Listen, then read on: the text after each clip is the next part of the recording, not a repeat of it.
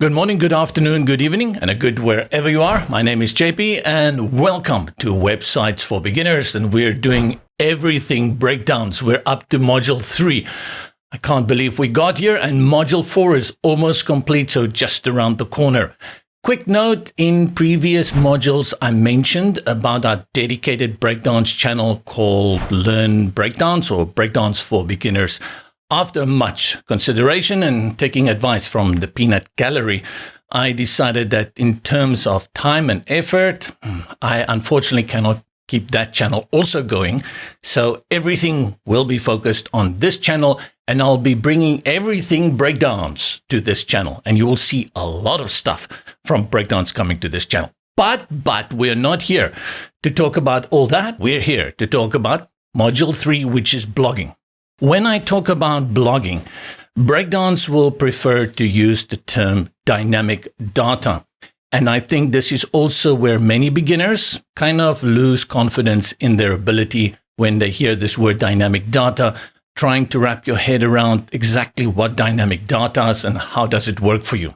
In its purest form, dynamic data starts with something like blogging.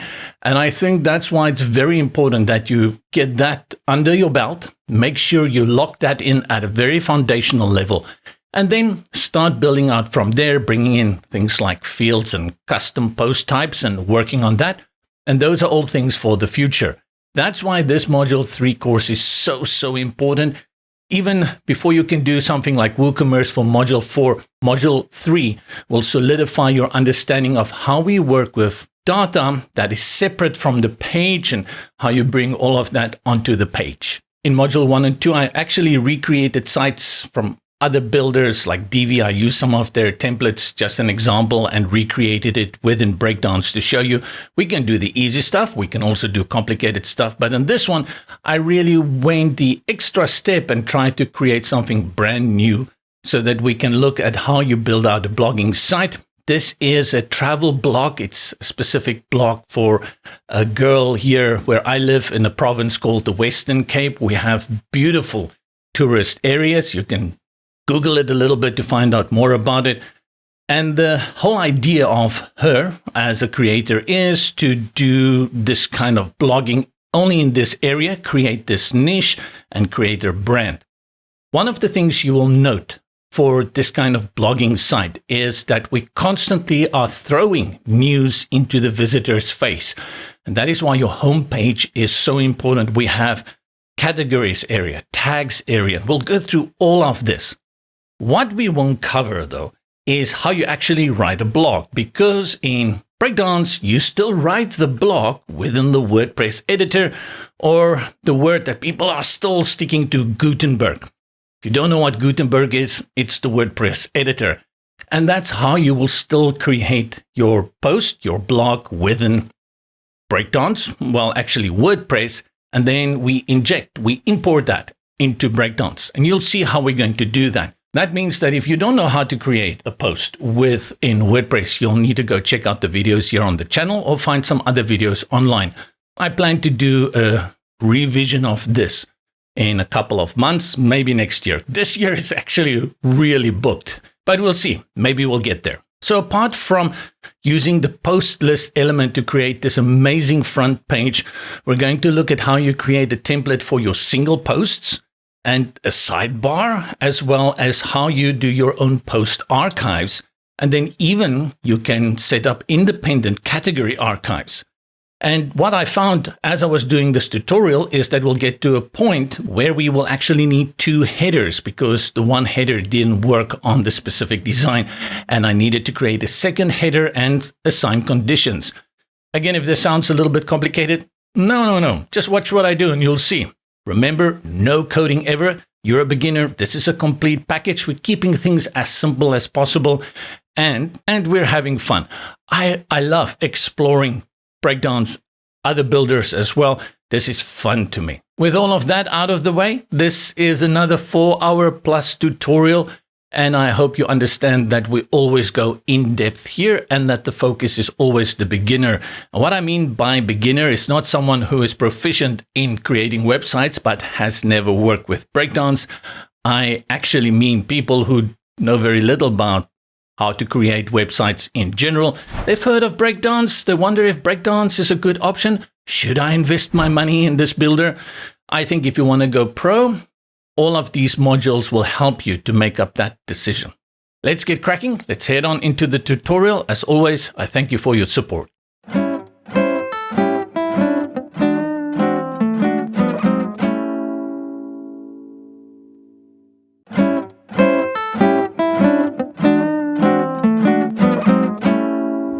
Let's get into the blogging. Before we start building, working with Breakdance, I'm going to show you everything as I have set it up already. What I've done to this point is covered twice in Module 1 and in Module 2. And that means how do I set up WordPress? How do I clean it? All of those things. If any of what I'm showing now is a little bit of a challenge, I recommend you go and watch Module 1 and Module 2 first. The second thing I also want to say is that I'm not going to go into how to blog within the WordPress editor in this tutorial. I was thinking maybe I'll add just for extra one of those at the very end of this course, but I'll see when I get there how long this course is. But for now, I'm going to show you everything that is already here. The moment we get into Chapter 3, we can just start building. My site is set up. I've already done everything. I've cleaned out my site, I've removed old posts, I've removed old pages, I've set my permalinks, and what I've done is I've already created my posts. So my posts are here, and we'll dive into them very shortly in the next chapter. And notice here, the categories, they've already been set up, and the tags, they've been set up. Again, if you have no idea what a category and a tag is, go watch any of the blogging tutorials, because we're not going to go into that. We are here to understand how Breakdance can build a blog site for us. I've uploaded media as well, but I think there's still a lot of media that I'll bring into, so we'll work with that. What I think is important are those changes that I've made. Under Appearance, we go to Themes.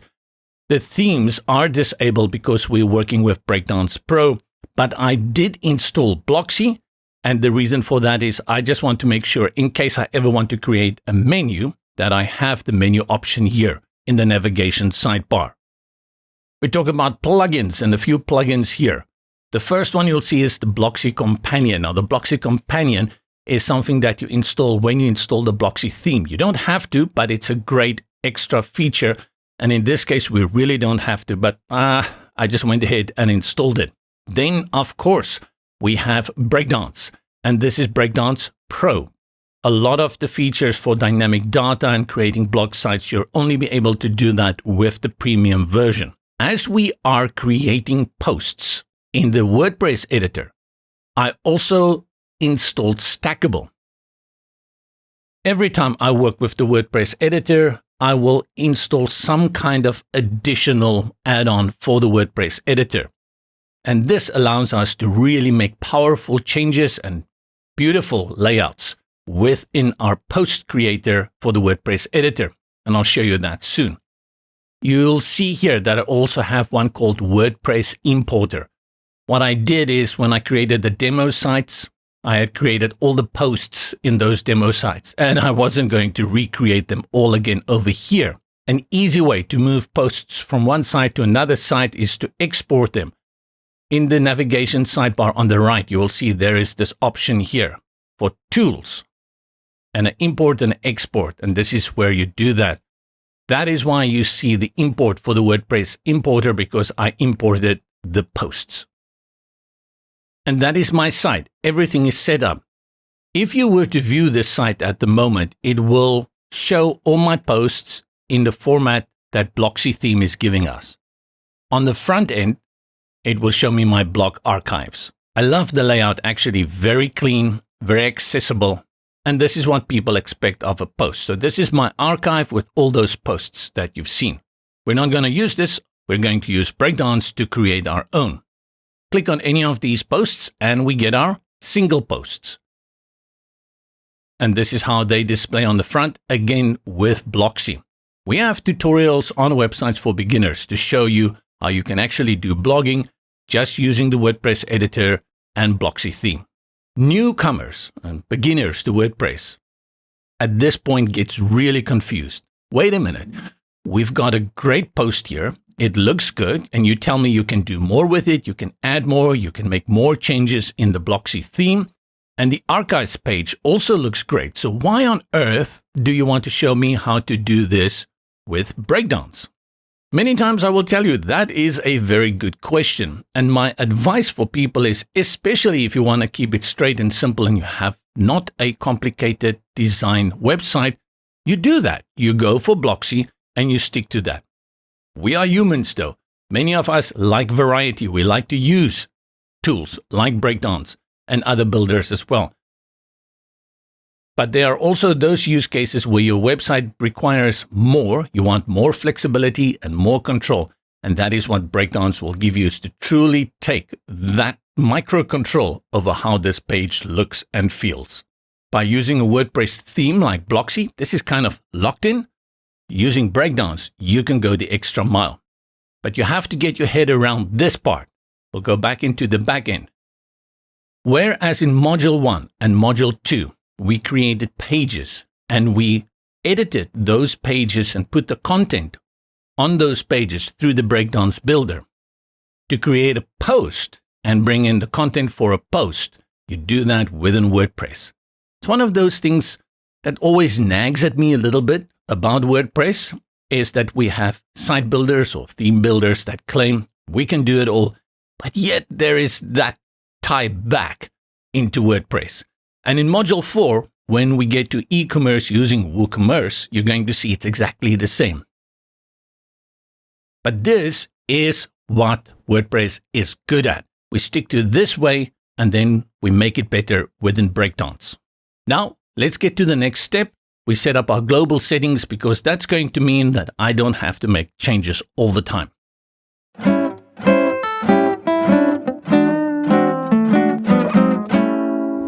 Often when I'm working on these tutorials, I look at all the features within any of the tools we use and I get a little bit anxious and start hyperventilating because I would really like to cover everything, but that's just impossible. And these tools contain so many awesome features that it's always a pity that I just can't go into all of them. There are just too many. Now, I say that as a prelude because we're going to talk quickly about global settings. Again, I did show you how to set up your colors and your buttons and your typography within Module 1 and Module 2. We have to do that again because I don't believe that you should not do this. You should definitely get your global settings right before you begin working on your page. But in this case, I'm going to show you how you can export it from a site that you've already done a demo on. You got it right there, and then you import. I'll go to my demo site, and this is the one that I created everything and I practiced and I got it perfect. Go to the admin toolbar at the top and we select Open Home to begin editing with our home page. From the toolbar, 3 dots, and we select Global Settings. I've got my colors set up here, my palette. You see I have 5 colors here, and I set up my brand, my text, and my headings, as well as the typography. What I do is I usually take this and I put it in a Word document and all the text. I really work hard on that so that I can reuse it. But in this case, Breakdance gives me the following option. Go to the 3 dots at the top with the Globals panel open, select, and we have the Import and Export Global Settings. So guess what? Let's try this. Export the global settings. Now we hop back into our current build. And now we run into a slight problem. The global settings can only be done within the builder. I can only access that if I have a page open. I'll go to my pages, but I haven't created any pages. And actually at this moment, I don't really want to create any pages. I want to bring in the pages later. I want to work on the blog and the posts, but we're not going to be able to do that. So I do need to create a page. So we can create our home page to start off with and just leave it there. And we'll get back to it later. I'll call it home. We can schedule it and click again on schedule, select edit and Breakdance. This is my new build. I go to my global settings, settings, import global settings, drag global settings.json here. And I open my folder where I have downloaded that and I grab it and I drop it. import, file has been accepted. Let's see. Oh, that was quick. This is real time. And now I'm set. I want to show you under typography, we have 2 fonts. For our headings, we have Playfair Display and then body font Lato. These are 2 good staple fonts that you can use on your site, and especially when it comes to something like blogging. Highly recommended to use this pair. If you are doing traveling or anything newsworthy, you need that font with a little bit of curly, the serif fonts, and that's where the Playfair Display is a good old favorite. But to make sure that the text can be read easily, we need something the opposite, and that is where Lato comes in nicely. Notice also that the base size I put to 18. Yes, I put it pretty big, and that is recommended at this moment, even though you would want to stick to 16. Go and do some research online. Why 18 is recommended, particularly for lots of reading. Now, we are setting up a blog site. People are going to read here. We want to make sure that they can read easily and don't get tired. Ratio, explained in Module 2, it's at 1.3. I believe I kept it all the way 1.3 throughout. We don't see any changes. What you can consider is to go to one of these responsive designs and just drop it a little bit. We can do that later if we need it. And that is great. So now you know that you can go and create your demo site, the dummy site, your staging, whatever you want to call it. Set up everything perfectly with your colors and your typography. Once you are done there, you can just go ahead and export it at the Global Settings panel by Export Global Settings. And then in the new WordPress setup, you come to Import Global Settings. Just remember that you will need a page to do this. I don't believe you can do it in the back end. I say that, so let's go check. I'll save, exit to WordPress. Let's go into WordPress, Breakdance, Settings, Global Styles, and it says Edit Global Settings and Selectors while browsing through your website, launch Breakdance. Even here, it tells us we cannot do it. So it has to happen within Breakdance. You have to have a page for that.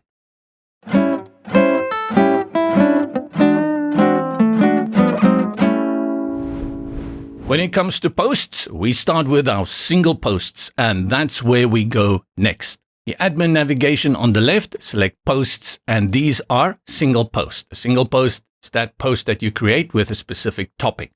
This is a travel website in the Western Cape. This is the area I live here in South Africa, one of the most beautiful areas in the whole world. I divide them up into categories for specific regions within this province. The province is called Western Cape. So we have one like Overberg, Overberg, West Coast, Cape Winelands, Garden Route, and Swartland. And then also many tags over here that I set up here under categories, as well as tags. And these are very important when we are going to be creating our website on the front. But first, when I go back to my posts and I select on view, we know this is how it currently looks. Not bad. It's drawing this layout from the Blocksy theme. We want to take full control over this and do this in Breakdance. Let's go back where all our posts are and have a look at how this was created. I'll select the post by clicking on it, and it opens the WordPress editor for us. This is blogging in WordPress 101, what you see here in front of you. You bring in content and you do that with blocks. Like I said, it's kind of a dichotomy. On the one hand, you're learning how to use Breakdance and you want to stick with Breakdance. But on the other hand, you also have to learn how to work with blocks in the WordPress editor. Just do it. You'll get the hang of it. I personally do love blogging in the WordPress editor. I despise creating pages in the WordPress editor because tools like Breakdance just does a much better job at that than the WordPress editor can. But when it comes to blogging, this is really straight up what you want for blogging. I encourage you also when you do blogging, don't make your blogging page too weird. Stick to how it should be. Interesting that this line height here is different. Maybe it's because it's put in bullet. We go to our block inserter or our blocks panel on the left by clicking on the plus. And the first thing you'll notice is Stackable, which is an add-on, and that is the plugin I showed you earlier. I like using add-ons just to bring in a little bit of flair. Stackable is a great one. Spectra is another awesome one. Green Shift is probably my favorite. And there are a number of free ones. You find many of these add-ons for WordPress everywhere. They are great. In a sense, they're also very frustrating if you want to get too deep into them because they lack the nuance that page builders give you. This side panel and how you do settings within the WordPress editor can be very frustrating. Again, for creating posts like this, you keep it simple. You bring in paragraphs, you bring in headings, you bring in images, and you keep it straight and simple. And you leave it at that. Don't create unnecessary columns. Don't create sections. Don't do that when you are working with a post, with a blog. Keep the text to paragraphs and headings and images, maybe bullets, maybe a few other things like a table of contents. You can do that. For example, this one I think does have a table of contents at the top. No, it doesn't. Oh yeah, here it has. And this table of contents I got from Stackable over here. Great feature, and I think every post should have this. Bring in a table of contents, and the table of contents will draw all of these headings from your H2. You can see here on the right. I say include H2, and then I switch off H3, and these I didn't even bother because I don't use H4 to H6. These are blogging basics again. If you don't know what the H's are all about, go check out the channel. We have videos on that.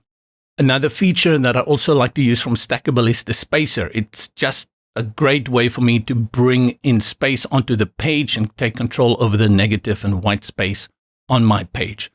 If you want to do something interesting with images as well, they've got great stuff for images too.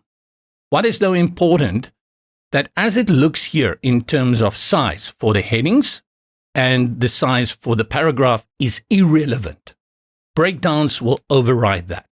You may look at this heading over here, let's say table of contents, or this one over here. I select a heading and you can see it's a H2. And you think, whoa, this heading is too small. I want it bigger. No, don't touch it. All Breakdance needs to know is that this is a H2. And then when Breakdance uses this heading to generate its own page and its own formatting, it will take the H2 from the global settings. On this page, you don't care about the font.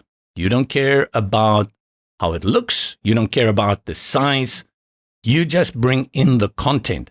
And like I've said now a million times, keep the content as basic as possible. This is a blog post. I want people to read. How do I go about creating this in Breakdance? Now, first of all, you don't do it from here. Exit back to our posts.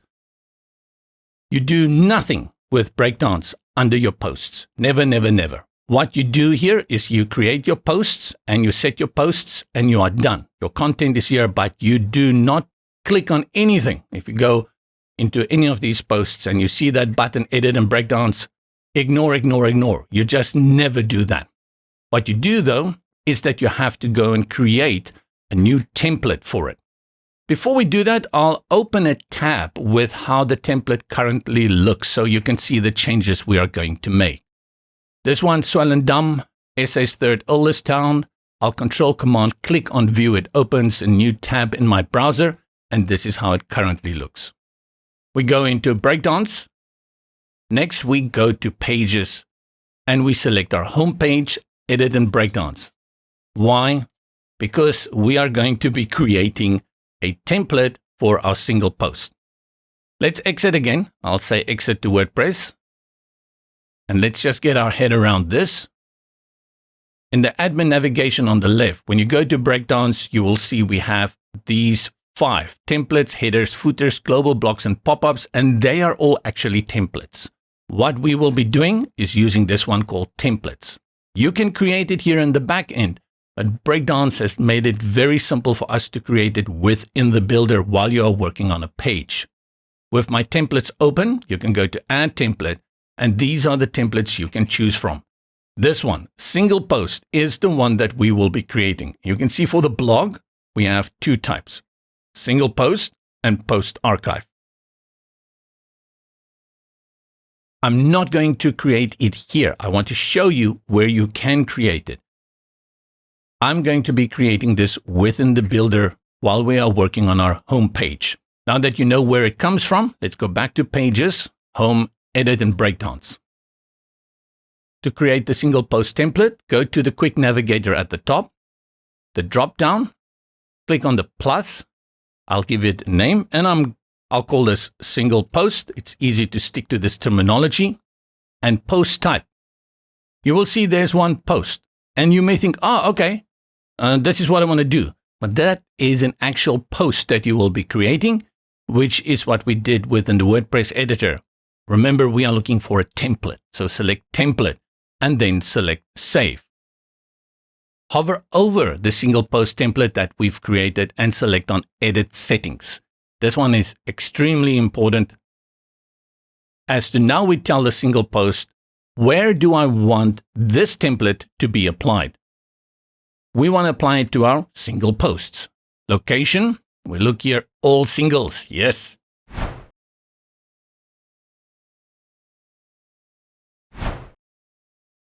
All the singles in the house, get here. And that under single is single post. You can go down, there's archives, that is where everything is combined.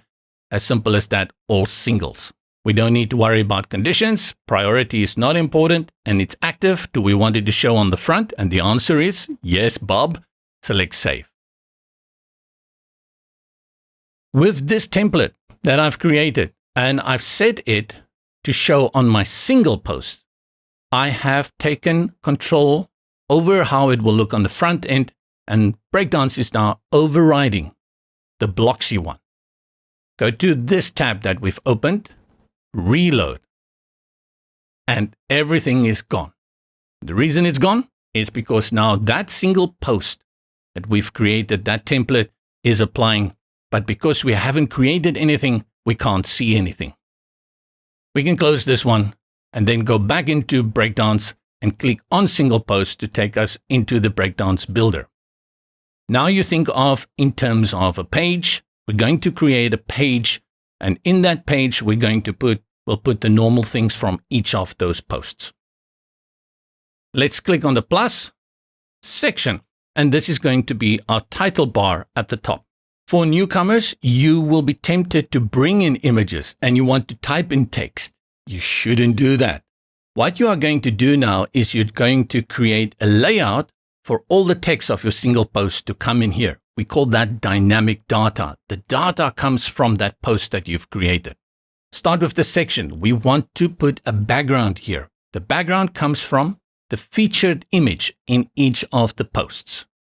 Select background, image. Hover over the name image here and go to where you see these little discs. And they are usually the indicators in the world of website building that this is dynamic data. Select. It gives you this screen with options. And we are focusing only on this one, post, not on these guys. And it tells me I can add any of these as a background. The only one we know of is called featured image. So we select it. And there's a featured image. How did that happen? Look here at the top with the quick navigator. It says we are editing the single post template, but next to it, it gives us the option to view any of the posts that we've created as we are developing this template. It's using the first one, but I can switch to any of the others, and it will show us how it will render. This is really, really helpful. A lot of builders cannot do this. Everyone should be able to do this. And it just renders the page for you so that you know what you are working with. Let's go back to this one called Swellendam, and we leave it. Go back to our image and just have a look at what we've got here. We've got image settings, and I'll just go to the position and let's go for center to make sure it's at that side. And then for size, I'll just make sure it's on cover as well. I think that should be it by default. We'll apply an overlay to it to make it a little bit darker so that when we bring in the text, it gives us that contrast and it makes it easier to read. Select color. I'll choose this slate black, which is pretty dark. Close, go to opacity, and we bring it in around 0.4. Bring in our post heading. Select the plus, search for heading, enter return to drop it onto the page, and select. We change the color first so we can see what's going on. Go to design, typography, color, and I choose Pearl. Close. And what we want this heading element to do is to go and fetch the heading from this one, Swellendam, SA's third oldest town, and display it here. This is what dynamic data is about. With the heading selected, go to content, hover over the text, and again you see the dynamic data little disk. Select that and only focus on this one, post. Forget the rest here. And look for the title of the post. Post over here. Post title. Select, and it will display some weird stuff, and then it will show us the heading of the post. Awesome. And again, you can go and have a look at any of the other posts. Okay, the overlay is not clear here. This is the little glitch that we've talked about. But here you go. All of them appear. When I go back to this one, you can see my overlay also again has disappeared. If that happens, you just save and you refresh the page and the overlay should be back. There we go. Click again on our heading. A few changes we want to make here. First of all, this tag will be an H1. That is the name of this post. It should be H1. Because I'm cautious, I'm going to put it on H1 to ensure that this is the H1 title of my post. Under design, also a few changes I want to make here. First, I'll go to typography. I'll align it to the left. Currently, it looks like it's on the left, but I just want to make sure that everything is on the left. Go down to advanced, and we use that feature called balance that's going to make sure that it breaks nicely. It doesn't matter on how long the line is that we are using from the title, it will always balance it very nicely. Love this feature. That is our heading, as simple as that. With the heading selected, go to add. Let's scroll down here in the elements sidebar and we go down to dynamic. You see this option here for dynamic, and have a look at all of these elements that relate to posts and dynamic data. Whenever we talk about posts, we are actually just talking about dynamic data, which means all the data that is in the post that you want to bring here and show in the template. Below this heading, we are going to display the date as well as the category in which this one falls. That is referred to as the metadata. And under dynamic data, we find this one here called post meta. Click and it drops below our heading. Let's bring in a little bit of space between these two first. I'll click on my heading, hover at the bottom and drag in around 40 pixels just to give it some nice space. And if you cannot get it exactly at 40, you remember what to do. Click on the heading. In the sidebar on the left, under design, go to spacing, margin bottom, type in 40. Back to the metadata that we just brought in, select. If you ever get lost here, remember to open the structure panel on the right. Now you can see we have a section, we have heading 1 and post meta. The benefit of elements coming from under the dynamic data within the elements. Okay, that's a mouthful. Let's go to add and I'll just scroll again to dynamic here. All of these already know that they have to bring in dynamic data from the post. Because of that, you don't need to go and set it up like we did with the background, where we clicked on the little discs as well as the heading with the little discs. In this case, everything comes automatically in. Breakdance is smart enough. This element has been created for that very specific purpose. Click again on post meta, and we see here we have metadata.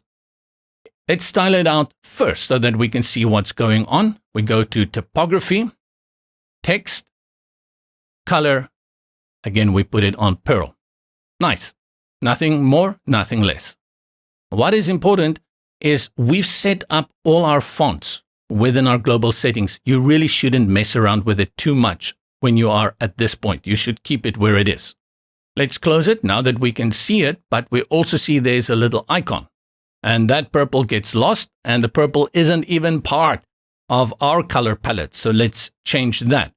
We believe that should be graphics. So let's go to graphics. Here we see icons. Select our color and also put it on Pearl. Now we have harmony and equilibrium again. Let's close that. And now go to the content area. Unless you have a number of writers and you have a big journal site, you really don't need the author. If you are the only person, you can remove this. Except if you really care about that your name appears on search engines, then you do that.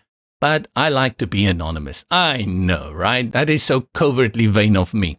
Let's remove the author, and you do that by clicking on the trash can. And now we are only left with March and no comments. I'm also not a big fan of comments, my personal opinion, so I'll also remove that.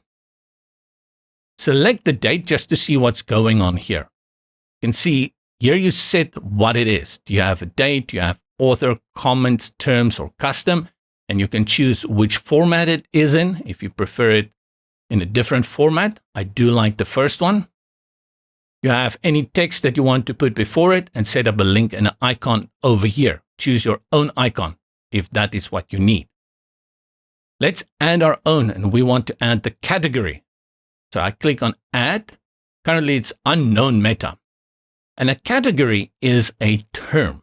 So we select term. Taxonomy is a word called category. So we select that and we select categories. This gets a little bit very confusing. So learn it like a parrot. Choose an icon. I'll search for map or maps. And there are a few nice maps here. If you can't find a good one, you bring in your own. But I like this one over here, or this one, or this one. I like the one with the dot, and I'll select that, drops it in nicely. And this indicates that this category is about regions. And that's how you set up metadata. You can change the order, grab the handles on the left, and just drag it. Very, very nice. I'll keep it with the date first, and then the terms. I feel, though, that these two are a little bit too close to each other.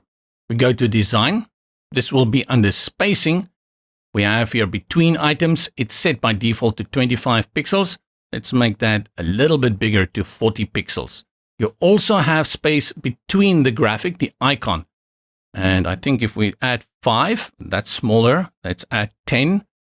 Just gives a little bit of separation so that your eye can catch the icon, and then it can give you the text for the metadata. A lot of control here. Really, really liking it. And now you will be surprised to know that we've created our single post header, the post title area. We don't need to do much.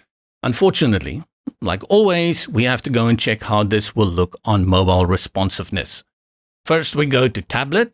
It should look good. Then we go to tablet portrait. Still looks good. And phone landscape. Now it gets really big, and phone portrait.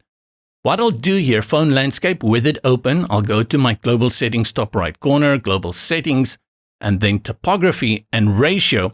Let's drop it down to 1.2. Looks much better. So 1.2 is going to be our ratio for our mobile devices, and 1.3 will be the ratio for our other devices. You don't want to make the titles shout. You don't want to make it too big. You want to feel like a newspaper or a magazine that people are reading. Great. This is our section at the top. We can save it. Let's view it with another one. And again, we don't get the overlay, but don't worry. It will render properly on the front end. And now this overlay is also gone. So we refresh to bring that one back. Let's select the section, and we create another section because we want to bring in our content. Select the section. We are going to use one of these dynamic elements that we've seen.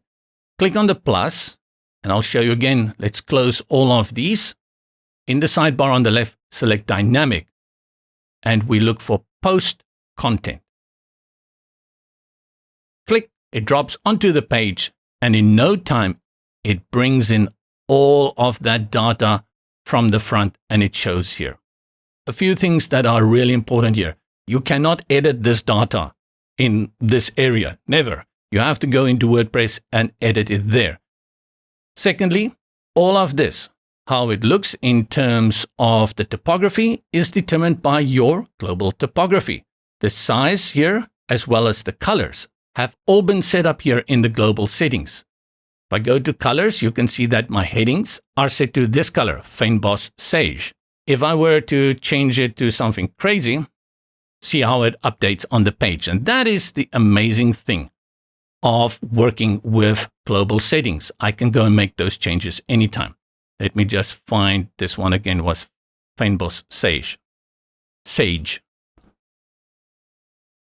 If I need to make changes to the size of my base text, like this one, I go to typography, base size, and I'll reduce it to 14.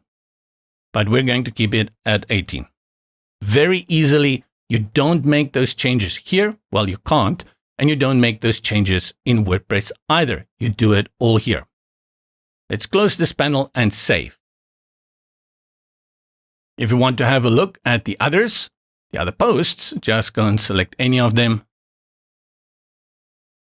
And this time, let's go and preview it on the front.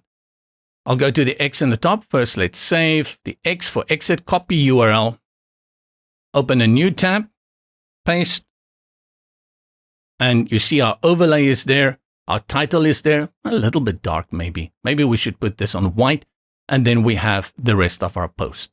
Beautiful. I want to say one thing here, and this is to do again with perception, and that is about the canvas size. And what do I mean by the canvas size? Canvas size is this area in which the text appears, all your content appears. This is your canvas in which the real work happens. This here on the left and the right, nothing happens there. And when it comes to posts, we usually don't use all of this. We make it a little bit narrower. Anywhere, even as small as 700 pixels to 900 pixels. Currently, this is around 1,200 pixels. Yeah, I know this sounds a little bit technical, right? It's not that technical. The side from here to here is around 1,200 pixels. When we are working with blocks, we reduce it because it makes it easier for people to read. Imagine you're sitting and watching a sci-fi movie like Star Wars in IMAX, and you sit in the front seat at IMAX. The moment there is a Millennium Falcon flying from left to right across the screen, your head turns left to right. And this is what happens if you have too much of canvas. People actually have to turn their heads, and then when they get to the end of the line, they have to connect to the next line. It becomes a little bit difficult to make that jump. Do you believe that? Some of us do. But then to counteract that, we just make the space a little bit narrower. I like 900. Some people go as small as 700. However, I'm not going to make that change here. We are going to bring in a sidebar soon. This bar on the right. Let me show you our demo. This is what we're going to do. We have a sidebar. By bringing in that sidebar, we're going to make this space on the left with the content narrower by default, so we don't have to actually go and change the canvas. In the event where you're not going to use a sidebar, it is recommended that you still narrow this. And you can do that within the builder, but because we're going to bring in a sidebar, we're not going to worry about that. Let's close this front end and exit from our post template here, our single post template. Let's say we exit to the front end. Then we go into WordPress, go to posts, and let's look at any of these posts. Let's go to Wellington, the Wineland's best kept secret. Yes, there's a Wellington in every country in the world. And we select view. And our post template is now applied. Very different from the one that we had created earlier. Yes, it's way too wide, but this is how it works. And if I want to change the content, I do that by going to the toolbar at the top, select Edit Post, and I can make changes here, and then it will propagate to the front.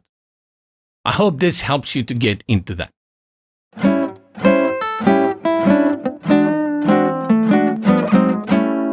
With this post open, go to the top right and select View Post, and it will show us again the front. I will close the one from the WordPress editor, scroll to the bottom. And what I want to do at the bottom is add a section called Related Posts. I'll jump to my demo, scroll to the bottom. This is my demo to show you this area. I want this to appear on each and every single post. Let's jump back to our version of what we are working on, and we will go to Breakdance and select this one, Open Single Post Template. That brings us right into the builder, and this is where we left off last time. We create a new section. Click on the section, then add section. At the very bottom, let's bring in a heading first. Look for heading. And this heading isn't dynamic data, which means this heading we're going to use here, related post, is our own heading. We have to create it, so I have to type it in here. I'll select it and type in related posts. But very important, we know in Breakdance, this comes in at H1. Under tags, we go to H2. To reduce the white space here between this area and this one here, I can click on any of these sections like this one and just drag in the margins and reduce the space. Under related posts, we're going to bring in the only element you need to create posts lists. And the post list is this format that you see here. When you have that little image with the title and some data, and when people click on it, it will take them to the single post. To do this, there's an element. That element is called post list, and it's the only element that you basically need, and you're going to see everything basically we're going to create for this blog site with that one element. Go to Add Elements. We go find it, so you know where it is. Under Dynamic, look for Post. Where's my post list? Over here. Deceptively, it has a WordPress little icon next to it, so you might just discard it as not being native to Breakdance, but that will be the mistake you make. Select Post Lists. Oh, there we go.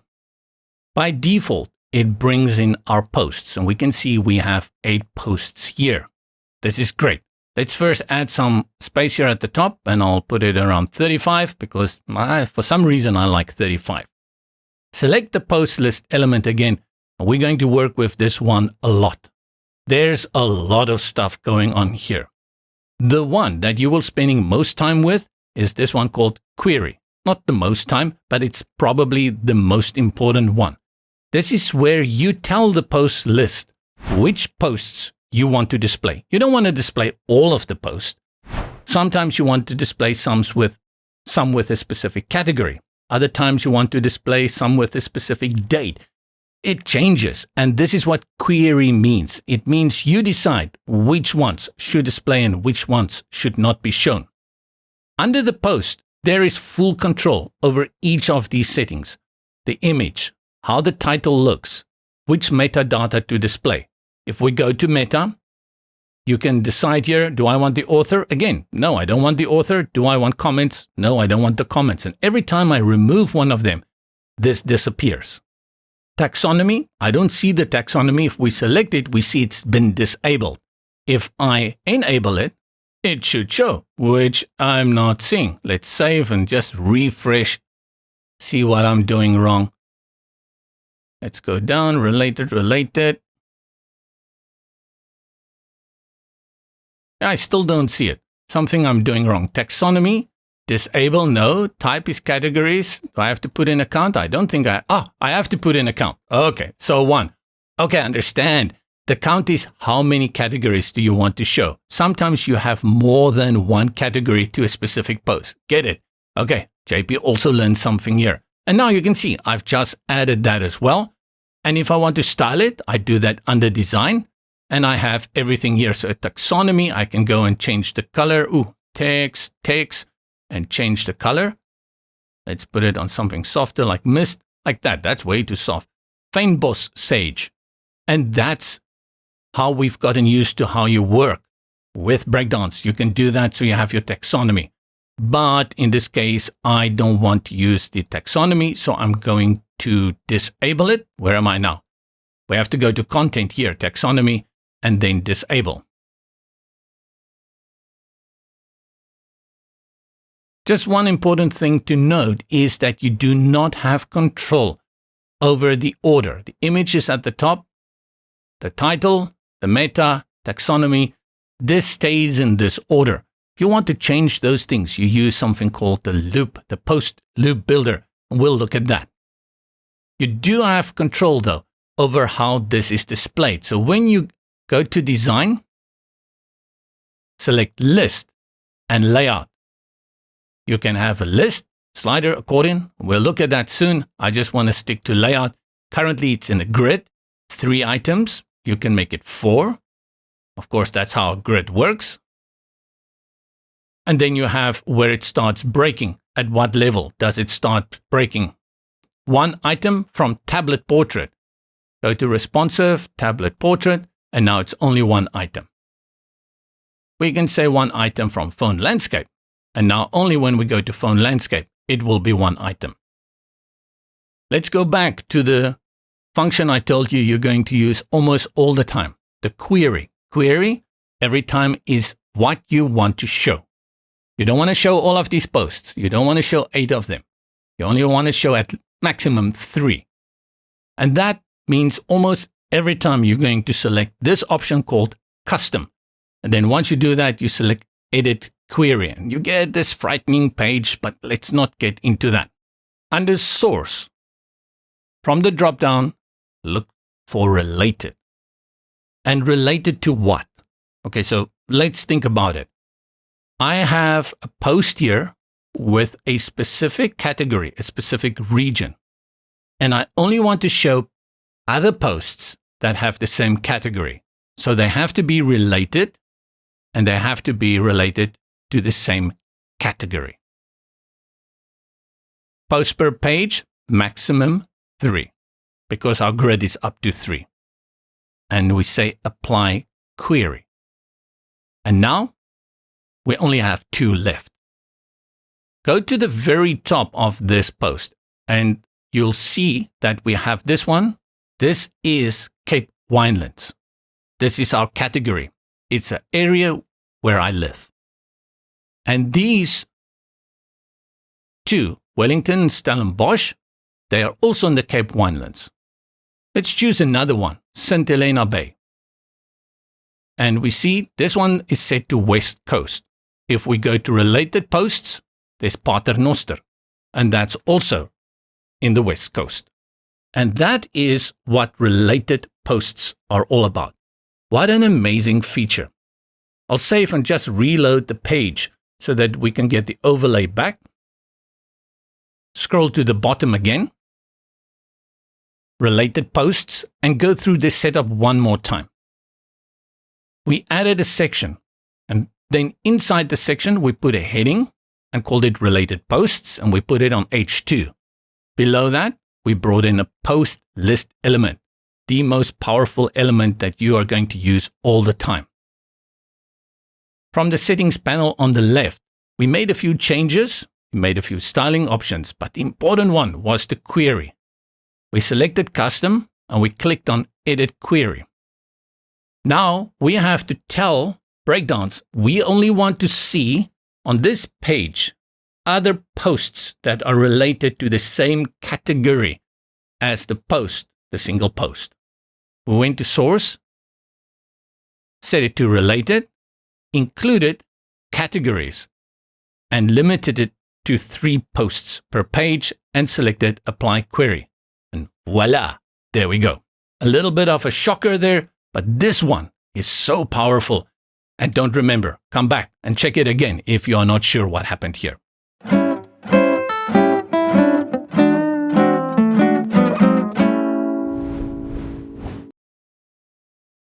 We are building out our single post template. Click on this section, add another section over here. And now we are going to bring in social share. Now this is different from your social icons. That's where you want people to go to your social media. With social share, you give people the option to share your page to social media. I think this is very important when you are doing a blogging site. You need these share options. Again, we bring in a heading first. So we say heading, put the heading on H2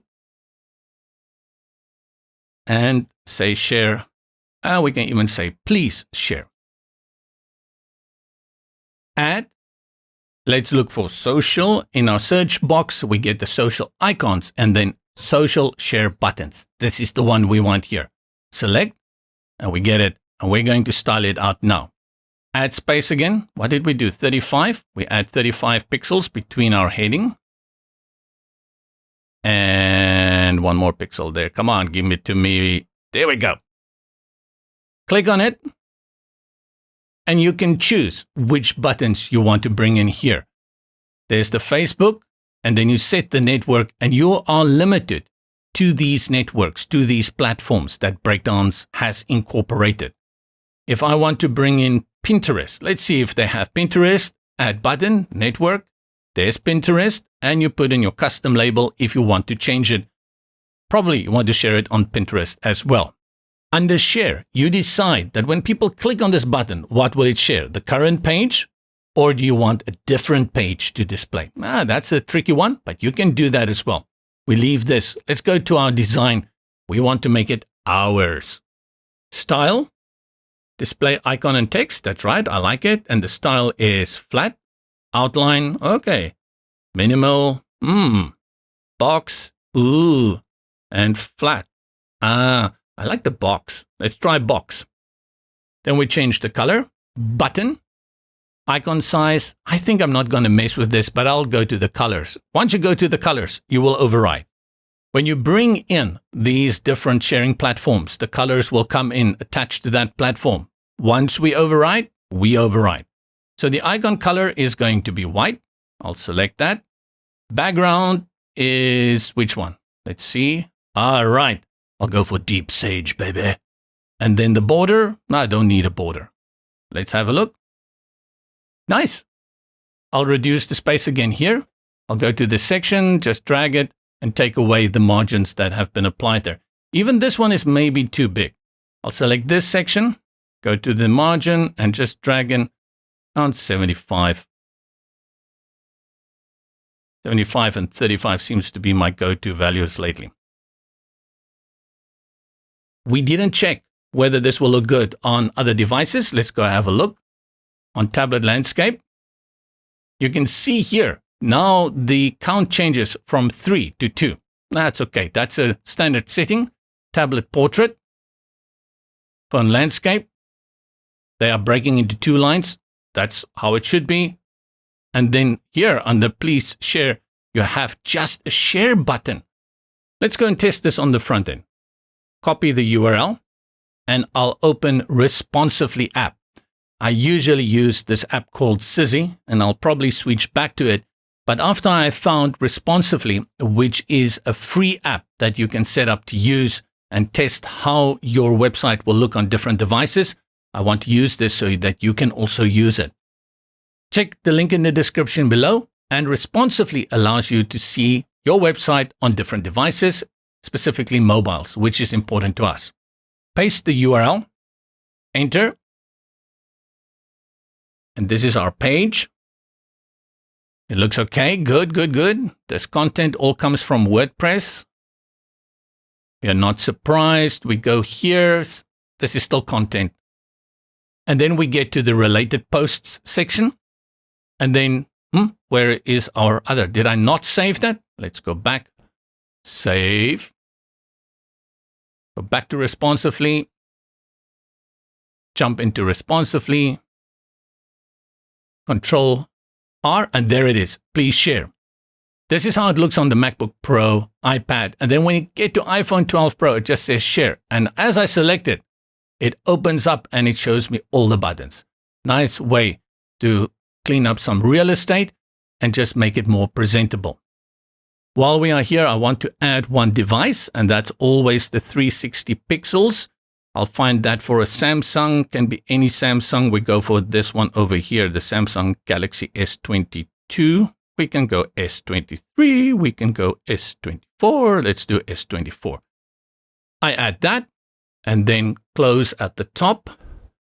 And I'll grab the, can I reorder them? How do I reorder? With these handles. Let me just go to zoom and take it out a little bit, grab this handle and drag. This is, here is the order. Let me say here is the order. Okay, so I can, okay, good, got it. Confused me. And the reason I do that, why I bring in, is because 360 pixels are extremely important. You have to check that all the time.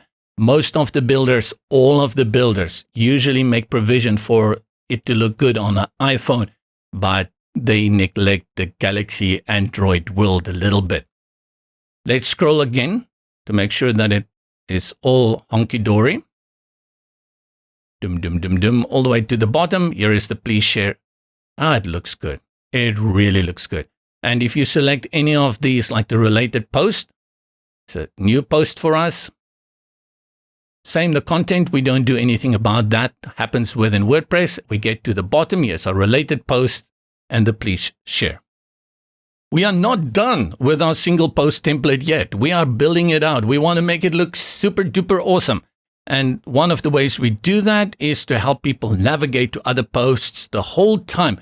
We are encouraging people to stay on our site and read, because people love reading so much, right? And if they don't like the reading, the AI will do it for them.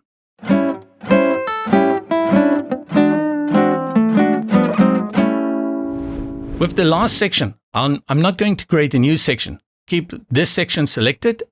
I'll bring in post navigation. A post navigation allows people to go to a previous or to a next post. Simply click previous or next.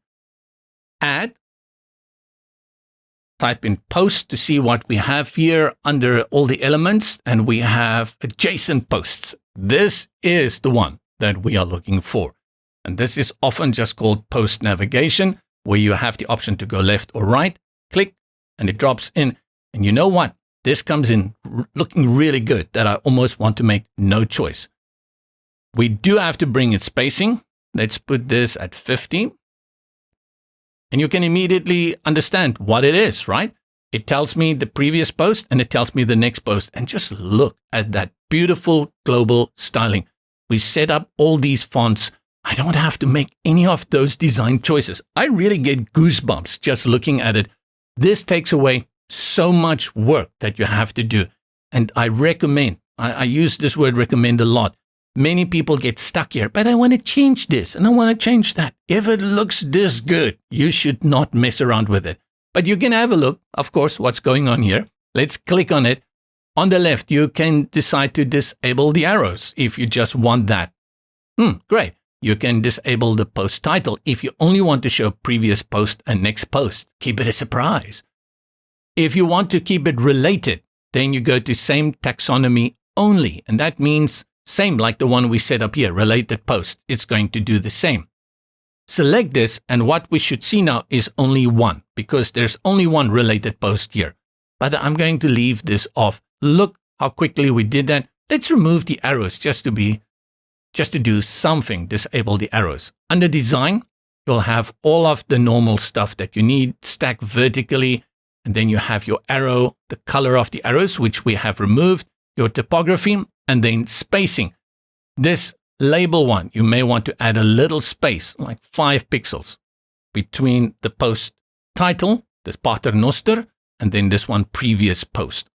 And that's all I'm going to do. Maybe add a little bit more space here, put it on 75 pixels. Click, hold, and drag there. 74. Got it. And now we've added that, we can select save. And if you want to preview it, go into responsively. Let's refresh. And then you can also see how this will look on mobile devices as well as tablets. It's nicely staggered. Nicely done. We can navigate. This is Hermanus, which is in Overberg. You scroll to the bottom, we'll have a few more related posts. In this case, we have 2. And your previous and next. Great. Next and previous adjacent posts.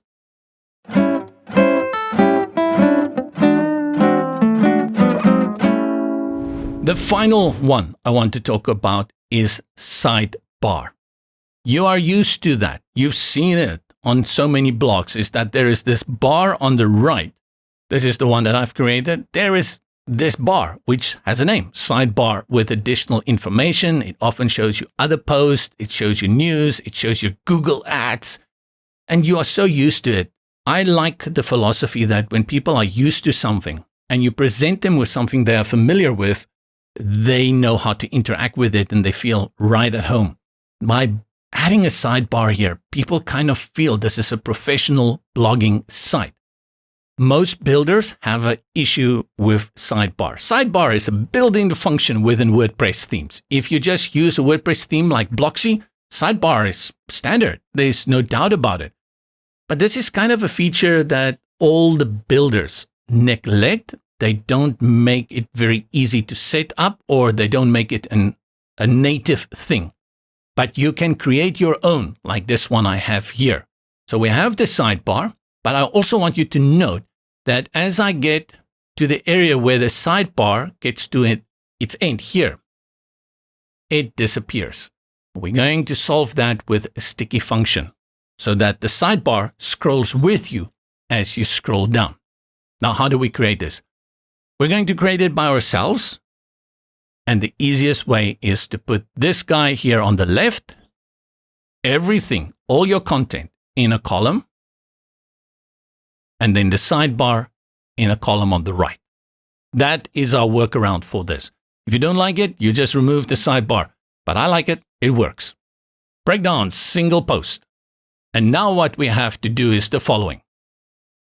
Open our structure panel because this is going to become super important. There are a number of ways you can do this. I mentioned columns. Let's go for a div, okay? That's all you have to think of when you think of a div. It's just a block in which you can put things and you can tell the block how to behave. Select the section, go to Add, and select Div. It will bring in the div, and that's why I want you to look here on the right in the structure. It will bring in the div under the post content. Click and drag the div to the top so we know where it is. It's here at the top.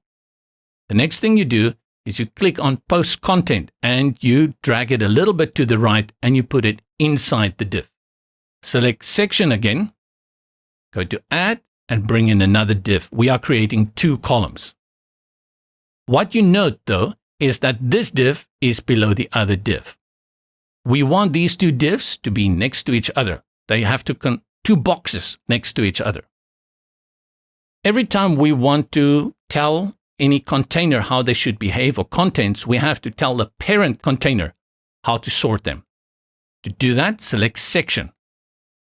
Let's scroll to the top so we can see what's going on. Layout, and we tell our section that we want it to be horizontal. We have a div here and we have that small little div over there. Now we have a problem because how am I going to put content in here? How divs work is that they adjust by themselves. If I put anything in here, and let's do that, I'll click on the plus and I'll bring in the single post list, the post list element. So I'll look for post and then post list, click and it drops in and you see everything adjusts. It's starting to look a little bit bad. Don't worry about that. Click on the post list, make sure it's selected, and let's style this out so it looks better. The first thing I'll do is go to Query. And Query, we will select Custom. I want to tell this post list what to show. I select Edit Query.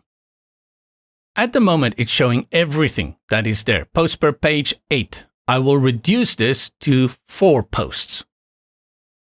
But it's very important. I don't want to show the same post that is on this page. You always want to show posts that are not on this page. And there's a setting for that. Here in the bottom left, ignore current post. So what it's going to do, it's going to show all of the posts, 4 of our most recent posts, because it's ordering it by date. You can choose here how you want to order it. By date is a good idea, but we don't want to show the same post that is on this page. We want to avoid that. Ignore current post, select apply. We still have 3, it still looks bad. We go to design, list, where it's currently set to grid. and we reduce items per row to 1. Now things are starting to look much better. What I'm going to show you next is very standard when creating this manual sidebar. Select the div on this side, the first div. Container, width, percentage, put it on 70%.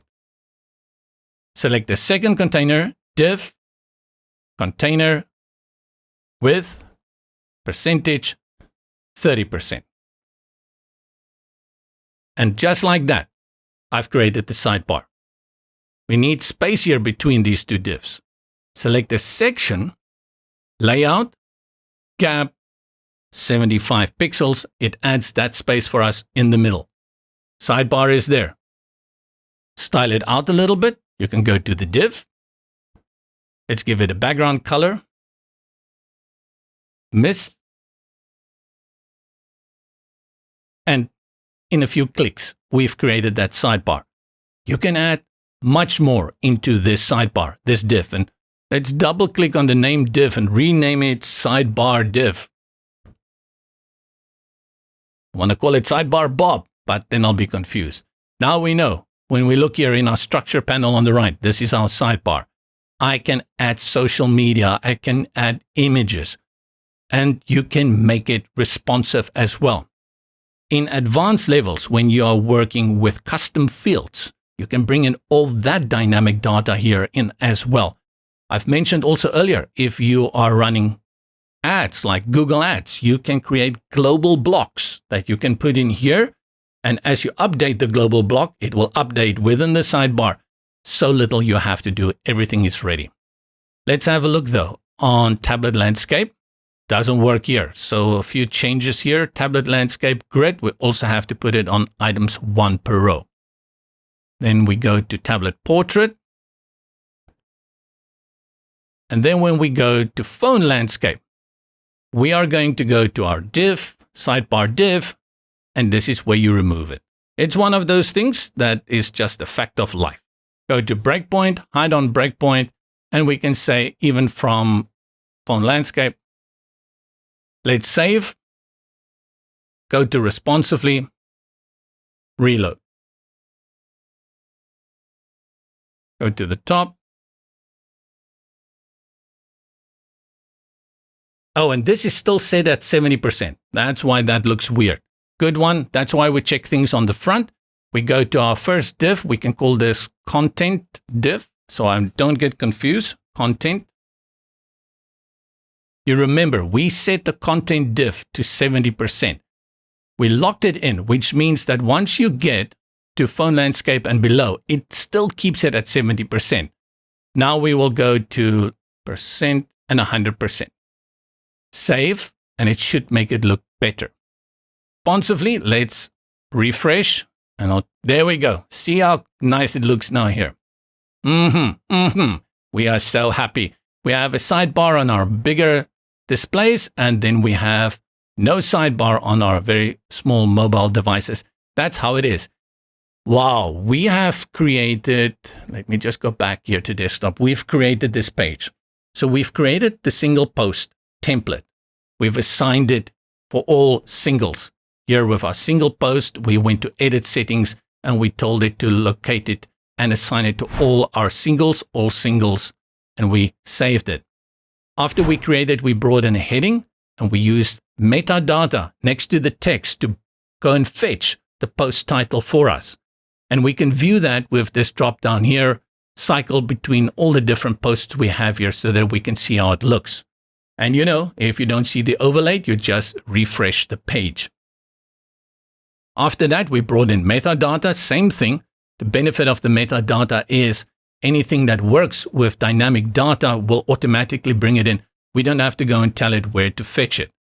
Below this, we brought in a very simple container called the post content container. This brings in all the content that you have already created within the WordPress editor. Below this, we added related posts.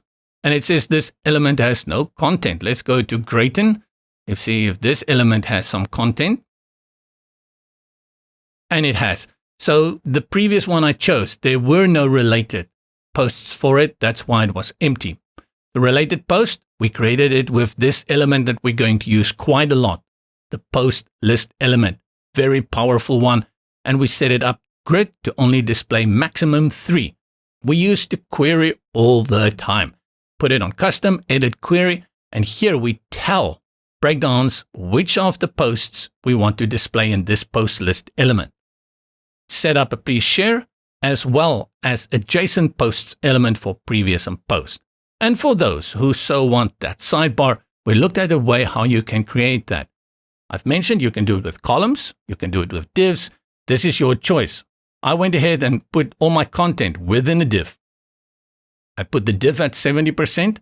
I created a second div, put it on 30%. Very important. The section, I went to layout and told it to make sure that these two divs are adjacent. They are horizontal next to each other. If you want them to stack in mobile view, you will need to use columns. In this format, you cannot change the layout unless you are using the Flexbox option under Advanced. I decided to remove this div once we get to phone landscape and phone portrait to free up real estate. The great thing about the sidebar is that you can put promotions there, you can put call to actions there. If you are running any kind of ads on your site, you can put them here. How you will do that is go ahead and create a global block. You don't come in here all the time and you put the global block in here as a placeholder. Remember, you go to add, global block, and there is a global block. All you need to do then every time if you want to change the content of the global block is you go into the templates, global blocks, change the content, and it will update here on the page. Great feature. This is where we have started by setting up how the single post look. Completely different from how it started with the WordPress editor and with Blocksy. Why do you want to do this? Look at everything you've done here. You've styled it exactly the way you want. You've made it yours and you are keeping your site consistent.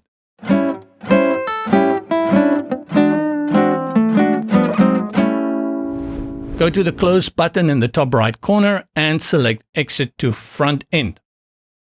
From the title in our single post, go to the metadata and note this metadata here is the category it belongs to.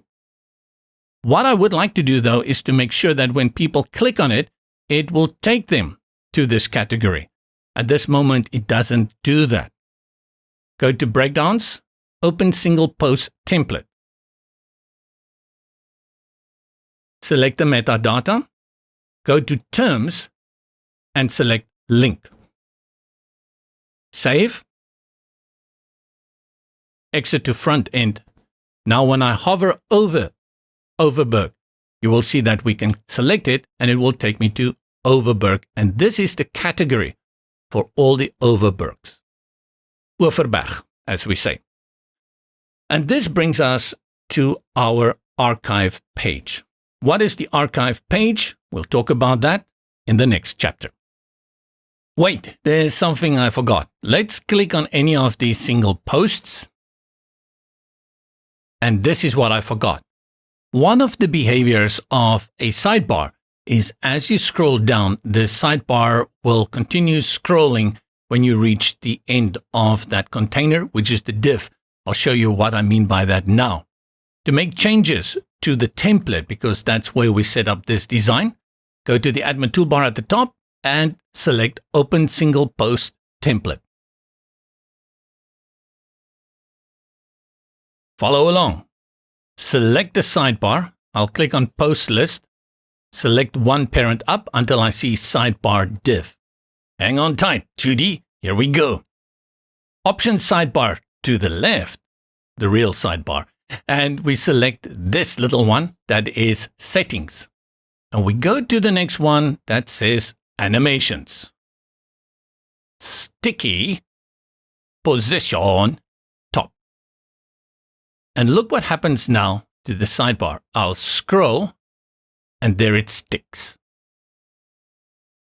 And as I get to the bottom of this div, the sidebar will then unstick and follow along until it fills out the rest of that div. I would say do this at a minimum. It just helps fill up that space If you don't have the sticky option and you switch it off by clearing next to the sticky, when you get here, it's just this white space. By making it sticky, it is nicely stuck there. You have the option as well to center. Then it will work like this. It is sticky and the content will keep scrolling until it reaches the middle content of the sidebar, and then it will get stuck like that. Or if you want to immediately scroll all the way to the bottom, which I think is behavior for most sidebars, then it will scroll and keep scrolling until it reaches the bottom of the sidebar, and then it will stick until you get to the end of this section and the div in which it is stuck to. I'll just leave it to top for now. Remember that, important. Save. To the top right close option and select exit to front end. Now we talk about the post archive template, or archives, or often just called the blog post. And this is a part where newcomers slip up incredibly. Right, without hesitation, this is a big slip up. I've worked now with people who are creating a news area for their website, and then they got to this at some point and they were so confused what's going on here. If you've worked with posts before and with WordPress, this will not be surprising to you, so you can skip a few minutes here, but let me show you what's going to happen. We have created this beautiful layout for our single posts. We are on the front end and we are viewing this specific single post. Let's jump into the back end within WordPress, and you can do that by just selecting here where your name is, and it takes you into the dashboard in the back. But now, let's go to the front end again by clicking on Visit Site, or you can just select there. And now things change a little bit, right? They've changed in an interesting way, is that here is a page that is showing me all my different posts. It says archives, but I didn't create this post. And from the toolbar at the top, there is no way to access Breakdance, which is an indicator that I didn't set up this page either with Breakdance. Where is this archives coming from? First of all, this page is not bad. It looks okay. Second of all, it's not what I want. I want to change it, make it look my way. The archives page is a display of all your posts. It's a menu. If you think of Netflix and you go to Netflix, you have your menu at the beginning and it shows you all the different videos. And that is what the archives page is. WordPress always has an archives page. You cannot remove it. It's there. Even if you cannot see it, it's there. This page is generated by itself and it uses dynamic data. Same thing, it uses your posts. And when you add a new post, it will add here. Where is this page coming from and why does it display on my front end? We go into WordPress again. Go to posts. And these are our single posts. The archive page, keep in mind, doesn't appear anywhere. It is automatic dynamic data created page. There is no physical page. Then go to settings and select reading. And this is where things finally shape up. We did it in module 1. We did it in module 2. Now we start looking at this. This is the default behavior of WordPress. Your homepage displays your latest posts. They could have just said archive page. It's the same thing. In module 1 and module 2, we came and we changed it. Now, why by default would WordPress want to display your latest posts? Why not a home page? One, you haven't created the home page, so WordPress doesn't know you want to do that. The second thing is WordPress was originally designed for blogging. This is the DNA of WordPress, and that's why it remains like this. That's also why I recommend you use WordPress for blogging if you're a serious blogger. We are going to set our home page to the home, the one that we've created, and the home page will eventually look like this. Even though there are posts on this page, everywhere in fact, it will still be a page that we've created with these posts elements on it. And this is my home page. We go back into our builder. We have a page. If we go to pages, and we've already created this home page, we know it is empty. But let's make this home page the page that will display when people come to our site. We go to settings, reading, your latest posts, select a static page. And now for your home page, you select home. So that posts page, you now are going to create a page just for that. And it will be an empty page. Well, we'll talk about that. I select from the drop-down, but there's nothing. Save changes. Let's first go and have a look on the front end. Select your site name at the top left. Takes you to the front end. And we see our homepage appears here. But we also see the sidebar, and we see this here at the bottom. And I made a mistake. We go to Breakdance. We select Open Single Post Template. We go to our drop-down, Single Post, and select Edit Settings. What I did is I assigned this layout to single all singles. And this applies to all your pages, all your posts, everything that is a single. Right? So even though I showed you this, go and change it. We only want this to apply to our single posts, not the rest of our single pages. From the drop-down, select Posts, and now you will see it says Single Posts. If you say all singles, it includes the front page, your pages, and your media, but we just want single for posts. So there's kind of like a / there. Make sure you put it on Posts, save. We'll save here in the top right, exit to front end, and this is how it looks.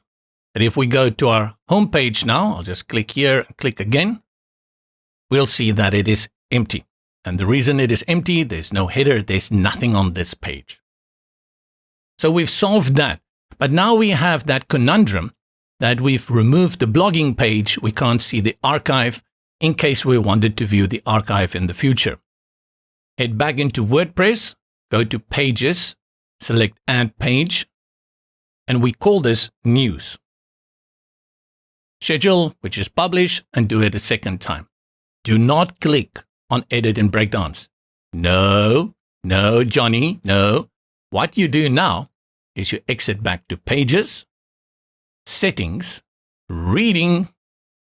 Now we can tell WordPress that for my post page, the archive, I want you to use this blank document. It's a blank document.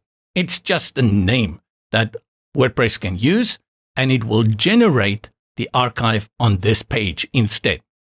Save changes, Pages, News, and click on View.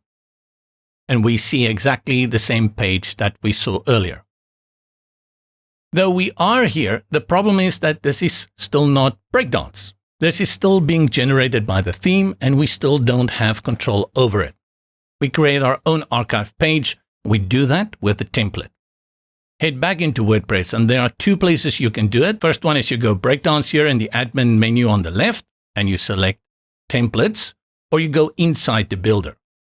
I'll work from templates so you can understand how it works here. I select Templates, and we already have our single post appear here, the one that we created at the very beginning. Select Add Template. This time it's a post archive. This is the one we want to work with. Click on that. Post archive, edit in Breakdance, and it takes us into the builder. Click on the plus section, and here you have to bring in a static image for your background. Background, image, we choose one. Choose this one. Choose a different one. Let's choose this one. Add an overlay. Reduce opacity, or I can use the overlay slider here as well. Click plus, and we bring in a heading. Select, make sure it's on H1. Go to typography, change the color. We'll put it on Pearl. I'll select my section, go to layout, and just align everything to the center. Click my text, and I'll call it news. Add another section. Click on add, and we look for post list. That's why I told you post list, we're going to use it all the time. Let's talk about the post list a little bit more while we're on the archive page. By default, posts always come in a chronological order from the latest to the oldest. So this one here, Swellendam, was the last one created March 16. I created them all on the 16th, but this was the last one, and this was the first one that I had put in. And that's how they come in by default. This is a very typical layout for an archive page. It gives you the title, metadata, an excerpt, as well as a read more option. To change this content, you go to the left. You can play around with the image if you want to disable it. Same for the title. Only have the control for disabling. Metadata you can choose. Here I want to remove the author like before. I also want to remove the comments. Select the drop-down and you'll see you only have author and comment. These are the only 3 metadata that you can enter here. Under that, we have taxonomy. We looked at that earlier, which is categories that we can bring in if we want to show them. And we have to set how many we want to show, because it could be 1, it could be 2, it could be more than that. And then if you want separators as well. I'll disable this one for now. And if it doesn't show up, like now we have taxonomy, I disabled it, and it's still showing. It's so strange. Disabled is this one. All right, there we go. And confuse me. The button, let's say I want to remove the button, then I disable it, and the whole block will still be clickable. I like the button. It's a visual indicator that people can click on it. And then what is important, do you want this to open in a new window? If someone clicks on any of these posts, it will open a new window or just stay here. Style this out by going to our design. You have your post and you can change how the container looks. Under the list, you can decide, do you want to display it in a grid? If you have a list, it is one post like this. Many do this. If you want to go for grid, maybe make it a little bit bigger. We put it on two columns. And then we say 1 item at phone landscape. And then you have the options, even if you want to put in a sidebar or not. Let's save this page. Exit to the front end. And this is how this page now looks. And when you select read more, it takes you into the single post. Go back into WordPress by selecting the top left. Let's go to our pages, news, and click on view. And now you can see that this template we had created with Breakdance overrides the previous one. And this is the new one that we have created. Right, so what many people do, and I'll go to my demo site quickly. In the header at the top, they will use this page, put a link here, and when people click on it, it takes them to the archive page.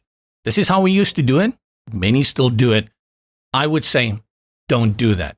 Create a specific page, not an archive page, if you want to add it to your header where people can go and see your latest news. And then you have more flexibility as to other things that you can bring in there. Your archive pages, you kind of want to leave it as clean as possible. But do not forget to style it out. In case someone by mistake hops into your archive page, then they will at least have this display and it will take them to other areas. So at a minimum, you have to do this. At a maximum, you can do so much more. Let's talk about the maximum that we can do a little bit more at.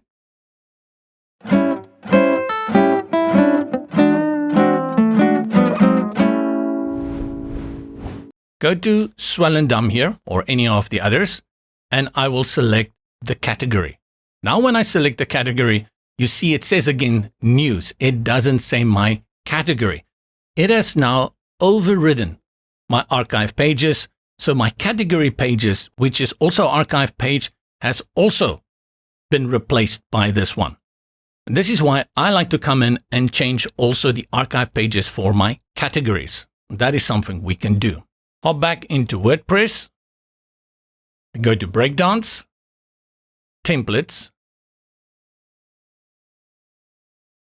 Add Template, and we say Post Archive. Again, can I do it too? Yes, you can. And say OK. With this one, let's go and change the settings first. And select Continue. We call this Category Pages. Archive, it says Post Archive. Let's have a look here. So under Archive, we can have Taxonomy Archive. If I click Save here now, it will apply this archive to all my category pages. That's good. You can do that. I want to go deeper. I want to create an archive page for each category. That sounds like extra work, but I want to make it special. That means I have to add a condition. I click Condition, choose Condition, and I say, is taxonomy, is the following category. And which category is it? It gives me all my options. And I will choose, in this case, this category, Cape Winelands. I'm creating this template, and let's change the title to Cape Winelands. Let's say home category _ Cape Winelands. It's a category, let's call it archive. So we are very descriptive. Category archive Cape Winelands. And it will only show on archive pages, archive/taxonomy archive. And there's a condition. It can only show if the taxonomy of that page is Cape Winelands. Whew. Let's say save. Now that we've done that, we go and edit in Breakdance. And what this means is I can create an archive page, which is what I'm going to do, bring in a section, go to my background, and I can choose the image so that it fits that archive. Why I'm creating archive pages is because I'm going to actually use them a lot. So for the Cape Winelands, I'm going to choose an image that is Cape Winelands. Yes, this one is good. I'll bring in the heading.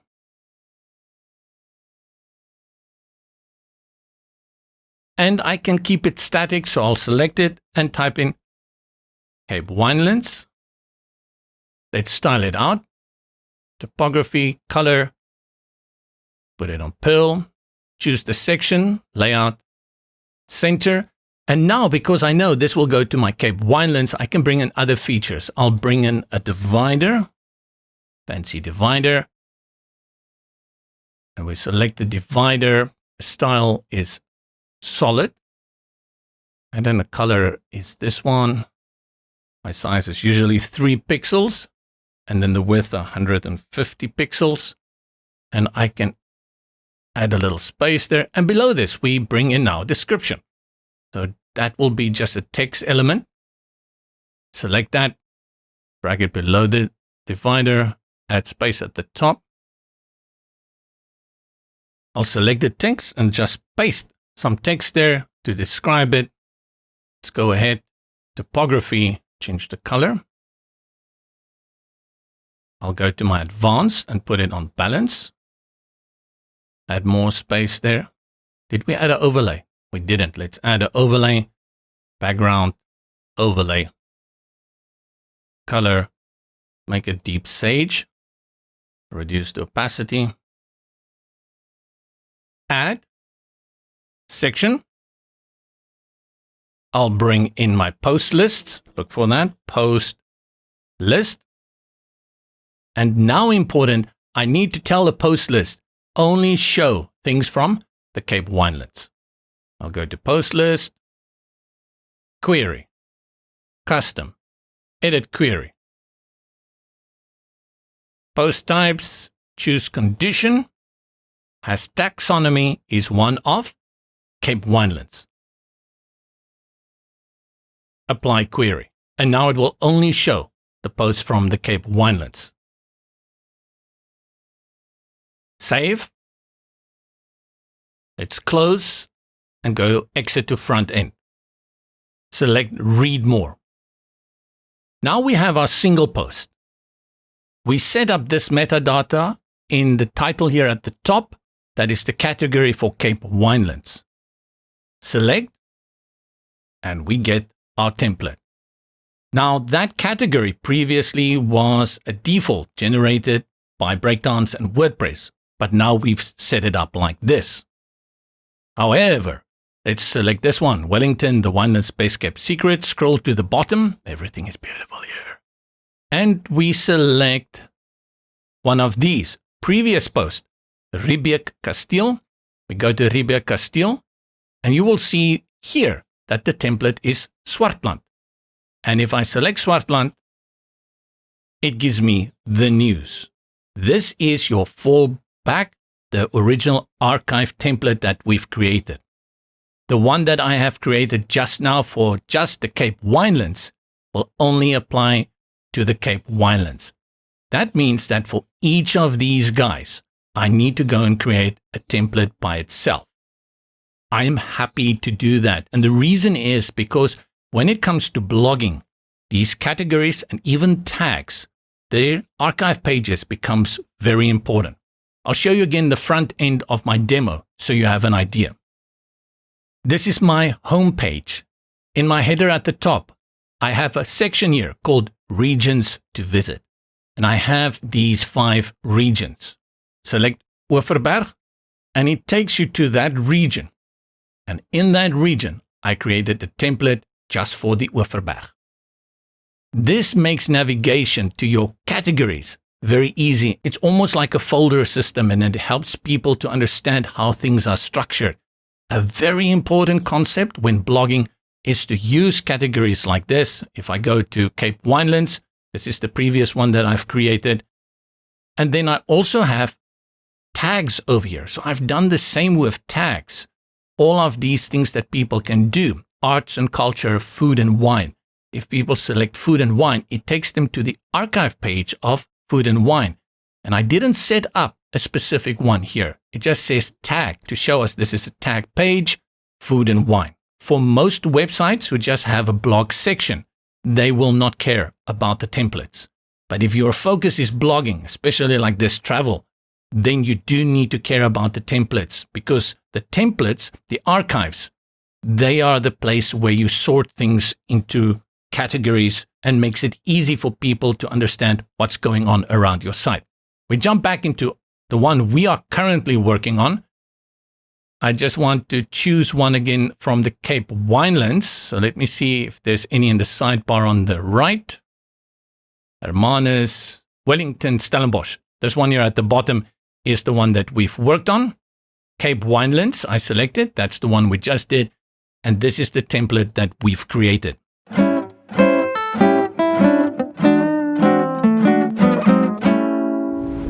Having set this up, why limit yourself to only showing the posts related to the Cape Winelands?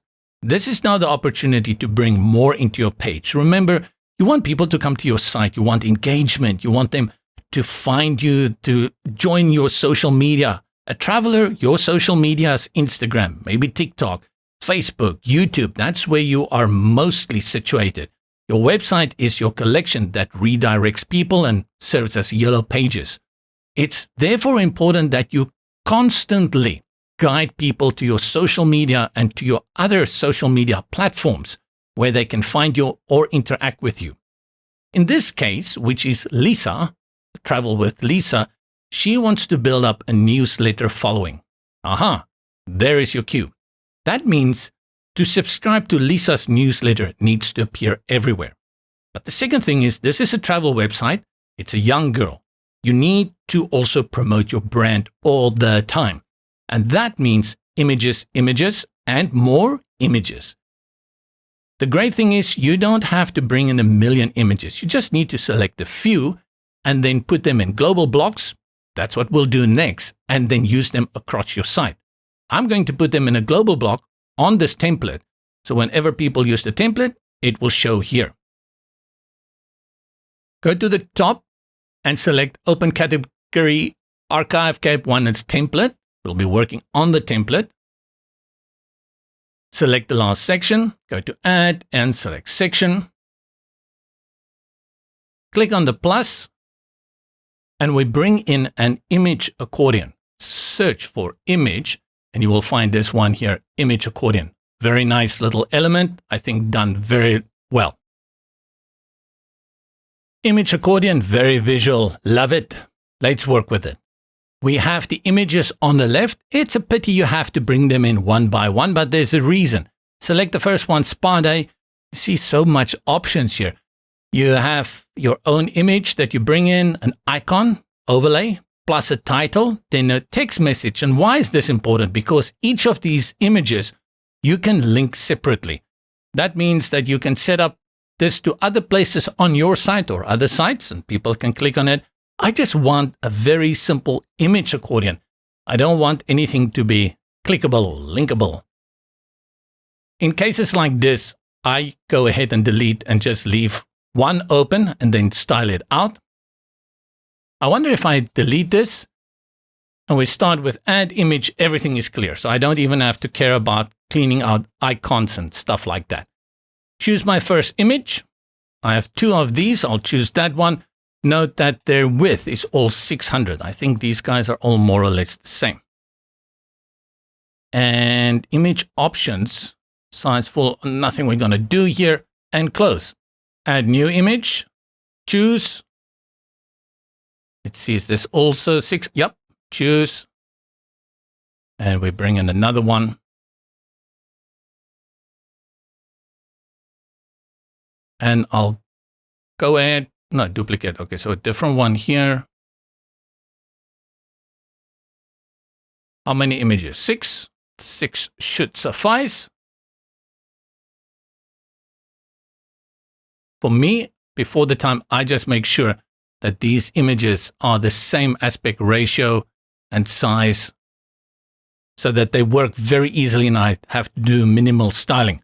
Afterwards, you can order them the way you would like. And now we make changes to it to make it really shine and draw the attention. Hover over it. You can currently see it moves a little bit, doesn't show much. I want people to hover over it and see her lifestyle and get drawn into this travel blog. Go over to design, layout, height. I'll increase the height 650 pixels. Make it much taller, bring in more of that. These two settings I will leave. Next is the image. Now, expand on hover is where I played around. I don't always understand the function and how it works, but when you play around with it, when you begin to know what it does. Expand on hover, grab the slider, and I put it around 300, and I got 310. No idea why that, but let's go for 300, Cheryl. And now, when you hover over it, the image gets much bigger, like this. And below this, I have scale on hover. This is pretty weird. It's got this, it can scale up to 2 times. And I got to around 1.3. Let me just type that in, 1.3. Now it does the following. It gives you more of the image and it scales out of the box. I like this. But a lot of stuff we have to change here. This overlay doesn't work because it's not a clickable, not a link. Go to overlay and clear it out. Overlay opacity, clear it out as well. Transition duration, that's fine. And the last thing I want to do here is probably just go to spacing between images and clear this. And now as a visitor comes, they can view the images and it hovers. And these are beautiful images. We have a beautiful influencer, content creator. So people would like to interact with these images, and that makes the website very successful. There are many options and features in this image accordion. You can get lost in it, go through them, play around a little bit with it. Like under the content, you have for the hover effect, you have fade, you have slide up. And image, what do we expand? Overlay, you can add shadow, transition duration if you want to reduce that or make it longer. But I like this. And this is such a good image section. It's an appealing section. So what I want to do is I really want to show this across my site. The second thing that I want to do is in future, when I want to replace any of these images, let's choose this one here. I go to my content, that's my last image, and I want to bring in a new image to update it with, like this one. It will update across my site very easily. Let's move this one so we don't have two images that are too much of the same next to each other. And we do that with a global block. Having created this section, hover over the section, right-click, save as global block. And I'll type in there latest images, latest photos, and save. Once I do that, it will still appear here. When I click on it though, it will tell me that this is a global block. I cannot make changes to it on this page, but I can go edit it as a global block. Click on Edit Global Block in the Options sidebar on the left, or alternatively, go to the quick navigation at the top. It should be here, but it isn't here. Let's just save the page, refresh,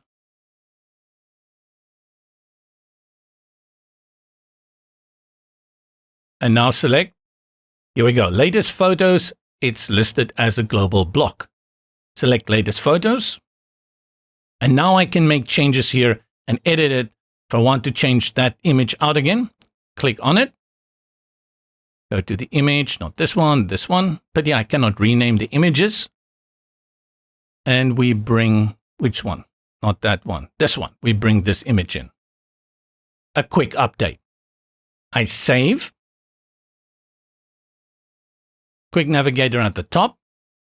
We go to my category archive Cape Winelands, select it. Scroll down. And it has updated. That's the beauty of global blocks. You use it across your site. You bring that uniformity and people feel familiar. They get to see these images everywhere. Once you make a change, you just go to the global block. You update it. So little work. Great.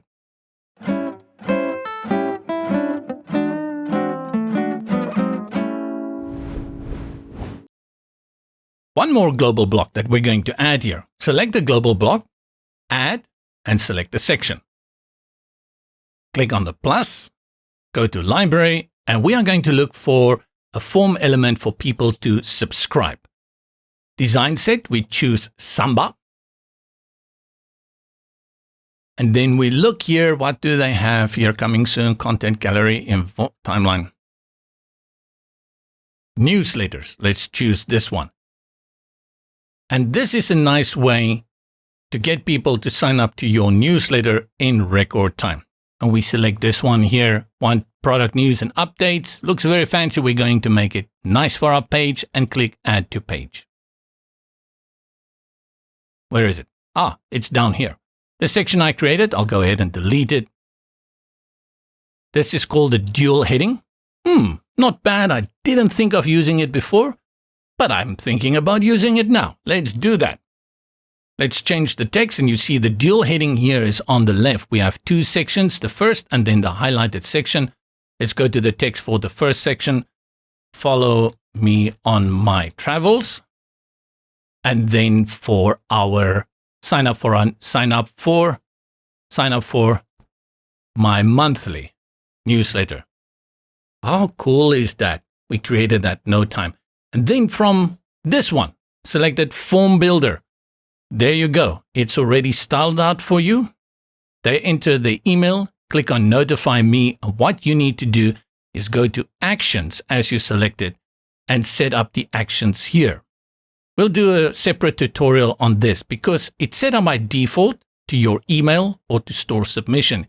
If I go to email and I select it, you will see from my settings, it's set to Samba. I need to change this to JP at websitesforbeginners.io, or in her case, it will be for her. Websitesforbeginners.io. Now I will get their email and I can sign them up. But this is not the right way. You want to run a distribution list. If you are on a small budget, this is the way. But if you're on a big budget, you can go ahead and sign up with any of these guys, and you probably will go for something like MailChimp or MailerLite. Select MailChimp, and I'll just show you, where is it now? Click on it again. Form. Are we in the front? Actions. Open Actions. Once I select MailChimp, it will also appear here. You click on the settings, select custom, add your API key, and then you set your audience, your distribution list on which it will happen. This you will do if you have MailChimp. If you're not using MailChimp, you go ahead, delete MailChimp, choose your next one, which is maybe MailerLite.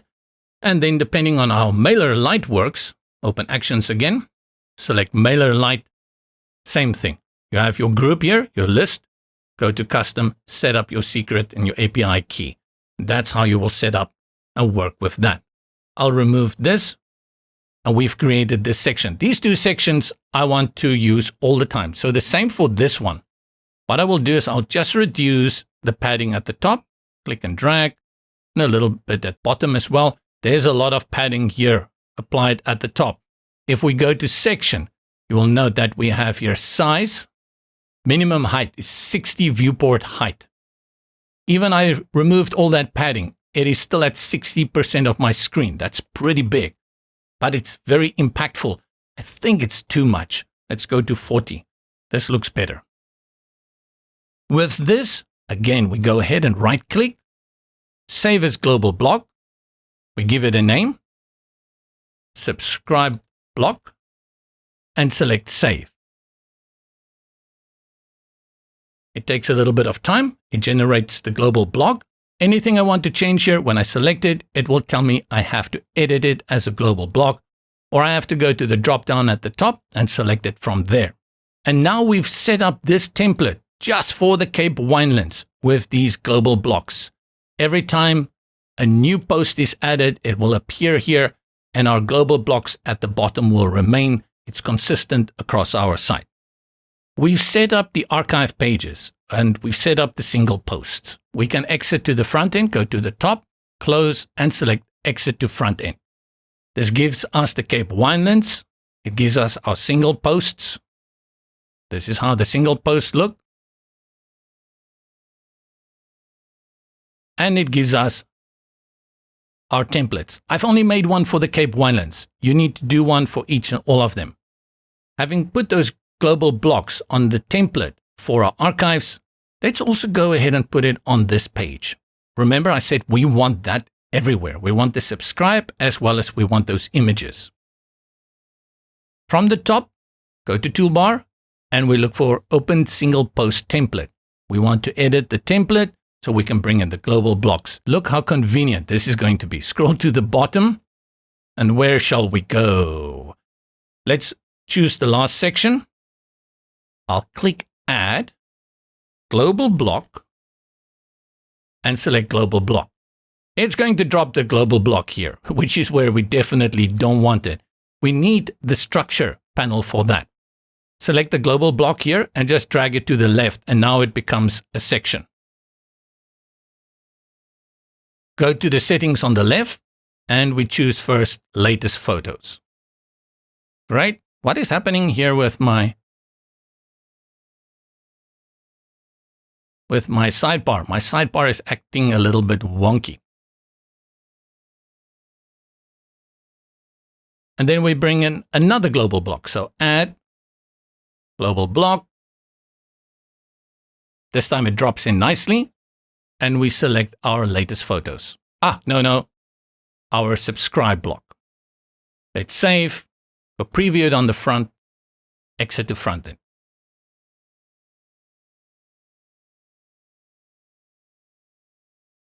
And there the sticky stops. So it works well on the front end. Back end it was weird. We have our related posts. Please share. We have images and subscribe. And with that, now you understand how easy it's going to be to use the global blocks. We can navigate here in the sidebar to any of these other single posts. Let's go to Swellendam, read more. Here is our Swellendam.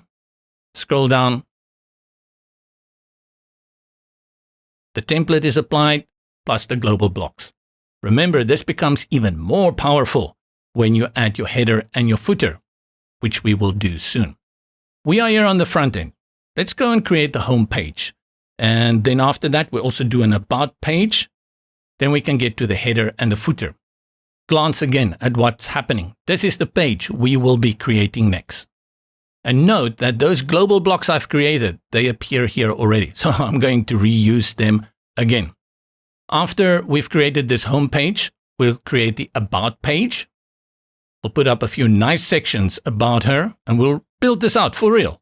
And what is this? The global blocks. Then contact area. Very simple one. Very, very basic with the global blocks again.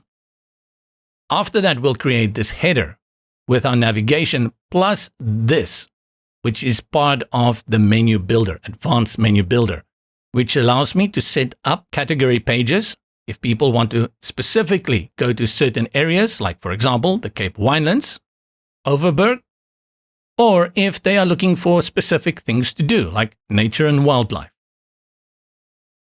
And after we've done that and created our header, we'll also do a footer. Very simple with our social icons.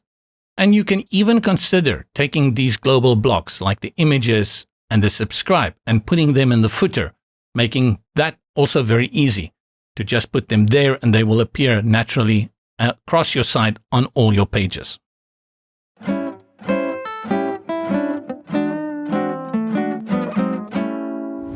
Starting to lose my voice. Coffee helps and tea also helps to keep that in check. Keep hydrated, they always tell me. Go into WordPress, pages, and let's work on our home page. Finally, we're starting to create a website that is going to look absolutely awesome. Everyone who comes here will want to travel with Lisa. We've already selected Edit in Breakdance before, so we have the option here in the quick link, and we quick link it with Edit in Breakdance. Let's build out the home page. Click on the plus section, and if anything I'm doing here is too quick for you, it means we've covered it in Module 1 and Module 2. Benny, you better hop on over there and go check that out. With the section selected, we go to background, we bring in our image.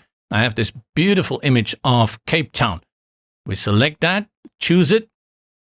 A few settings, I go to image settings. I want to make sure that Tafelberg, Table Mountain, is always in view here because it's so iconic. I'll go to the size and I'll first put it on cover just in case and then position to the top, center top. Yes, doesn't matter if this section will grow and expand. I want to make sure that Table Mountain is always in view. Then we add an overlay. Overlay, color, dark one, close it, and I will put the opacity at 0.7. For building out this section, we're going to break it into 3 chapters, and chapter 1 will focus on the latest article, the latest blog news. This is where blog sites tend to be different than normal websites, is that your blog news should be your main news. And every time you update that, you also want to have it update on your home page. You don't have to create headings. You don't have to create call to actions to get them to go to this new blog post of yours. You just bring in the blog post and you display it. I'll hold on to the reins. You hold on to my jacket. I'll show you how we're going to do this in the next 3 chapters. Let's begin. The first thing is we bring in 2 columns. Add columns. And I select this one here. That is 2/3 to 1/3, already nicely spaced. I don't have to set that up. Select. Add elements. We go to our dynamic and select post list. And I told you this guy here, post list, this is numero uno. He is going to do so much for us. You don't need all the fancy stuff, even though we will look at that in future videos. But post list, boy oh boy, click on it. And don't look at the page. That's probably the first thing I will tell you when you are working with this. With the post list selected, go to Design, List. First thing you do, change it from a grid to a list. And then we are set here. This is where we want to start with. Go to the content. Let's close the post for now and first work on the query.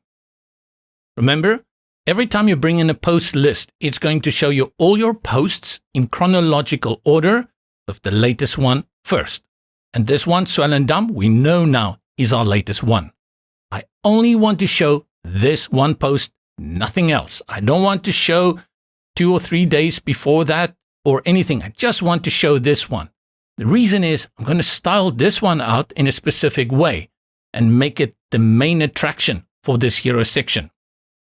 To limit it, we go to Query, select Custom, and Edit Query. All I need to do here is post per page. Just drop it down to 1. Just show 1 post. It will show my latest post. Apply Query. And with that, everything starts to kind of fall into place. Now we have to make a few changes here. The post list element is still selected. Let's start with all the settings for the post. Select image, and yes, I will disable the image. I will not show it. My main image is my hero image, but I will increase my title very soon to make it nice and big. Your title, and we put it on H2. Just make sure the tag is H2. It seems it's already on H2. Meta, I'll remove it, so I'll disable the meta. Taxonomy, I don't see it.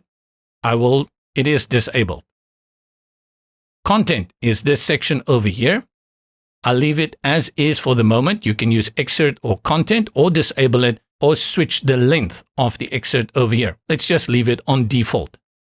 The button, I will also leave it. I like the button actually, the way it is presented. Now the changes we have to make will be for our design.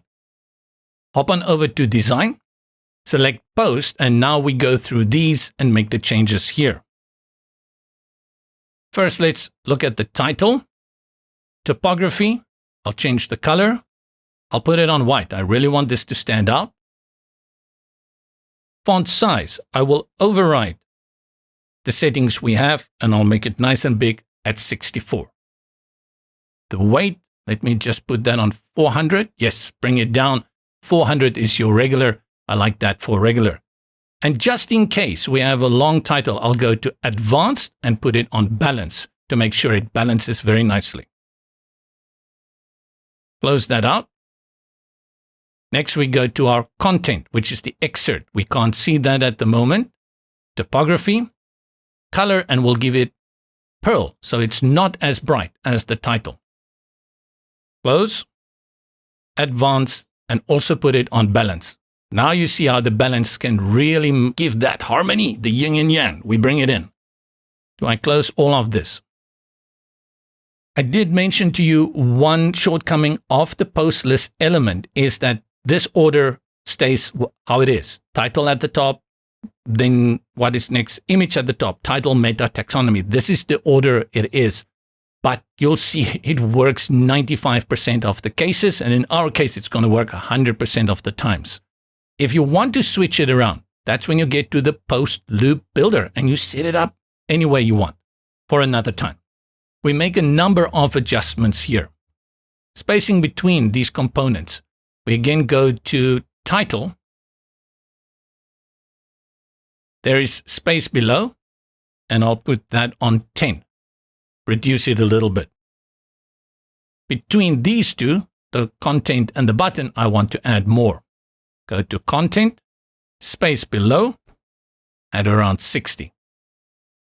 When we bring in our header, the header will flush all the way here to the left. And you can see within this container for the post list, there is space here. And that is padding that has been applied. I want to remove the padding on the left and maybe add more padding on the right. But I think the padding on the right we can do for the column. With the padding on the left, we select container, padding, and on the left, I'll type in 0. Now it's nicely flushed to the left. In this case, you can actually apply it to all. Then you can take control over the gaps when you add more stuff. So I'll go ahead and put padding all on 0. Just remember, when you open the padding, it won't show a value and you will think it is on 0. You can see it is not on 0. With the post list element selected, click on up to go to the parent, which is the column. I'll go to spacing and padding on the right. this area here, I want to add a little bit more to give a bigger column here. In fact, I probably could have gone all the way up to layout of the columns and just changed here spacing, the column gap, and increase that. But I'm so used to adding padding to the box here. So what I did is I went on my post list, one up, column, padding, and I added 75 pixels on the right. Let's save. So preview it on the front end. And this is how it looks currently. When you click on it, it takes you to your latest single post. Let's hit back, go to Breakdance, and open Home. To cut a little bit time out of this tutorial, I'm not going to go into responsive views here. Our focus is to understand how to bring in blogging to your site.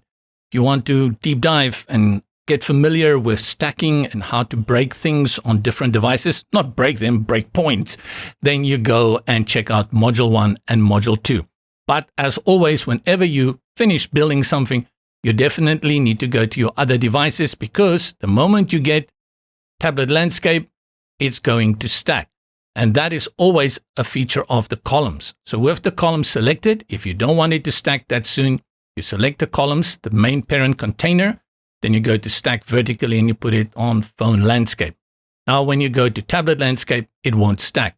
And I think it should still work on these two devices. And then from phone landscape, you start stacking, but you have to go and make changes to the typography. From here on, we'll just build out the page, and the responsiveness for now is up to you.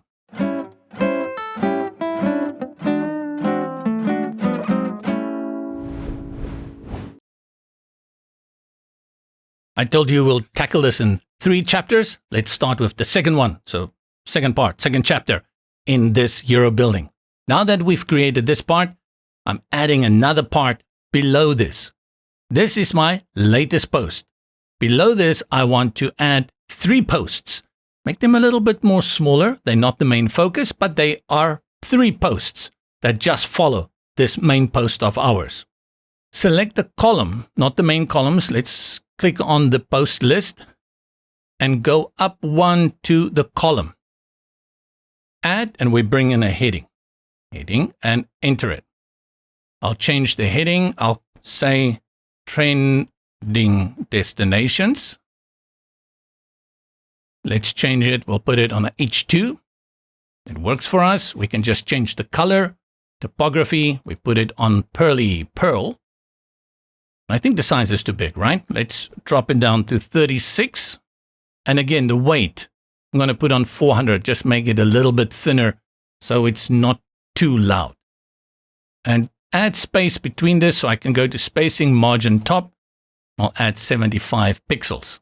Keep your heading selected, go to add, and we bring in a post list element. Yes, we're bringing it again. Click on the post list element. Ooh, what did I do? Post title. Nope. Let's delete. Post list. Pay attention, JB. Add post list over here. Again, don't look at what's happening on the page. The first thing we want to do is make sure it's in a grid. We go to design, list, grid 3. This is what I want at this point. Go to layout, and I'll set up the query first. Custom and edit query. Let's go through this process again. By default, the post list comes in chronological order with your latest post. So we have Swellendam. Let me close this. We have Swellendam here. But because this one also brings in it by chronological order, Swellendam appears here as well. I don't want that. I want these two, St. Helena Bay and Paternoster, and a third one, but not Swellendam. Can I do that? Yes, you can. Select it. Let's go to edit query. And what we'll do is make sure we only show 3. Amount, post per page goes down to 3. And then hop on over to offset. Offset is a very important one. An offset means you move each one back. By selecting offset to 1, you are removing the first post. I am now telling the post list element, I want you to show my 3 latest posts, but not the first one. So the 3 after that. 3 and offset, remove the first one, which is Swellendam. When I click Apply Query, you will see Swellendam is removed.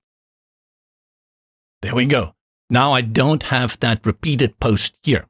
Let's change the settings over here. We make it very simple. First thing is I will remove the metadata. So I'll disable meta. I'll also disable the content and remove the button. Disable that as well. Only left with these two. Design, post, container, padding, 0 all around. Close out. Title, image, no problem, we leave the image. Title, typography, put it on Pearl. Font size, 14. Weight, 700.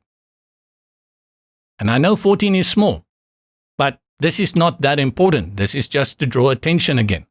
14 looks a little bit small for me at this moment. Why? And I think why this bothers me is that Playfair Display, the font that we are using here, doesn't work on this title here. Go back to title, typography, and we use Lato, which is the one that we use across our site, and it will look much better. Good. Click outside, add space between trending destination and the post. Click on either of them and add about 20 pixels. We put this one in pure white. So I think for trending destination, I'll select that, also go to color and put it on full white. Save. I'll copy the URL. Let's go to the front end and paste. Now you begin to understand what we've created here. We have our latest post that appears over here. Then below it, we have the 3 posts after that to make sure people can still see the posts that we posted a few weeks ago. If they already read this one, very easy to select this. But what is more important, go back, is that all these images are so visual. Whereas the first post doesn't have an image, these images here are very visual and they can show us what is happening in my travels. So this is the second part of our hero section.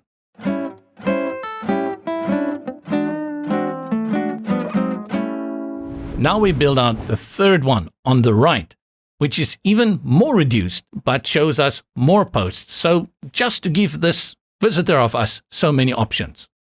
I'll keep this page open while we build out the third section and go back into Breakdance. Click in the second column and bring in a heading. Put it on H2 as well and call it More to Explore. Change the color, typography, also put it on white since we are going with white. And the font size I'll reduce to 18 and the weight again to 400 so it matches the rest. With it selected, we add another post list element. Yes, third time, and each time we make it look different. Don't look at the page. Let's go to our design. I go to list, and first I will select list. I want to list them on top of each other. The content tab on the left, I'll keep the image, I'll keep the title, I even keep the metadata, but I'll just remove the author and the comment again like before. I'll remove the content, I'll disable that, and remove the button, disable that as well. That's all we're going to keep here. We work on the query. Can you already guess what we're going to do here? We have now 1, 2, 3, 4. Let me put this 1, 2, 3, 4. And the rest we want on this side on the right, which means we have to offset it by 4 posts. Edit query. Post, let's put it on 6 or 5. Offset by 4. So it removes the first 4 posts because we're already showing it. And we say apply query. And now from Hermanus, it goes to Franz Hook. This one, we want to make it as minimal as possible, but balance it nicely. We do that only with design. we've put the list on list. Interestingly enough, go to post and go to the image here and select position and put it on the left. We go to the width. I'll put it on pixels. I only have choice between percentage and pixels, and I'll make it smaller at 100%. And I'll choose aspect ratio of 1, and that gives me 1:1 if I'm not mistaken. This is very strange. I'm not sure what goes on here. Aspect ratio 1, 2, 3. Don't know where that comes from. But I found that when I say aspect ratio 1, it gives me the square, which is what I was looking for. Strange behavior here. I don't understand it. If you want to reduce the image a little bit more, you can go for something like 85. Let's leave it at 100. That's where I originally started. Select borders, go to radius, put it on percentage at 100. Now we get nice little circles. Good. Yeah, this one is strange. Not sure what the aspect ratio is. Something I need to go and learn. Then we go to our title. We change this as well. Typography. Color, I'll put it on Pearl. Font size, reduce that to 18. To make it legible, we put the weight on 400. Then for the metadata, let's go to meta. Text, color, we'll also put it on Pearl. And we don't need to make changes here. Close that. From the list option here, it's at 20. I'll remove it and put it on 0. Spacing, I just want to see what spacing, margin top. That should be the container, so not that. Let's hop back to here at the beginning, pagination, filter bar. I wish container, padding, padding, is this the one? Let's put padding on 0. I'm trying to figure out where all that space is coming from. There we go. At least now I have removed that space. I want that control. I want to know where that space is coming from. And now I can add padding. Let's put padding 10 at, no, I don't want to apply all. Padding 10 at the top and on the sides, no padding. That's much better. That's a little too big. It's a little too small. Let's add another 20 at the bottom. To balance it, you can see we have 1, 2, 3, 4, 5, 6. That's too many. It balances nicely at 5 posts. With our post list element selected, let's go to the front of our post list. What is this? Settings, and go to query, edit query, and we reduce posts that we want to show to 5 and apply the query. And now we have 5. Oh, and add space here. Click on more to explore. A little bit of space, just a little, a tad. Janice is also here, 20. That looks good. And once we bring in our heading at the top, this will look super, super professional. Already, you can give yourself a gold star, but soon you can give yourself 4 more and make it a 5-star review for your own website. This is a very typical presentation for a blog site, a news site. This is magazine style. You have your main article, then you have a reduced version of your next few articles, and then you have a smaller version of the articles after that. This gives the visitor that flow of all the articles that you've published, the last 10, how many is this? The last 9, but you show them this is the important one, these are less important, and these guys are even less important. Very nicely laid out. We did that with one element, the post list element, and every time we use the query builder and offset it to make sure that the previous ones do not show. Myself, when I started with websites, I wish there was a setting that just understand exactly what I wanted to do. But that thing, the query, that's a weird name. You know, when you first start with website making, the query is like, oh, we have a question. And I heard some people pronounce it as query. Well, query. The query is, what do you want to show? Which posts do you want to show? And where, what is the conditions under which you want to show them? How we did it here is very simple by just using the offset and showing our latest posts. This was 3 parts. I wanted to show you how we build this out. And you can do this every time you create a blog site. If you're working with your little sister's paper mache club and you're making their website for them and you do this, they won't know what you did. They'll just think you're a genius. So go ahead and be the genius. I'll save this, and then I'm going to have a cup of coffee, and then we continue.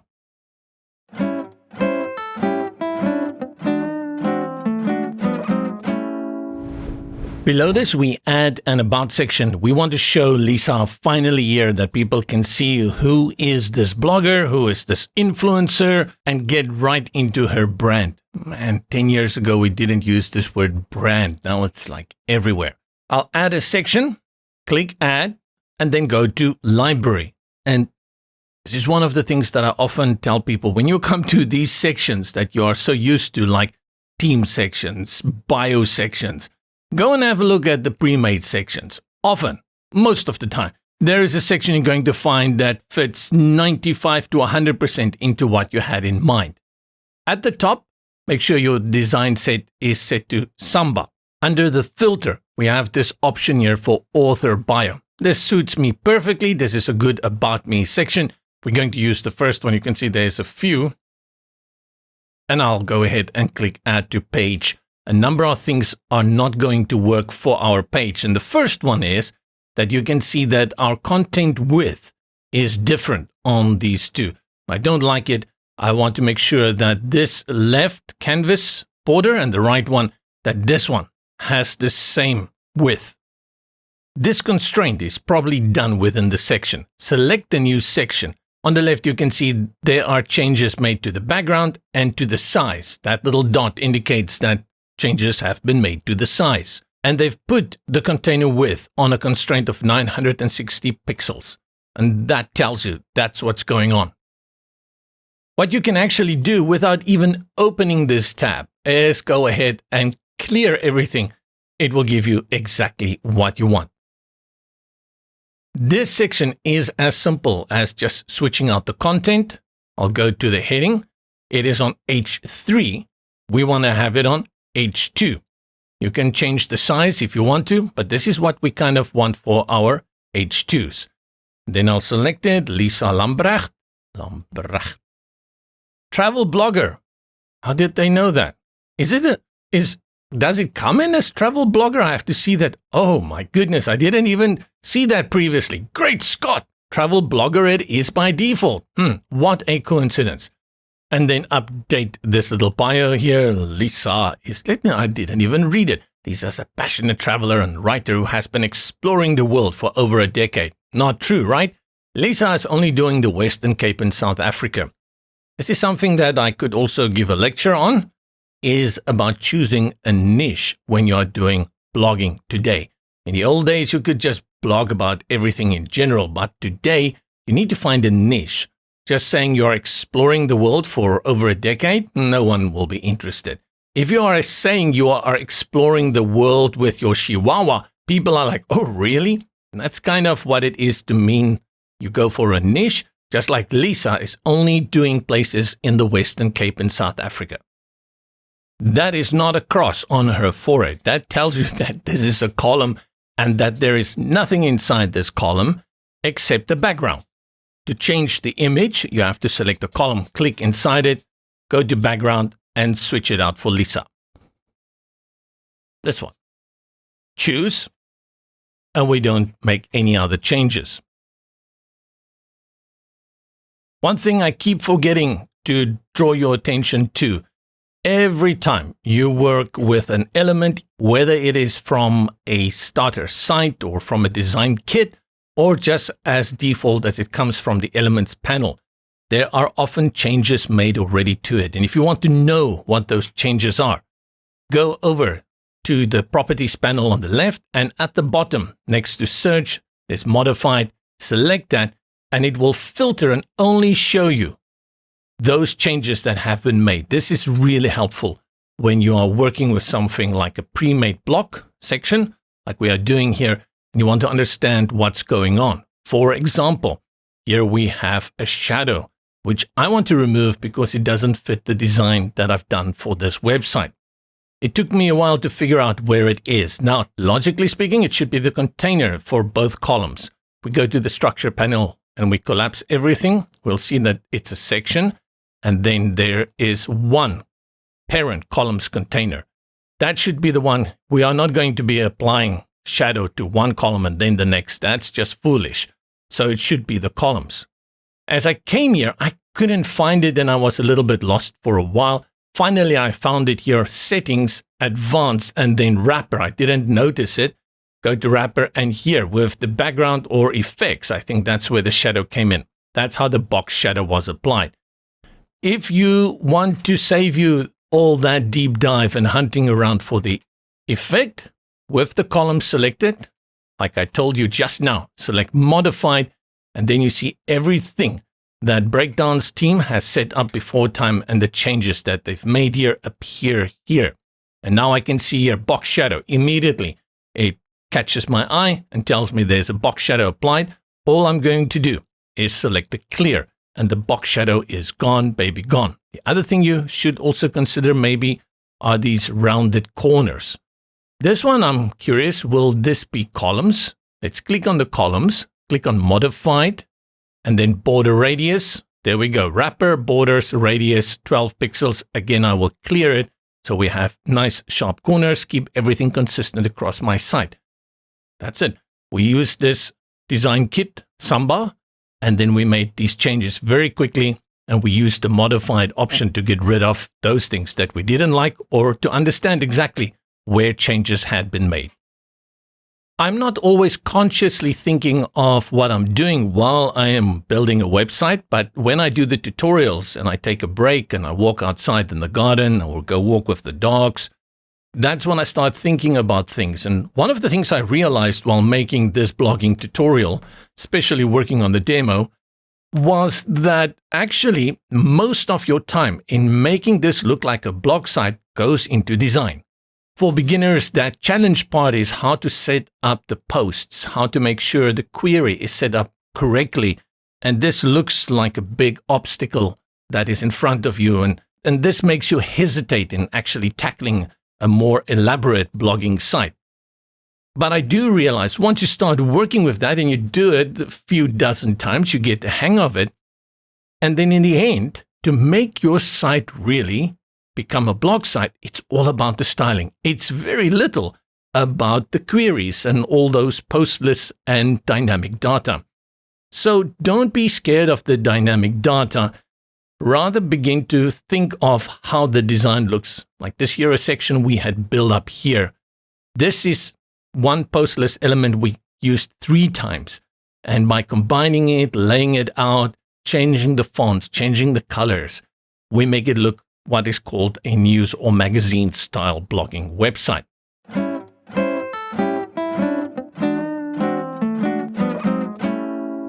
Below this, and I'll jump to my demo, we're going to do something a little bit out there. We're going to do it a manual way, but we're going to use the post list again. Here, what I've done is I've created this section, my latest places. I've used the categories and I've put them in tabs. I'll warn you, I'm going to make many mistakes here because the tab function in Breakdance, just like the older brother Accordion, can be a little bit finicky at some points and you're going to make mistakes. So we're going to do that Control Z, undo quite a lot probably. Hopefully I can get it right, but I doubt it. It's just one of those things. I've mentioned a few times when we are working on this, as a blogging site, you constantly want to give people the news, but you want to give them different angles. You want to give them different places so that they can have different ways of choosing and interacting with your site. At the top, it's clearly the latest news. And then you get to this section and now you're introducing them to places. This opens up a world of choice for them. Like, oh, what is Swartland or the Swartland? What happens there? Ribia Castile, never been. Garden Route, I've heard of this. George, huh? Okay. And we just present it in a different format, but it's still just a single post at the end of the day. We go, create a new section, add, bring in our section. And the first thing I will do is bring in for us a heading, and we call it My Latest Places. And remember, this is H2. I'll click on it, design, spacing, margin, bottom, and I'll just add 35 pixels. This is this space here at the bottom. As I hover over it, 35 pixels. With your heading selected, you now can go to Add, look for tabs. Type in tabs and you get two options, tabs and advanced tabs. The difference that I find between these two is when you are using Breakdance free, advanced tabs will be locked. I'm guessing, but this is what I found Breakdance does. They usually have two elements like the counter. They have the counter and then the advanced counters. With the advanced, you get far more flexibility. The tabs, what tabs is tabs, but it only allows you to add text under the tab. I'll go to this tab over here, My Account, and open it, and you will see for the content, you can only bring in text. You cannot bring in any elements. This is how tabs used to be many, many years ago. And now today, I'll just search again for tabs. We like to bring in our own content within the section, the area. And as I bring this in, you can see they have a default one. I dislike these default ones. I'm sorry. I wish I could clear out everything in one go and just start from fresh. But it's a good way of understanding what tabs can do for you. So let's have a look. The first one shows you image, and what you see in here, this is just a container, and this container is called tab content. You will have to work with the structure on the right constantly when you are working with the advanced tabs. Otherwise, you will start screwing up enthusiastically. Video, so you can add video. I guess this is what they want to showcase, is that the world is your oyster when it comes to advanced tabs. My recommendation always is that you remove all the tabs, style out one tab, and then duplicate. Especially in our case, we're going to use the same format for all of them. But let's again have a look at the advanced tabs in the structure. I'll collapse everything. And then we go to this section. Let's rename everything. At the top, I'll hero. The second one is about. And then I'll just call this one tab so we know what it is, but it's latest places. This helps us to understand what's going on. And we have this H1 heading, which is actually H2 heading, appear here at the top. Advanced tabs. Open it up, and now you'll see for each of the tabs, you get your own container, and this container is called the tab content. If you open that, all the content resides inside that container. And this is the important part to get. Let's select advanced tabs. To add these tabs, you do that from the advanced tabs. Here in the sidebar on the left, I'll delete, delete, delete. What happens if we click here on clear tabs? It takes out everything, right? And I think this is where I have to start. This is much better for me to wrap my head around it. But having done that, have a look on the right. I've cleared out all the tabs, but the tab content still appears here in my structure. And I can click on them, and they show in the panel, but they don't show on my page. This is where you will lose your head dramatically and throw things against the wall, not understanding this. The tab content needs a placeholder within the advanced tabs. Let's create the first one, and I'll select Add Tab, Untitled Tab, and we will call this one Cape Winelands. And here we are adding our categories in manually. We'll say Cape Winelands. Do I want an icon? No, I don't want an icon. Look what has happened on my page. It has created this now, but it added that tab content, which I thought I had removed, which we realized we didn't remove. It added it under the first tab, not what I want. Let's head on over to the structure and delete this tab content, the second one, and the third one. Do we want to delete this one? Let's be Lucky Luke and go ahead and delete. Now I only have the advanced tabs, but I don't have tab content.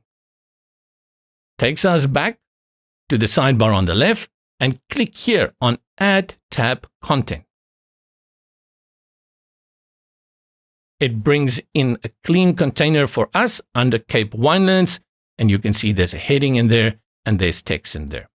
To remove this, you can delete it here, or we can delete it here in the advanced tabs under the structure. Let's take a deep breath and go to add and look for our post list. Post list. And I'll select it. And because I had advanced tabs selected in my structure on my page, you will see that it drops into this tab. I want to restrict this post list only to show me Cape Winelands. I'll click on the post list, go to Query, Custom, Edit Query, reduce it to, let's say, 3. We only want to keep 3 in this grid. And then the condition is, has a taxonomy. I only want to show a certain category. Remember, category is taxonomy, and it is Cape Winelands. I select Cape Winelands, and that's all I do, and I click Apply Query. We're not going to style this out. You can go ahead and style it out, but I want to show you again how it's going to work in terms of the advanced tabs. What I want to do is give the advanced tabs the tab. But we have a problem here. This is not part of the advanced tabs. What? Yes, it is not. Right, so let's look at it again. You have the advanced tabs and the post list, and if you look at the structure, they are below each other. This post list is not in the advanced tabs. So again, let's go to advanced tabs and select tab content. And now we are back. Let's go through it again. Go ahead, click on the heading, delete. Go ahead and click on the text and delete. And the mistake I made previously is that I deleted the tab content. So remember, you need this container to bring in your post. These two, if I select heading and I click on delete, it jumps up and select the tab content. That's what I did previously. I clicked on remove and then it removed again this container. To remove just the text, you have to select the text again and click on delete. And now, finally, there is that empty space. All I'm going to do is grab my post list here and drag it in there. I see the thick blue bar and things have finally shaped out the way I wanted. Trust me, this is an awesome element. You just need to play around with it a little bit. And then once you master it, you'll get the hang of it. The problem always is that you're going to use it today, and then for a few months, you may not use it. And when you come back in the future, like, what did I do last time? Now I want to style out the container for this. I click on the tab content. This is much easier done in the structure panel. Thank you for the structure panel. And we have the options here for container, background, as well as the layout. With the container background, let's give it this mist background. Add some padding to make it a little bit more squashed. I'll add 15, select apply all. And you may wonder, why are my posts green? So we select the post, then we go to the design of the post, and we look at the container, and here we can change the color to pearl. And now you understand what has been going on there. Whether you like this design or not, irrelevant. I just want to show you how we are going to style this out and what happens here. Good. We've set this up. Are we together? We have an advanced tabs. We have only one tab, which is the tab content. And inside that, we have a post list. How do we add another tab? My thinking was that I'll just go to tab content here on the right. And if I duplicate the tab content, I should get another tab. Let's go ahead and click on duplicate element. And the following happens. What? There's nothing. And this is again where you have to disconnect the two. This tab at the top does not happen on a tab content level. That happens on an advanced tab level. Hit undo, Control Z, Command Z to remove the second tab content. Now we are back to where we were. Advanced tab, one tab content, one post list. Go to advanced tabs and we add another tab. This time it's called new tab, and this one we will call garden route. Capital R. And to blow your mind, go ahead and select garden route. And there's nothing. There's again nothing. We have to add tab content for this one. How do we do that? With your Cape Winelands, I want to duplicate the tab content. Once you bring in a second tab, and I think, let's think of it like this. This one at the top we call tab. This one here we call the tab contents. The tab is done at the advanced tabs level. The moment you bring in a second tab content, it will just automatically go under the second tab, which is garden route. Currently it's empty. Click Cape Winelands and I'll show you how this will work. Go to the structure on the right, tab content, which is this post list that we have here. Select the duplicate option. It does exactly the same previously, but now when you go to garden route, it is there. Click on the post list. We have to change the query, go to edit query, and this time we will say conditions has taxonomy, clear out Cape Winelands, and select garden route. Apply query. And this has only one. Okay. Let's do it this way again. Select advanced tabs. Go to add tab. Title, Overberg. Overberg.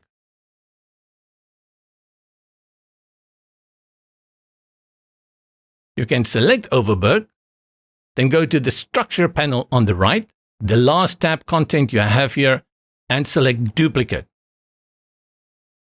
So let's see, Cape Winelands, that's right. Garden route, that's right. Overberg. Now it has duplicated the last one, which is this one from garden route. We go to Overberg, click on post list, go to query, and we set it up for the Overberg. I'm mixing English and Afrikaans here, sorry. And Overberg.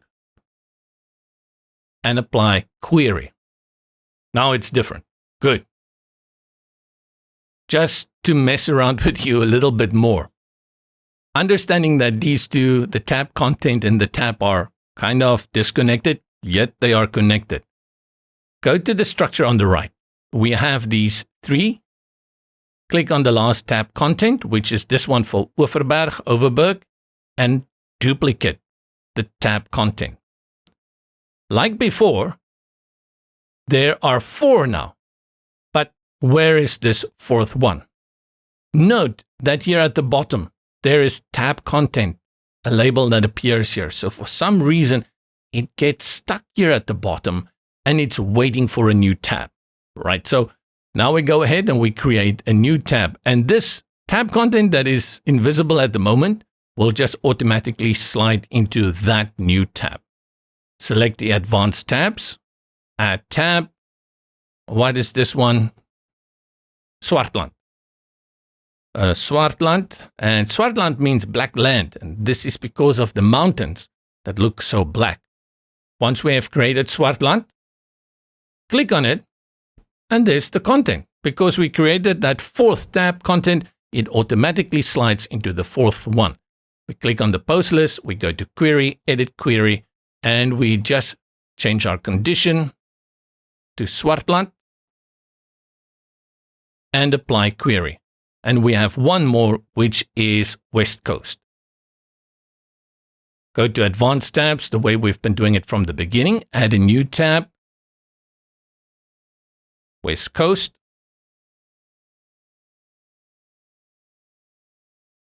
You can select it. Currently, there's nothing. Let's go to our tab content in the structure on the right and click on duplicate.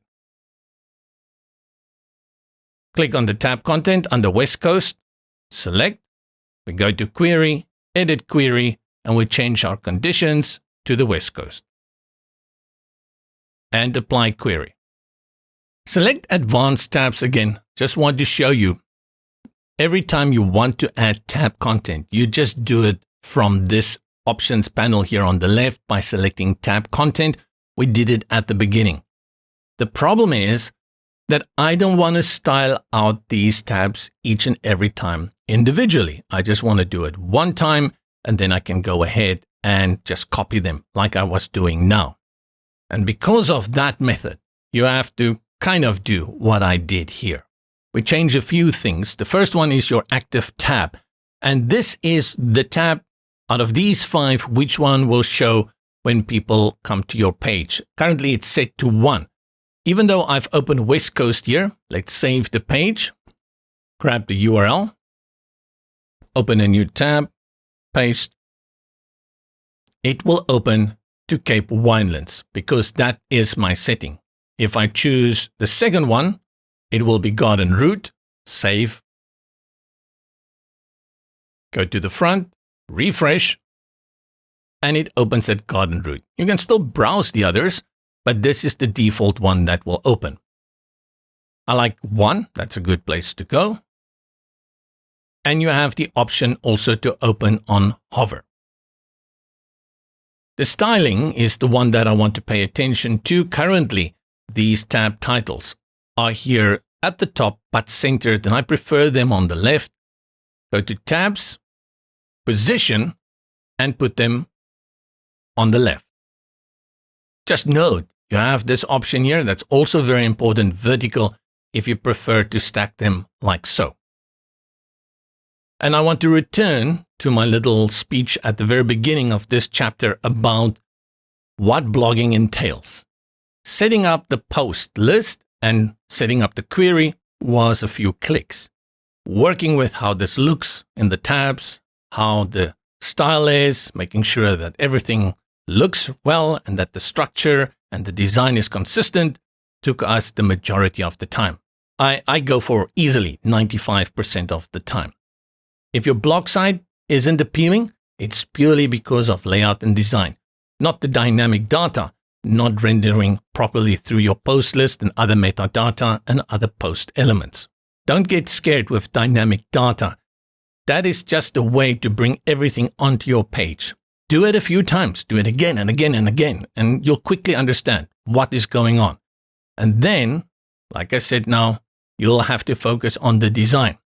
All of this is really engaging. Someone who comes to my site, just think of what I give them. I show them all these latest places, and instead of thinking of it as a blog, I now make them think in terms of region. They see these names, West Coast. What is the West Coast? And they click on it and they see there's a place called St. Helena Bay and Paternoster. Okay, whitewashed walls and wild Atlantic shores.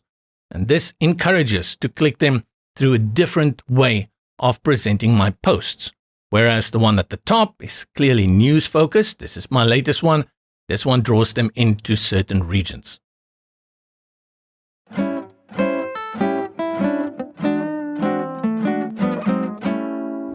We come to another edition of Is It Cake? No, it is Breakdance, and we are working on our homepage and we're exploring everything we can in terms of blogging. We have created my latest places, and this we did with this amazing, advanced, but sometimes challenging accordion.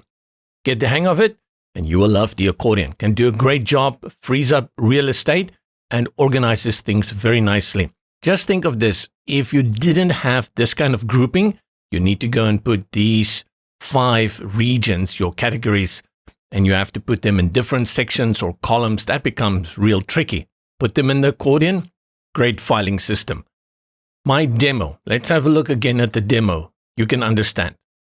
The demo attempts to give any visitor to my site an immediate access to all the different aspects of what Travel with Lisa is all about. The top hero section is all about the latest news. Then we quickly talk about Lisa because this is what it's all about. Then with this section, we give them regions to select from. There are maybe some people who are traveling, going for a tour, or they're looking to go to a place they've never been. And this will help them sort through that. They're looking for the place. The next section, though, focuses on the activity. And this is what you'll find throughout this website in terms of travel, is that the latest news or the place or the activity. And that's what you will find at the top with the header as well, is that it starts with regions and things to do. These are different ways of guiding your visitor to choose something in a way in which they may be interested in. You may be interested in going for cuisine this weekend and you're looking for food. Someone else may want to look for something to do in terms of, well, hobbies, arts and culture. And there are many that I've set up for these places. Here under things to do, you will see arts and culture, food and wine, nature and wildlife, scenic drives and passes, whale and marine watching. That is a big thing. In total, I have 10 of these things that you can do. And this is a decision you make when you start setting up your blog. Do I want these as categories? Or what I did is I made them tags. So I connect them to the categories, and then these are tags. And you can get quite creative with this. You don't only have to stick to this. You have an option for custom fields where you can create custom post types. And with that, you can create different kind of categories, taxonomies. The basic two taxonomies in any WordPress default installation is categories and then tags. And it's just a way to put things with a similar characteristic into a group. I'll go to my builder. Let's just exit for a moment here and go back to WordPress. And maybe you know this already, so you can skip a little bit. Go to posts. And from the posts, you see we have the categories, and these are the places that I've set up. This is my main idea, traveling the places I go.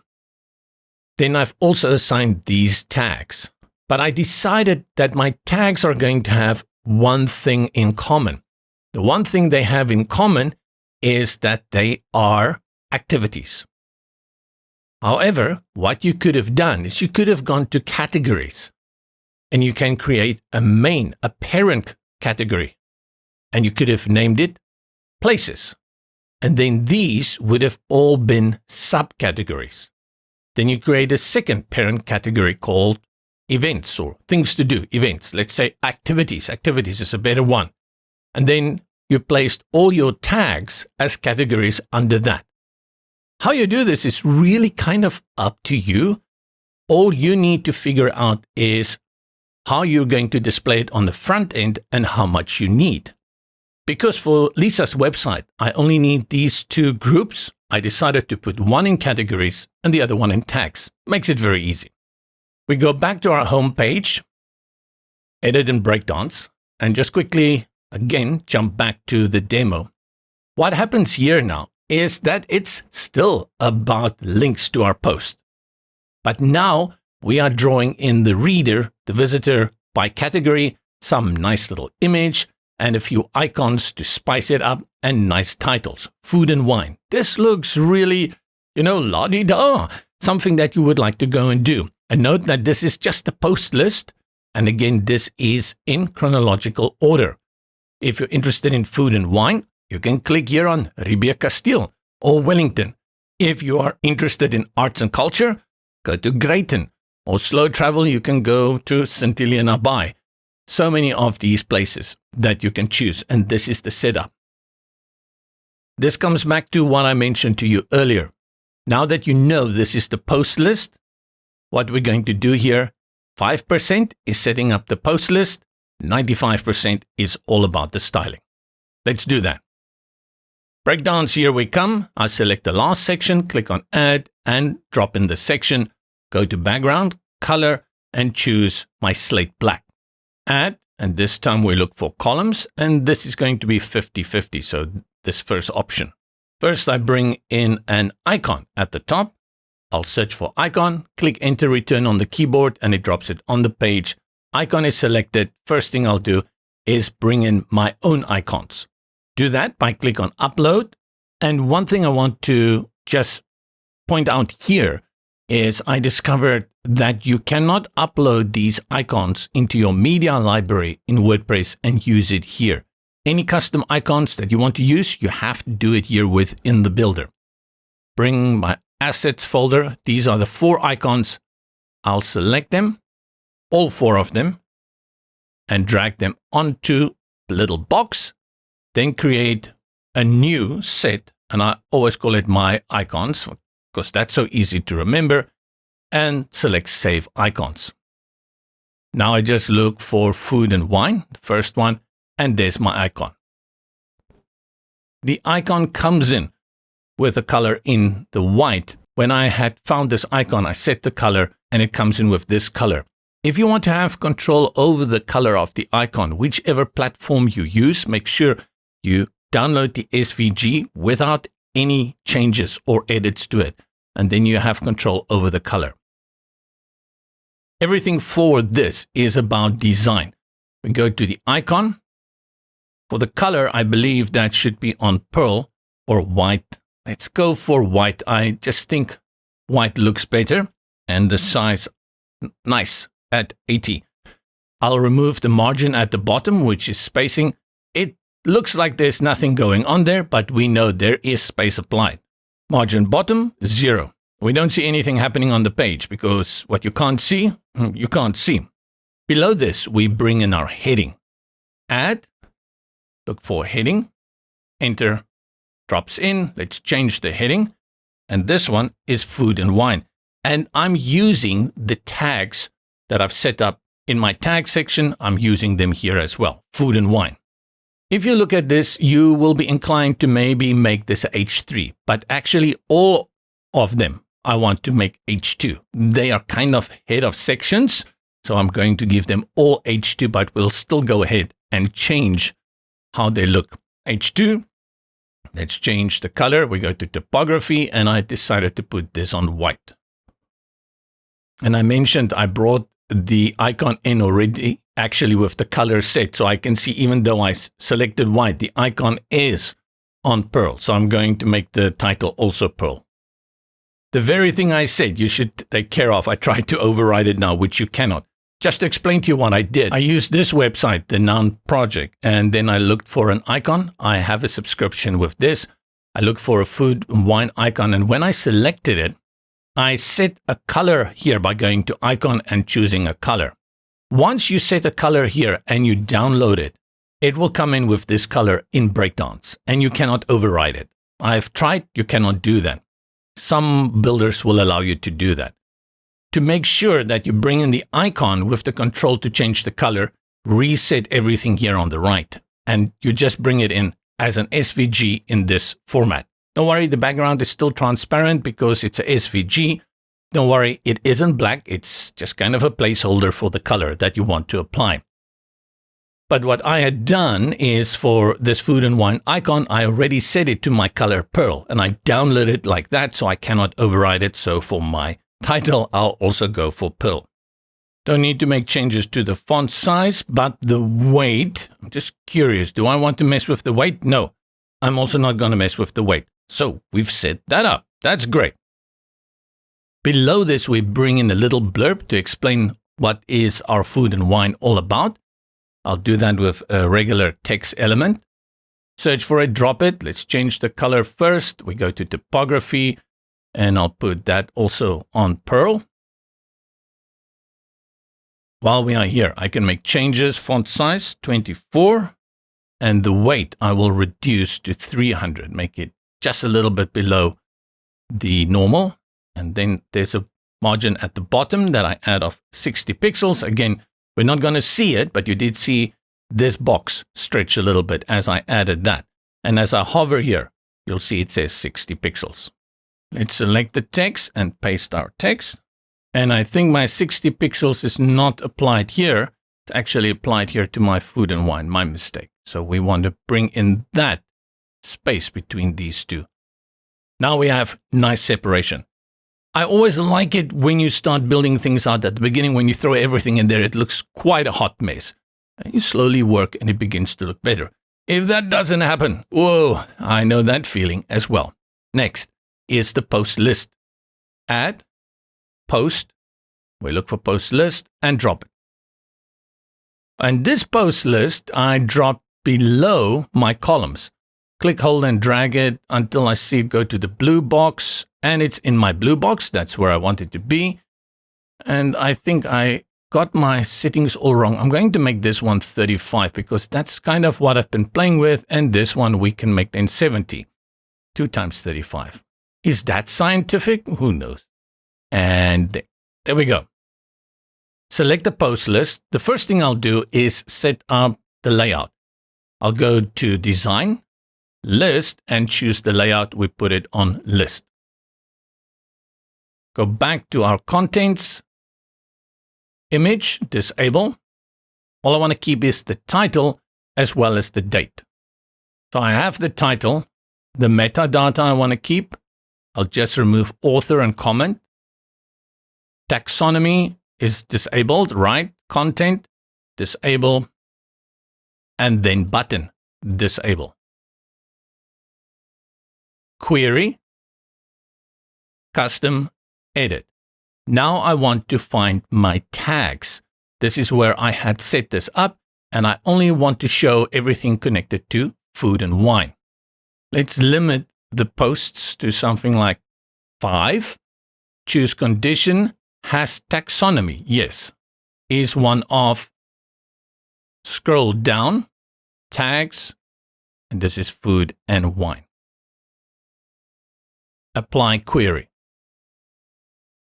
These are posts that have been tagged with food and wine, and only they will appear. Designed to make it look better. Select post, and let's change our title first. Typography, color, and we put it on Pearl. Let's do the same for the meta. Everything else I think is okay. Meta, text, color. There we go. And there's a line, if I'm not mistaken, running there. I'm not sure. We'll find that now. Let's just see what's going on here. Content, container, borders, radius. I'll remove that. Don't need that. There's a shadow. I'll also remove that. I didn't see it because it's on this black background, but just in case, I want to apply a border. The first thing I'll do is select where, border bottom, only at the bottom. And we'll give it 1 pixel width, then make the color this mist. Nice one. There is one thing that I dislike here. Again, we always want things to align nicely. If you look at the icon, the heading, and this little sub blurb here, it's nicely on the left, and then we have the lines all to the left, but these guys have a indent, a little bit of padding that has been applied here. I don't like it. I want it also flushed all the way to the left. To remove that, I believe that's in the container. We can see there has been padding applied. Let's select that 20 all around. Definitely on the left, I want to remove it. And I think I also want to remove some padding at the top and the bottom. So I'll halve this. Let's go for 10-10 at the top and the bottom. Yeah, that looks much better. Do I want to remove the padding on the right? This is where we usually don't. We want to leave a little bit of space here. That gives that sense of separation as well. So this one, no. The only other place here, list, space between is set to 20. If I reduce that and you have that control, let's put it on 10. We even it out. Yeah, and I like this. And that's how easily we've set that up. The column on the right is an image. I've seen that what Breakdance likes to do when it comes to a column is just to throw in a background image. I prefer just to bring in an image element, so I'll look for that, but you can add the background one as well. I think the difference why they use a background image, let's go ahead and delete this. I believe the reason they put it on a background for the column is because it will fill out the column automatically. Let's select image and I'll just show you what I believe it's going to do. We want one.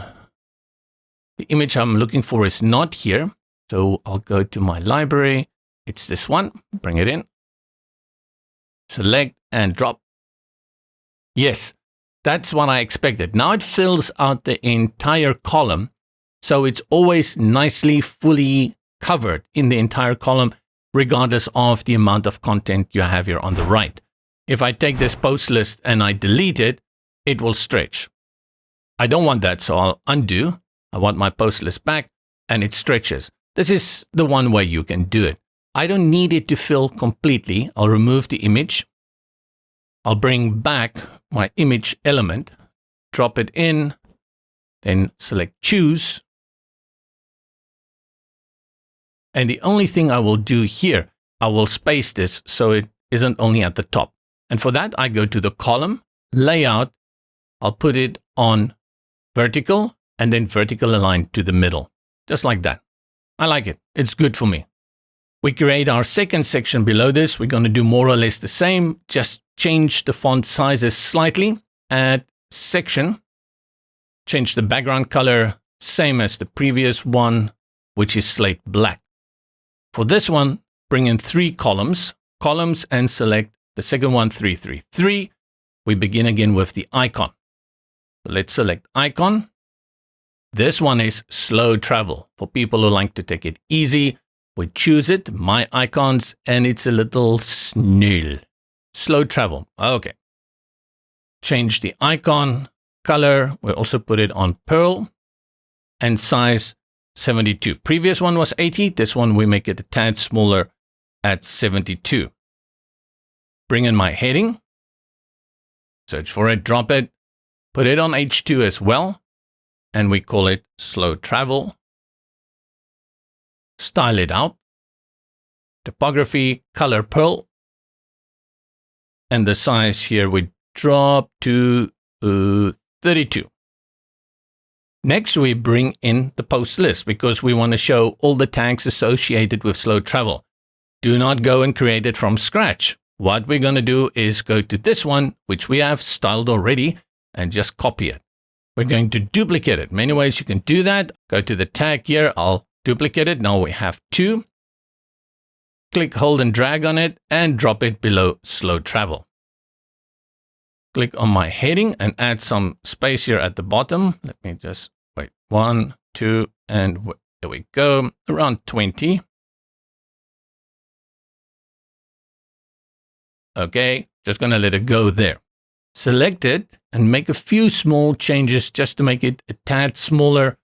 Go to design, post, title, typography, dive, and font size 18.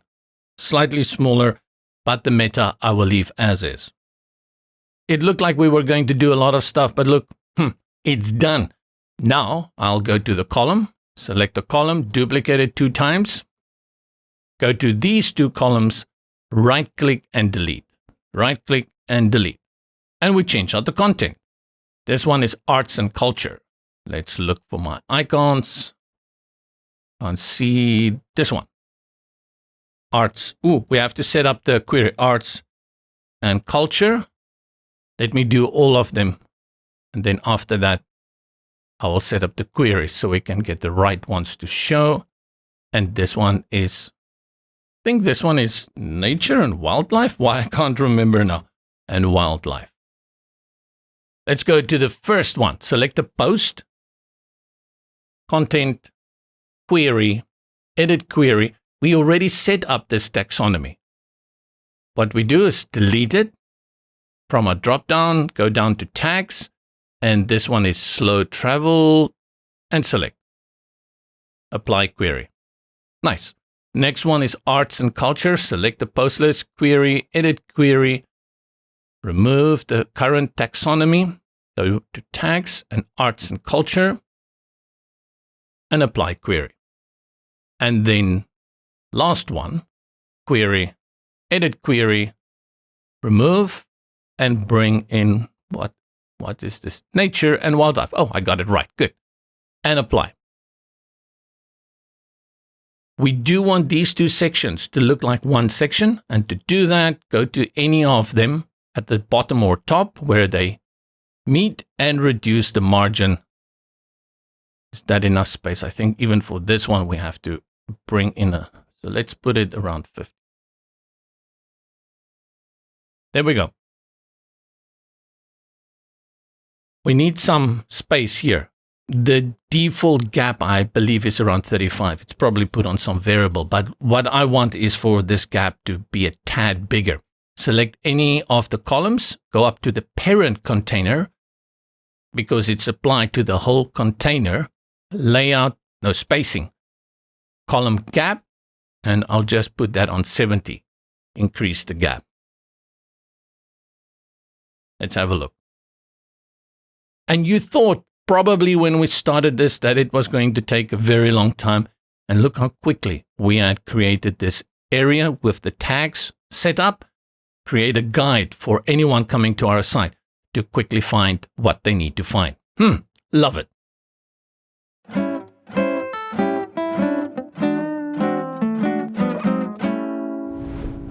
We move on to the next section. Before we get there, we are actually kind of finished with the blogging. Everything in terms of how to set your site up so that it brings in blogging aspects like the dynamic data from your posts, we are done with that.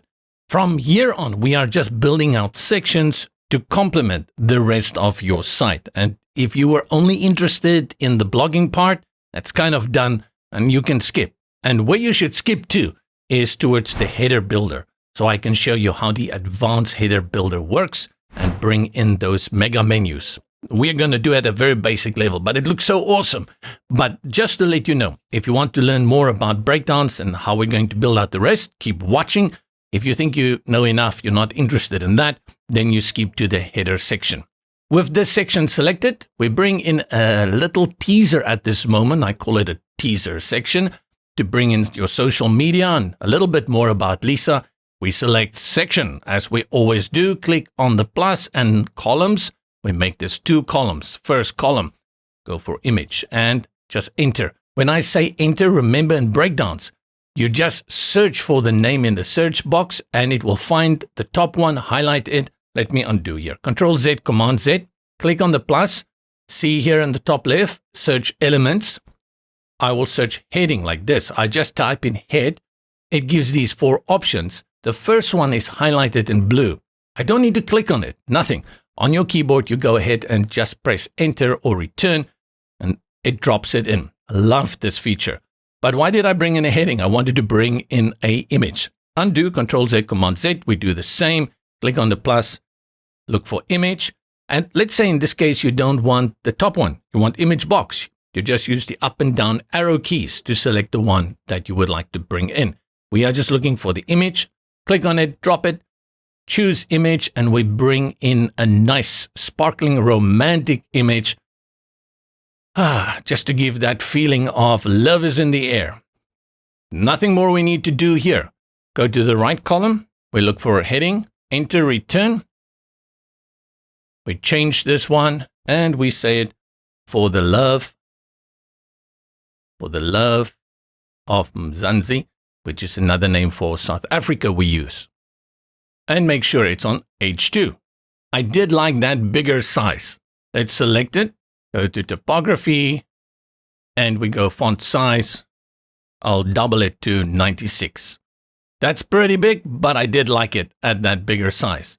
Again, you can see immediately when we bring in the heading, this column width here between the two, a tad too small to give that separation. I'll select columns again, spacing column gap, and double it to 70. Now this one is too big. Let's drop it down to 76. Okay. Below this, we bring in a little paragraph on her love for Mzansi and South Africa, Ladi and Ladi. And for that, we just bring in a normal text element, add, search for text, enter, return. I'll select the text, paste it, and we make a few changes here. The first thing is we add space between the two, around 35 pixels or whatever you need. Click on the text. Text is good, but I want to use my latest favorite feature. That is to go to typography, advanced, and use the balance feature, just in case. But you can see nothing has been balanced. Another thing that I like to do is restrict the size here. Just make the content of my text a little bit smaller. That's a design choice. With the text element selected, select size in the panel properties on the left. I'll put it on percentage and let's make it 85. You see, this is what I meant by just giving that little bit of white space on the right. boxing it in a little bit, make it nice. And now we bring in our social media because we need people to go and visit Lisa Lambrechts on her social media. Type in social, find the icons, drop that. And it drops where? In this, below that. Not sure. Just click, hold and drag. There's the thick blue line. Yep. And drop it. Bring in your social network icons as you please. Change them out. And in each network, you go and bring in your account link to your page. We go for layout. Icons, first icons. The color of the icons is our deep sage. No, color of icons is white. And then for our background is fynbos sage. A size 24, padding 10. I like that. We just put it on a circle. And to really give this some prominence, I'll add a lot of margin, even drag it all the way here. Let's select the heading at the top, and we do the same for that heading at the top. We go to advanced and put it on balance, and you will see the off jumps over here, and that looks much better. We've created this section in no time. The biggest work that will go into a section like this is for you or whoever is writing the copy, the content, to go and write all this text.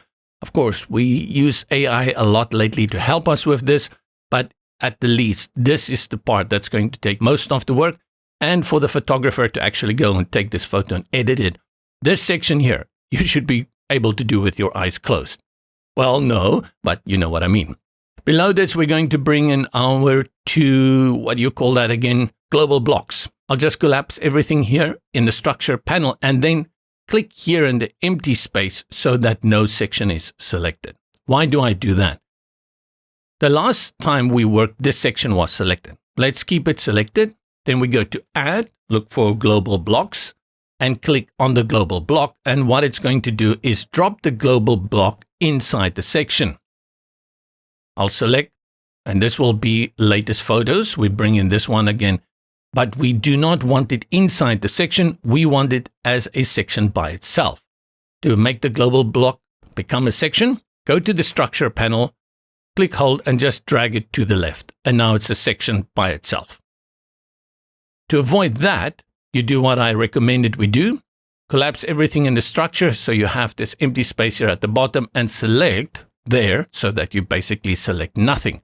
And now go to add, look for global block, click on it, and it will drop it at the bottom and comes in as a quote-unquote section. And now all I need to do is from my presets, select subscribe block. And I have that as well. And in record time, we build out this page. This is we're done with the home page. We have 2 more pages to go. About is going to be a lot about design and content. Again, no post stuff in there, but the contact section will be very quick. Let's save our work before we continue.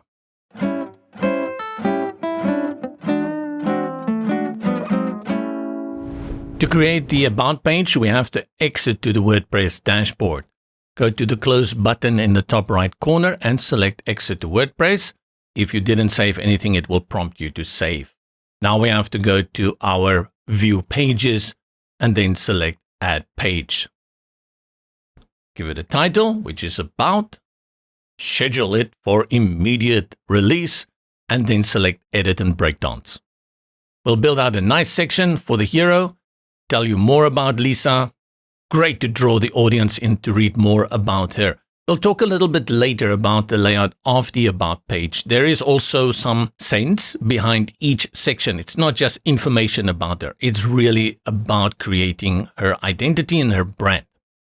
Background. We start with background, the color, and it's going to be fynbos sage. We're going to spice it up for this background by doing something that I like to do, and that is to bring in an overlay. Go to Type, Image, and choose.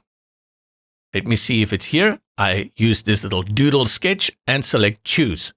And it overlays. Whoop-de-doo, that doesn't help us much, but do not thread. No, wait a minute, I made a mistake. I put it as Type. Let's go to Type and just clear everything out. I need my fynbos sage. I need it to have gone to Overlay. Thanks for pointing that out. So we go here to the overlay, and now we do exactly the same image, and we choose the same image. And now we go to opacity and we just give it a little bit at 0.1. And I'm done. Great. No. Image settings, I do believe I need to put it on cover. It is stretching at this moment. I want it on cover. And that is going to be my background. A word of caution though, if you know how to do photo editing, what I just showed you how to do it, often if you do it in a photo editor and you save it out as an image, it may actually come in at a smaller file size. It may. Applying the color and then as overlay, I don't think it will make a big difference, but just in case, there is another way you can do that. But this is a great way to spice things up a little bit on your page. Go ahead, add 2 columns. We use the 50-50. First one here on the left, we bring in an image. I'll select image, just drop it in, and we'll be reusing the images that we already have here. So I'll go ahead and very striking image of her. Don't need to make any changes. I formatted it before the time. I'm happy with it. The moment I bring it in, I know that this column width for a section is too small. I'll select the parent containers, go to spacing and column gap. I'll add 70 to bring in more space there. In the right column, we bring in our heading first and change the color so we can see what's going on. Design typography color, I'll put this on Pearl. Select everything. I am Lisa. And we will leave this. By default, it will come in at H1. We'll leave it on H1. But because our background makes this fade out a little bit, so I think Pearl does not work here. And we'll go for pure white. Below this, a normal text element. Add, look for our text, drop it, paste everything, a little blurb there, a small town girl with an incurable case of wanderlust. Let's change this out. And for our typography, we'll put this on Pearl. This one we'll put on Pearl. As this is going to be a little bit bigger, kind of like a heading, I also want to keep the font family on Playfair Display. And I'll search for Playfair. There is Playfair Display.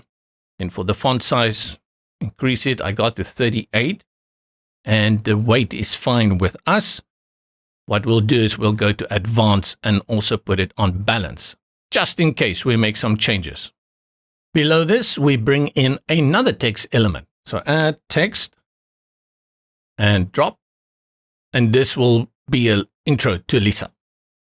Select everything and paste it and have a look at what's going on here. I'll look at the sidebar. You can see that we have these manual line breaks that we've included. Once you start going into paragraphs and using the normal text element, it may lead to issues if you want to do styling for the whole thing. And I'll show you soon what I mean about that. First, let's style it out.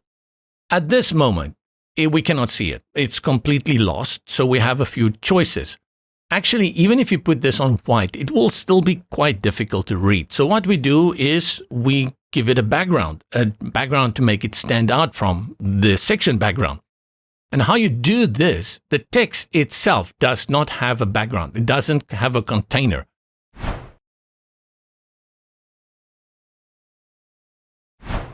So we will wrap the text. We'll put the text inside a container. And that container, the big name for it is div. Go to the text and just right click and say wrap in div. Nothing is going to change because the div is adjusting as the text element is adjusting. As long as that's the case, your div will always just be like a border. But now what we'll do is we'll make changes to the div layout. Is it layout? No, we'll do changes to the background.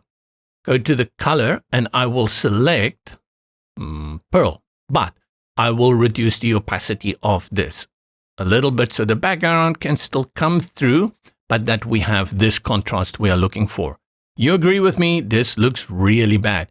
And the reason it looks bad to us is because there is no white space. There's no border, no frame here. And when people get confused about this, I always tell them, just think of a book or any time when you write on a page. You don't write from where the page starts all the way to the end. You always start a little bit in. That's just how we are used to. That's what we are familiar with. With the div selected, I'll go to container, and then select padding. And we add something small. Let's go for 15 pixels all around.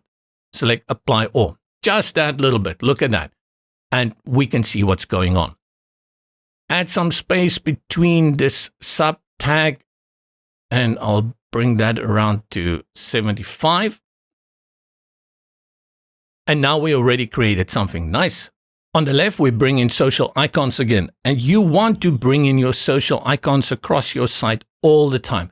And the reason for that is that's where you want to guide your visitors to. You bring in your settings. We're going to make changes to the color. The icons, we're going to put it on Deep Sage, and then for the background, we'll put that on Pearl this time. Switch it up. Then we do circle again, and we add nice space there so that people can see it. In fact, I think in this case, we need to increase it. Let's make it 36. And add a little bit more padding, around 14. Really draw that in. Okay, that's a little bit too big for my taste, but you want people to notice your social icons. I'm going to bring in a little video as well so that people can see how active she is. And usually in cases like this, a video on the About Us page will be a good idea. First, I'll bring in the video. So let's search for video. I also want it in the left column. Currently, it's below the columns. Click on it and drag it until you see that blue line. Select the video. If the video is on YouTube, you go ahead here and you just paste the URL in this box. Let's clear it out. And once you clear it out, you will see upload a video or paste a URL from YouTube, Vimeo, or Dailymotion. So these are the three you can choose from. I'll just upload one. No files found, so I have to bring in my video. Where is my video? Over here. And we bring that in. And choose. And you can style it out. I wish there were a few more styling options here, but in general, it does an okay job. Video options, you can add a poster. That means a different image if you want to, and switch on the controls. That's what I like to do to show people that this is in fact a video. Bring in space here. No, I don't want to bring in space yet because I think it's better if I put a heading here or some kind of call out. Let's bring in text. This time I will click, hold, and drag the text on top of this and say here, watch me ride a Segway for the first time. This is typical influencer talk that we have here. We'll go to our typography. First, change the color to white to make sure it stands out nicely. Well, font family is all right. Font size, let's increase that a little. 2 lines or 1 line can work. And now I'll go and add space like this. So what I'm doing is I'm kind of balancing everything here. Here is Lisa, her image, and then you go down. You can watch the video down here. Let's add space here as well. Let me just make a few design choices quickly here. These social icons are too big. I thought I should put them bigger, but I don't like it there. So let's go back to 2412, and I will remove all of this. Which one did I add all this space to? Make it a little bit smaller. Good. What I'm going to do just a little bit, let me play around with it, is go to the column. I'll go to spacing of the column, and I'll add around 50 pixels on the right. Just squash it in a little bit. Yeah, that was a good idea. Good job. We are done with this. Remember, I'm not going to cover responsiveness. It's going to be a challenge on tablet and mobile, but in those cases, you're just going to stack everything and resize the fonts. If you don't know about responsiveness, Module 1 and Module 2.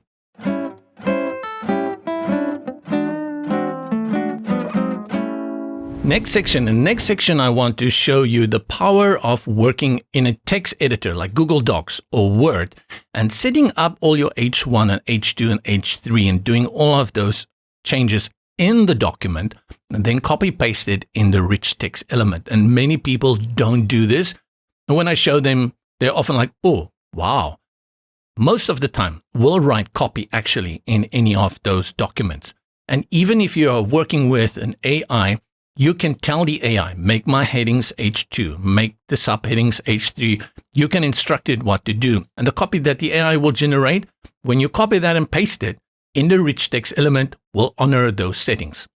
Bring in a section first, go to add. Section will bring in columns. And I used one of these. Now I just have to remember, I think this side, right. On the right, I'll bring in images. I want to bring in more images. Travel blogging, images all the time. So I'll select an image. And this is where things become easy. I already set up these images before the time. So I'll just click on this one.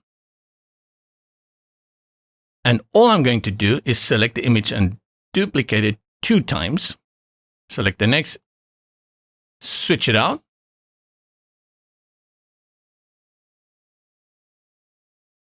And one more, something that's this guy running. Okay. Wow, it draws the attention in.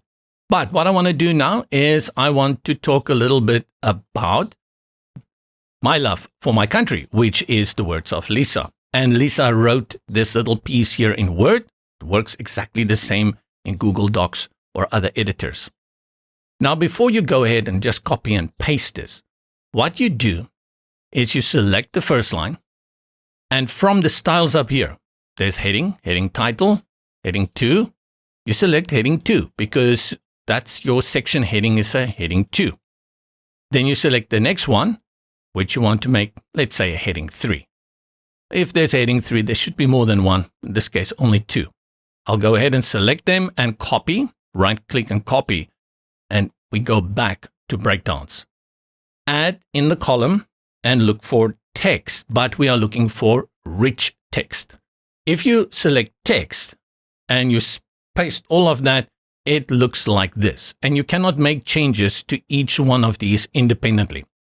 Delete text, click on add, and look again for rich text and drop it. Double click on it on the page or go to the sidebar on the left, select everything, Control A, Command A, delete, and then paste yours, Control V, Command V. Click there on For Love for My Country. You'll see it's set to H2. Ah, nice. And click on There Is Nowhere Quite Like Western Cape. It's set to H3. And because we had set up everything in our global styling previously, everything looks already good. We only need to change a lot of this white space. What we do is we go to our settings over here. That is H2, this is H3. So let's go to H2 and I'll margin block start, margin block end, okay. And then H3, I don't think it, yeah. So that margins are added by the H3, but the block end, that's where I will leave it. It's put on M, which is why it's so big, but if we put it on pixels, you have more control over that. So let's make it 18. That's our base font, so it looks okay. That space there is fine. We also like that. You actually have to make no other changes, but again, this bar here in the middle, I think it is too narrow. I'll select the columns, go to spacing, column gap, put that on 70. One more thing here that comes in really handy. When you select the rich text, go to typography and select default, scroll down, advanced, and when you select balance now, it will balance everything across this rich text element. Look how quickly that was done. Immediately it gives that little bit of compactness and makes this rich text element stand out very nicely. It looks good. I'll make a few more changes under design. Typography, let's go to H2. Color, make it darker, deep sage, like that one. For the H3 select, color is fine, but let's reduce the font size to 24. And to touch off this little blurb that we have here, we're going to bring in a heart icon. Why not? Add, search icon, click, hold, and drag it under this column.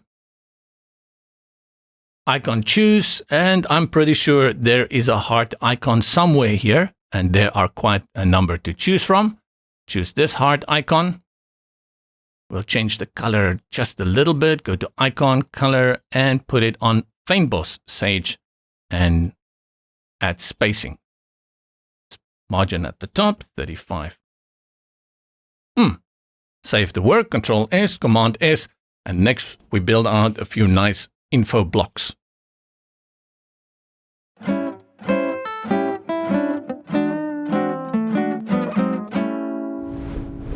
Let's do one more, and then we take a break before we start the contact page, and the contact page is going to be very quick. Add a section, and this section will bring in the values. It's a little bit of virtue signaling. I think it's important, and I mentioned I will talk about the page. This page about, in a way you want to say it's unnecessary, but when people start following an influencer, they do want to know more about you. So the first section really is about Lisa, who she is, where she is from. The second section is the focus on the Western Cape, South Africa, and the love for that. And this third one that we're going to build out, like I said, a little bit of virtue signaling, talk about the values, like I don't just walk into someone's restaurant, I respect that kind of stuff that we really dislike about many content creators, that main character syndrome that we see everywhere. And she is trying to counter that. So that's why that section is very important, gives her a little bit of social integrity. There we go, integrity. Let's build out this section, and then we'll bring in our global blocks behind that. And like I said, then we move over to the contact page. Add section, change the color, background. That will be our slate black. Bring in our heading. What my block stands for. Put it on H2 and change the color. Typography, color, and pull. That's white pull. I want to align it to the right, and I'm going to do that by selecting this section, go to layout, and put the alignment to the right. Select the heading. Below this, we bring in a text element. Text, text. Select the text, can't see the text. Let's change the color first. Also go to typography, color, and put it on Pearl. And then for the content, some placeholder text. This is definitely not what we want. Go to the text, select size, and we restrict the width to 60%. Put it on percent and 60. Much better. Add margin at the top. Bring that separation. Select the text and go to add and select columns, and we bring in 3 columns. Bring in the separation first, drag that in. Again, I go for 30, 35. Style out the first one, bring in a heading. I'll also add the text below that already. And we'll do one and then we'll copy it to the rest so we don't have to repeat that. Remember, for responsiveness, before you start repeating, go and check it on mobile and tablet devices as well. The first one is our H2. No, H3, because we already have a H2, what my block stands for. So in this case, we go for H3. Change the text, and I've already set this text up in my editor, so I'm just copying and pasting here, saving us some time. Make changes. We need to do definite design styling here. Under typography, we go and change the color. We also put that on Pearly Pearl. We want to keep this a nice minimalistic section, and then font size reduced to 24. And let's see. Yeah, this looks good. Select the text element below it. There we go. Can barely see it. Let's change the color first. We put it also on Pearl. I'll also reduce the size to 16. I think we set it up at 17 or 18 at the very, very beginning, and add space between these two. We can do that by going to spacing, currently margin top, and I'll add 15. Select my text, bring in my text. Now with that, select the column. Make sure you selected the column. Make changes here, and the first thing we do is go to border so I can see what's going on. With all borders selected, I'll add a width of 1, and the color will be mist, this one over here. And now we need to bring in padding, which I believe will be under size. Nope. Spacing, yes. Need to get that terminology right. And then we add padding of 30 pixels around. So I'll type in 30 anywhere and then select add all. And in a few clicks, it looks much better. Later on, some of these boxes will contain a little bit more text. I don't need them to be perfect, but I don't want them to be too small. I will assign to this box a minimum height. so that at least I know it's not smaller than that. I'll go to our size, minimum height for the column, and I'll give it 300 pixels. No need to align it, leave it at the top. Let's see anything else that we have to do here. No, I'm happy with this. Wait, the text. Why I feel for the text. Yeah, select the text again, 16. I just want to reduce the weight also a little bit. 300. Yeah, that looks better. If you want to, you can do the thing that I love, is put it on balance just to bring in that little bit of arrangement. Now, with this sorted, click on the column, duplicate it 2 times, go to the last 2 columns, right-click, and select delete. And all we need to do, you know it, is to bring in the content. This one, slow travel over checklists. And then what does she mean by that? I'll paste that. This one is community over spectacle. Spectacle. And what she means by that.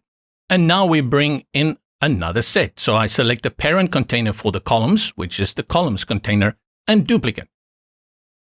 My gaps are fine. I like it. You see, it's nicely spaced. All we have to do is change the content. This one is responsibility to place. Paste the content. And you can see it's set to minimum 300 pixels. But this one maybe is more than 300 pixels, so it just pushes it a little bit, but at least they look more or less the same. Honesty over sponsorship. Even though they gave me this product for free, this is still my own opinion, you know, that kind of nonsense. And this one is curiosity as a compound. Paste. And I made an old mistake. Curiosity doesn't contain the U, not even in British curiosity. There we go. And that's it. We created this section very easily. And now that you begin to see how we start styling things, this becomes second nature. Again, most of your work will go into setting up all of this content. And if you have some idea, you write it down, and then you let our good friends, the AI, do all the work for you. Yeah, that's a different discussion. I can go into that for a long time. There was a time I wasn't too concerned about content on a page. It was all about SEO and keywords. You wanted those specific keywords. But the world has changed, and what AI has done is that it reads everything on your site. It doesn't only look for a keyword. And it takes all of this, and if somebody asks an AI for a summary of Lisa Lambrechts, and is she a reputable person, the AI is going to use what the AI has. And the more you give it to read, the more it can, spit out.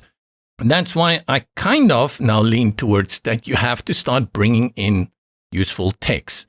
I know. I'm generating text with AI, which I'm going to feed to the AI, which they're going to use an AI chatbot to generate to someone else. It's just how it works. You have to play the game. Good. And then we bring in a block at the bottom, a global block. I'll collapse my structure, click outside so nothing is selected, and I'll search for global block. And we do the same.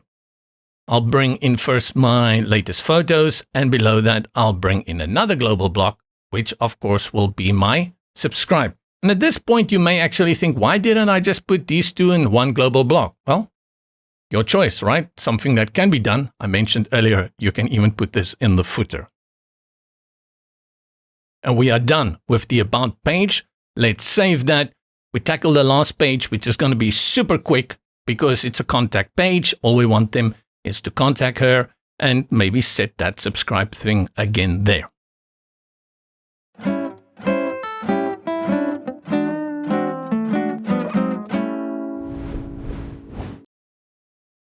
Even though this is a great website, I think the only thing it lacks is a little bit of consistency in terms of a heading section. If That's what I was going for, but we are in the wild and wonderful world of the 2020s and so I'm not too worried about this. This is a good travel blog website. In fact, excellent. Exit to WordPress because we need to go and create the Contact Us page. Go back to Pages, select Add Page. And this is the last page. Contact, schedule, and edit and Breakdance. This one I'll build out with pre-made templates very quickly. The first thing we'll do is bring in a page title at the top with a section. Bring in a background, any of the images. Choose a nice little image for you. Give it an overlay so it's not too bright. And we reduce the opacity. And a heading. This is a heading 1. We just change the color, typography, color, put it on Pearl, white. And the contents is Contact Me. Below this, we bring in everything that we need. And this is where I am inclined, especially when it comes to contact pages, to go and use pre-made sections. Let's do something a little bit different. Click on Add, go to Library. It opens to Samba because that's the one that we used last time. You are not limited to that. From the drop-down, there are fancy sections, element demos, but then there are these ones for complete sites. And the complete sites, very nicely, if we choose this one, Lights of Love, will also have categories on the left. So this is clearly an engagement wedding site, but we can look here for the Contact Us section, click on it, and just see what they had done. Okay, so at Euro, they have address, phone, and email, get in touch. Looks nice. And then here, write to us for a quote. So I guess these are people that host. And this is a nice section, as well as this one here at the bottom. And I love to do this. I like to go and look at other completed sites. Yes, travel trip.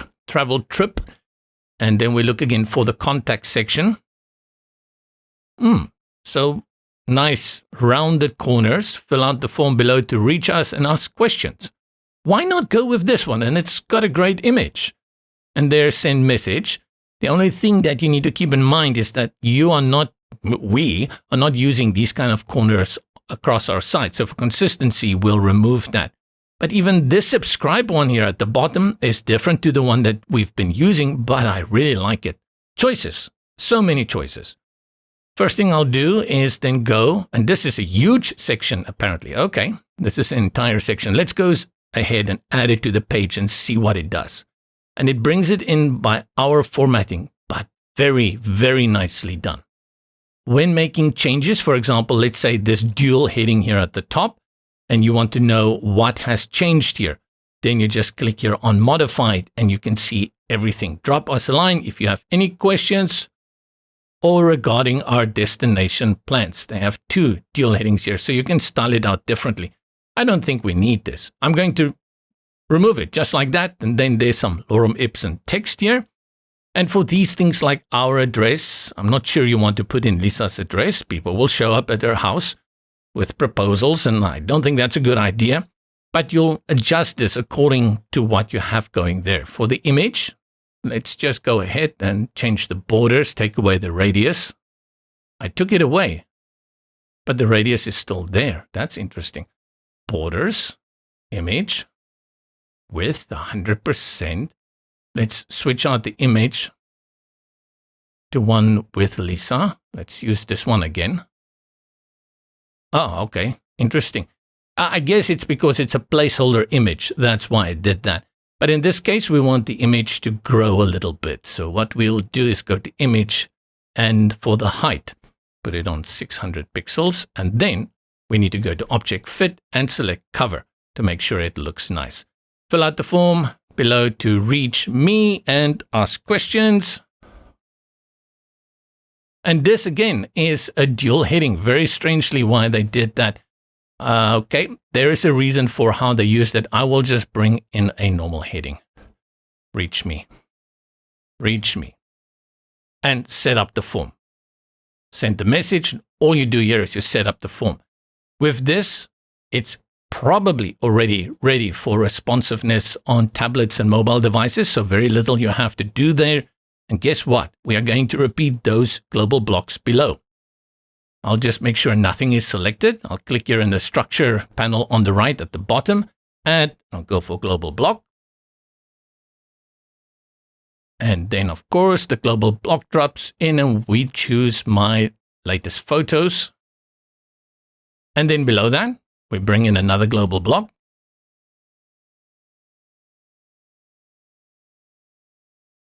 And this one, we say subscribe. I recall when we were, let me go to add library. There was a nice subscribe section here. See, this is a footer section, very nice. This is ideal to add into your footer area, this whole thing here, and just switch out all the content. Okay. Into your email here, follow me on travel, sign up for my monthly newsletter. Great stuff. And this is how you create a contact me page as swiftly as Bob can open a beer.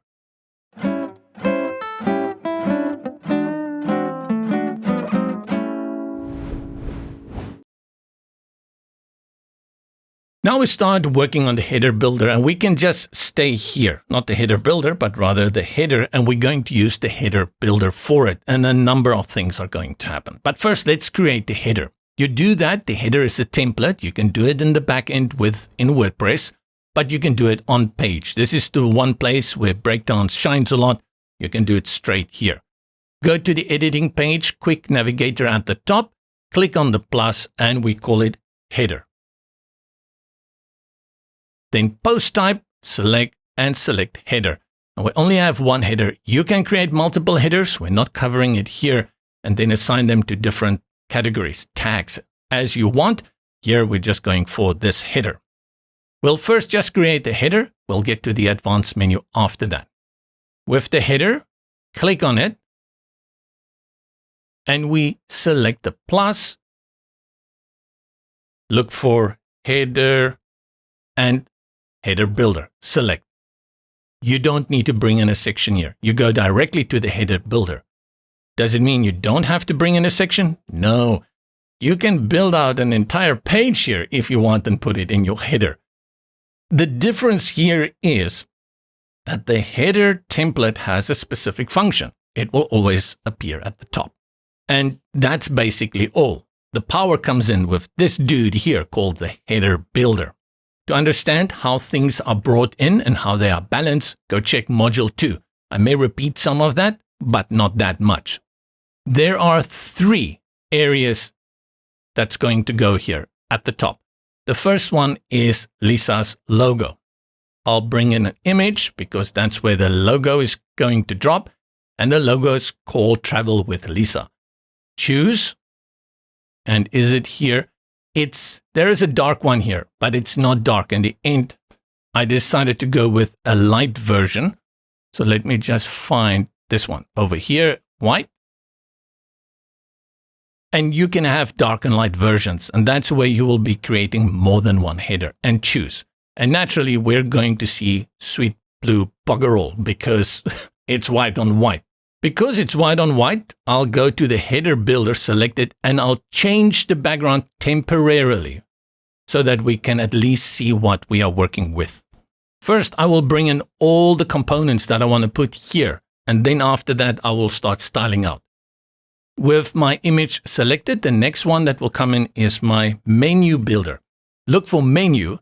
Previous 2 tutorials, we used WP menu. Very good menu. But we're going to do some mega stuff here. That is the menu builder. Click on it, and it will drop in with some presets there already.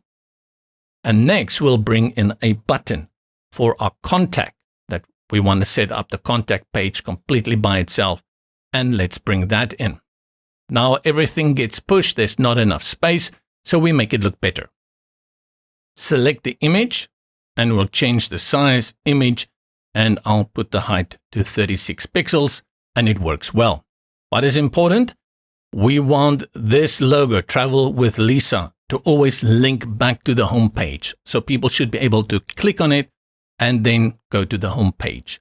To make anything clickable, we wrap it inside a wrapper link. Right-click wrap in, link. Nothing changes. All you do is you add the link. And in the properties panel on the left, /home. And now it will always take us to the home. Save. And we go to the button. Let's click on the button. Contact me. I'll make it a little bit bigger for the text. I mean thicker. That will be button. Then custom. Yeah, because it's set to primary, right? So we can't just overwrite. So we'll have to go into custom. Let's make the background again deep sage. And then typography, I will go to weight and put it on 700. We can give the typography, where is my advanced letter spacing, 1.5.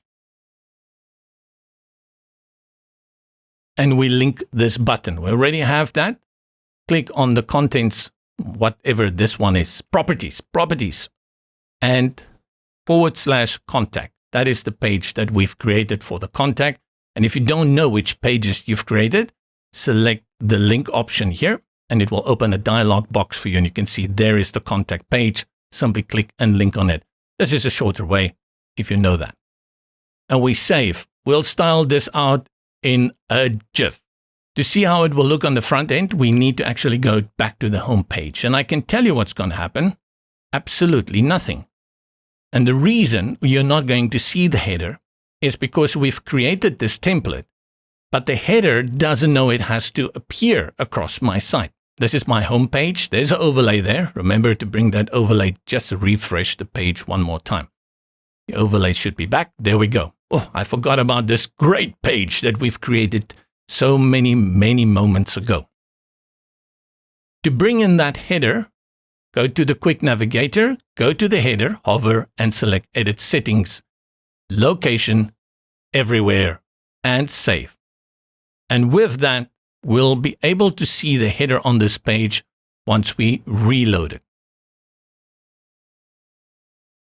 And there's my header. And suddenly, just like that, it feels like a great website. We go view it on the front end. I'll go to copy URL, paste it in a new tab, and we can navigate. So if I want to go to the Contact Me area, which we set up, it takes me there. I can now select Home or Travel with Lisa, and it will take me back to the home page. This header ultimately will become a transparent header, and it will nicely fit all over the content that we have here. I find that because I cannot style this header on page here, this is quite tricky. Let's go back to the builder, and we select the header and go back into the header builder. And what you see here, there is supposed to be a page displayed here, contact page, and we can choose others like home, but it doesn't display. I'm not sure if I'm doing something wrong or if this is the standard state, but it doesn't work. Even if I click preview, it just shows me the header. This makes it pretty difficult to style out a transparent header. And as such, we will first do it completely on this black background. And after that, I will set it to transparent because then we have to make a few changes.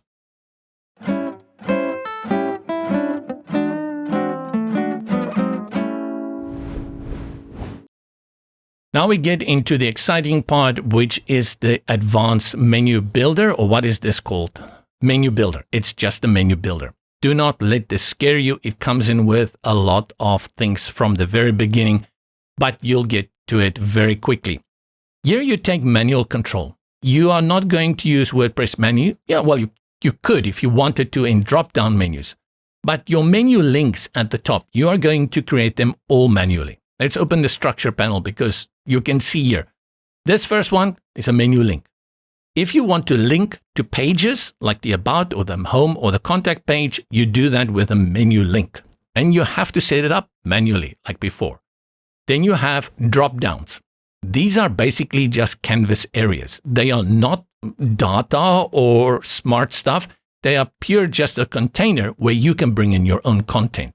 And there are a number of things that you can do. So for example, if you look on the left, and this is with the menu builder selected, you have a menu custom area, menu custom dropdown, menu dropdown, menu button, and then menu link.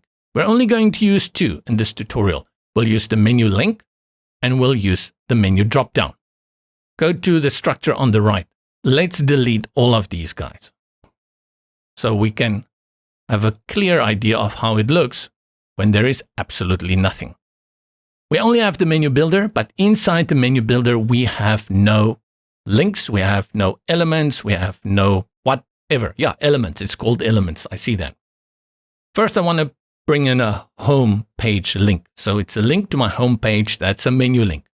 Click on menu link. And there we go. It says click here. The moment you bring it in, it drops it below the menu builder and it selects it. And you'll see now it looks like a text element with menu. And that's what you do. Change out the text, type in home. And then for the link, you can again look for the link. I'll just put /home. You can change the tag and then you do the styling over here. But note, in terms of your design, that happens at a parent level. So the menu builder is where you're going to do that. Let's bring in one more menu link, and that will be for the About page. Select the parent, go to menu link. It drops it. We change it out to About, a boot, and then /About. There we have two, and now it looks like a nice menu. Let's save. Click on the menu builder. We make a few changes, go to design, and you have desktop menu, mobile menu, and spacing. The mobile menu you do on your own. Make changes here. Let's focus on the desktop menu. The links, everything that appears here at this high level. First, the typography, we leave it where it is. The color, we'll leave where it is. Then for the font size, I'll put that on 16. I'll go to my weight, put that on 700, then advanced, transform, and I'll put it on all caps. I'll add a little bit of letter spacing at 1.5. And now it is legible, easy to see, easy to navigate, easy to click. Here you have to set up everything as to how you would like this menu to behave. I'll close the links. For example, you have the effect. How do you want people, how does it look? Do you want to underline like that? And how thick is the underline? Or do you prefer a background? When people hover over it, it makes a background. I think underline is nice. I like it very subtle. I'll give it 1 pixel of thickness, just a small little line. And you can change the direction of that line as it comes in. Let's say from bottom, effect direction, bottom. Okay, doesn't make a big thing, but from left, it slides in from the left. And that is everything with your links. You can set an active color, so the page you are on. Well, we can change that and reduce it. Let's put it on mist. So when you are on this page, it's not that highlight. You can do the opposite, add an effect type as well. We have space between. I like this space. This is good enough for me. Just add 50 so you can see how it works. 50 adds more space. I believe this is half of that, not even 25, 15. And the reason I have it on 15, which is so little, but there's still so much happening, is clearly because there is padding applied. So remember that one. And then you have the size for the links. This is where you will find the padding. See here, they add padding under size, and then other places they add padding under spacing. This is why I get confused, and I'm trying to remember where these things are, but I still miss it. Yeah, you see. Drop-downs will work with drop-downs, and you're done here. This is all you need to do because now we have to style out those mega menus. With the menu builder selected, go to the properties area on the front, and we select menu drop-down. This can be quite a challenge. So let's work on this and make you feel better about life in general. Okay, so what you have to know is that this menu drop-down, when you add it, gives you 2 columns. But in each column, you have controls. So for example, if I open this first column, you will see there are many things that you can choose from. Pre-built checkouts, links, this is what you add here, as well as for the second column, and you can add more columns. The nice thing about a column, and let me open it here, you'll see from the drop down, I just clicked on it and it opened. The column has the option for a title, and then you add the links below that or the content below that. If you need 2 columns and you need 2 headings, so it could be categories, one can be tags, depends on how you are structuring your page, you will bring in different columns. For my first drop down, I will just use 1 column. Let's first give this link, the top link, a text. Regions to visit. And you remember these are my categories that I had set up at the very beginning. I don't want to give it a link. I leave the link open. I just want people to be able to open this and close it. Then select the columns, this list that we are going to be working with. Go to my links. I will delete the links. And I will go ahead and delete the link. So I have no links. Give it a title. Where to go next. Indicates to them this is where you go next. Now we bring in our first link. And this is the difference between the menu drop-down, and when we go to the menu builder, select the menu builder, and menu custom drop-down. So with the menu drop-down, you're still going to be working with things that are links. Menu custom drop-down, you get more control. For now, we only work with this menu drop-down. I'll select menu drop-down again, go to my columns, select, and then the first one, I have a link. Open the link. And now we build it out. First part of this link, I will call what? Cape Winelands, remember? And I add a small description here. South Africa's wineland region galore. I'm just making this up now. Then you have a URL. And in the URL, I have now to lead it to my category page. If you click here on the link, it's going to give you your pages and your posts, but you see the categories do not appear here. I can search the enter destination. Let's just type in there Cape and see what it gives me. Oh, no, search. I put it in here. Cape. And again, it's not giving me my category page. To make this easy, I'll show you the URL for your category. First of all, it's /category. And then it is the slug of your category. In this case, Cape /Winelands. And that you add here, and this will make this a clickable link. Let me close this. We go check it on the front end, save everything. The front end is open. Refresh the page. Go to regions to visit and Cape Winelands. I hover over it. There's a link. And remember, we set up this specific template for the Cape Winelands. And that is how you are going to create this menu, this mega area for the regions to visit. We go back, we do the rest. Close this one. You'll probably do the following a few times. You'll go to columns and duplicate, and then you'll get a second column. So remember, you have to go into the column. Delete the second one, open the columns again. Under links, you can duplicate the Cape Winelands to give you the next one. And I can type in here Overberg. And for my URL, I will just update Overberg. And then next one. I'm not going to worry too much about the description at the moment. Garden route. And then the URL is garden. And if you don't know what your URL or your slug is, this little thing at the end, you go into your WordPress, go to categories, and you will find it there. Let's just, I just want to change this text a little bit, make it look different. And we have two more.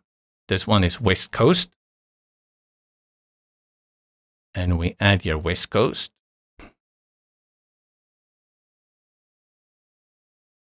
And one more. Swartland. Swartland.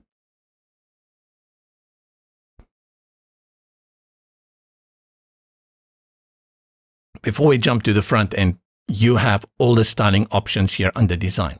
There is the wrapper for your container, for the links. I want to say how it comes in here. It's beautiful. My colors are right. My font is right. I really like it like this. So really no need for me to make any changes here. This is a good design. The little bit of shadow that is applied is good. Breakdance did a terrific job at making sure that their menu builder, in my opinion, and probably theirs, is one of the best on the market. I watched one video where they said they even believe their header builder is better than Adobe's. Let's go to the front and refresh this. And regions to visit, hover over it. I can go to Overberg. We expect that. We can go back to our About page, our home page. And now we do the next one. Go to Breakdance, select Menu Builder, and we bring in another menu drop-down, menu custom drop-down for a moment. And it looks like nothing is going on. But if you look in the structure panel on the right, you will see I have menu custom drop-down. Then there's actually heading 1 and image V1. We go to wrapper in the background. Let's give it a color. And I select custom drop-down. Up here, you will see everything appear here. And this is different to the links. The link one that we are using is a nice way to quickly set up those links to other places on your site. This menu link dropdown, the one we are using here, that we used for regions to visit, is perfect for blogging and e-commerce, WooCommerce sites. You are linking constantly everywhere. If you want something that is more content driven, you want to add a video, you want to add a form, then you do the custom dropdown and you can use this. So with the wrapper, we can go to the wrapper and then we have the width. We can put it on viewport width and give it something like 70. You can see it stretches, and that's how you control how your content area will look here below. And then bring in a form element, and I'm just quickly showing you this so you understand what the custom one is for. And you build it out. Let's bring in columns as well. Drop in columns, and I'll bring in 2. So I'll bring in the form and drag it on the right, and these 2 I'll put on the left. There you go. And this is what you will do with a custom dropdown. It's essentially just a canvas area where you can build out anything like you would across your site, as well as something like pop-ups. That's similar to this. We are not using the custom dropdown, but I did want to show you how it works. Go to the structure panel, select menu custom dropdown and delete. And now we bring in again a menu dropdown, same like we did before. Open it so we can see it. This time, I'm going to work with both columns. I'll click on the first one. This one will be what to do next. I'll put ... And then we build out these links again. And we'll start with something like wine and food, similar to what we had previously, and a nice description. Great and international restaurants. And you bring in the link. Remember, this one is a tag, not category. And the URL for tag is /tag/. And this one will be wine-food. Duplicate. We do the next one. Arts and culture.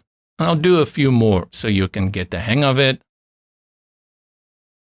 Arts and culture everywhere abound. Adding just small little text here. I leave the tag. I'll change it to arts /culture because there's no ampersand there. So it will be a dash. If you don't know, you go check under your tags within the post section back in WordPress. One more, nature and wildlife.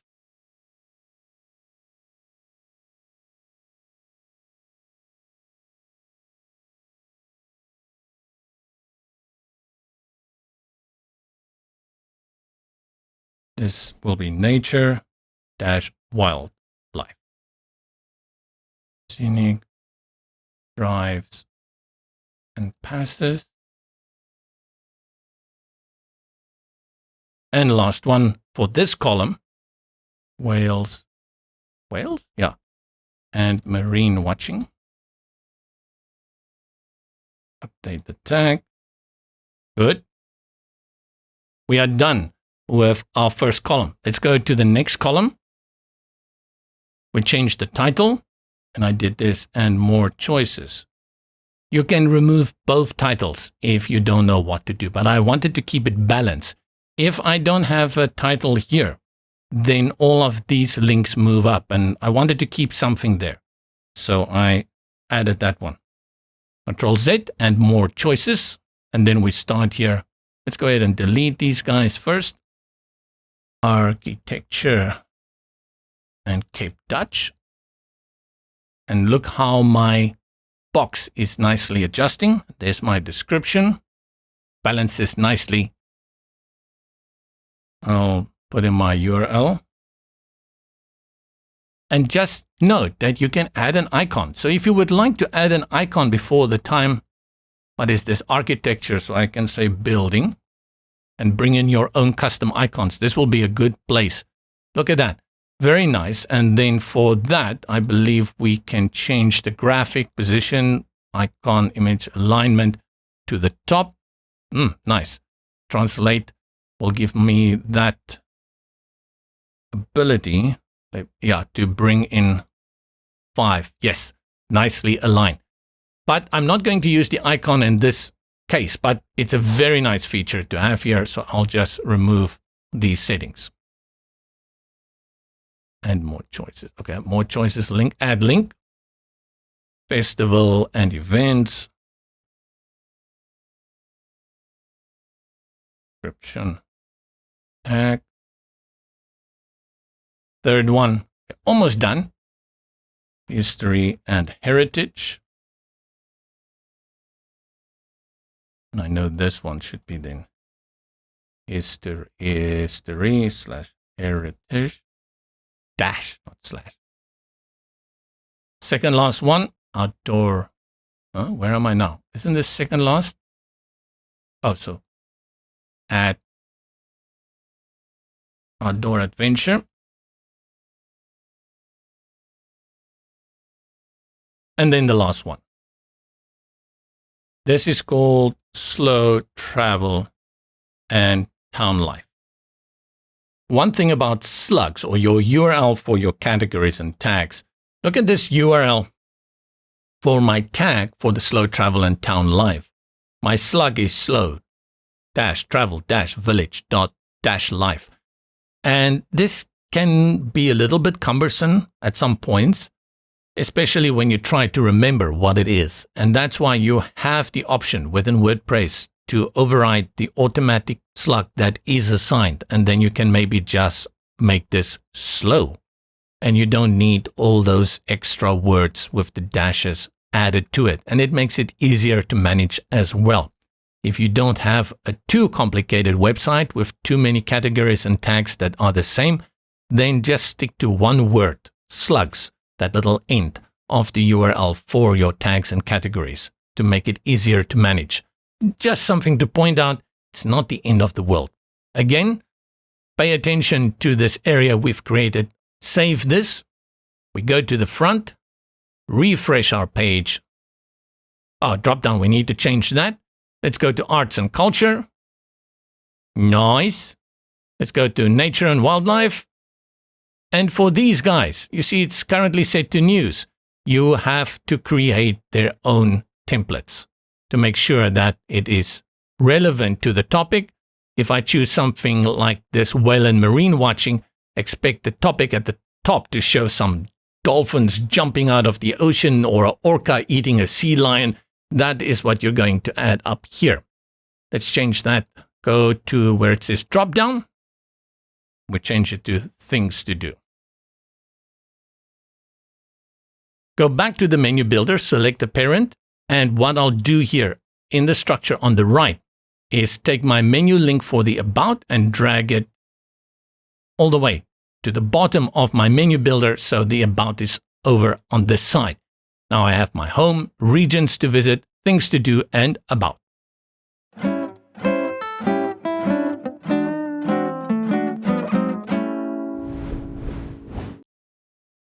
It's time to turn our header transparent. Currently it's not transparent. I actually don't mind. Let's refresh because we did change the about section. But doing transparent headers is kind of a thing, right? So we need to do it. We're going to see one major change happen the moment we do that. And this is again how Breakdance works. Many other page builders compensate for this, but it's just one of those things that you need to do. If you have a huge website with many pages and you do the transparent header at the end, you're going to have a lot of work to do. So think of what I'm going to show you next. And then when you build your site, decide, do I want to create that header maybe at the very beginning so I know what I'm doing? Right, let's do that. So we go to our header builder and select the header builder. In the properties panel on the left, this is the transparent setting, which is called overlay. Heaven knows why. And select it and enable it. Your background color disappears. If you want to keep it, you select keep style. If you want to do that, in this case, we're going to say enable.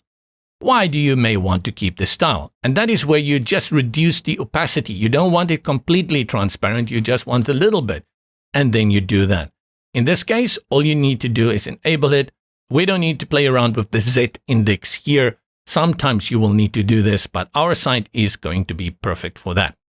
But, and here's the but. So let's save it first and then go to the front where this one is open and notice what happens the moment I refresh. It's going to be transparent, but look what happens.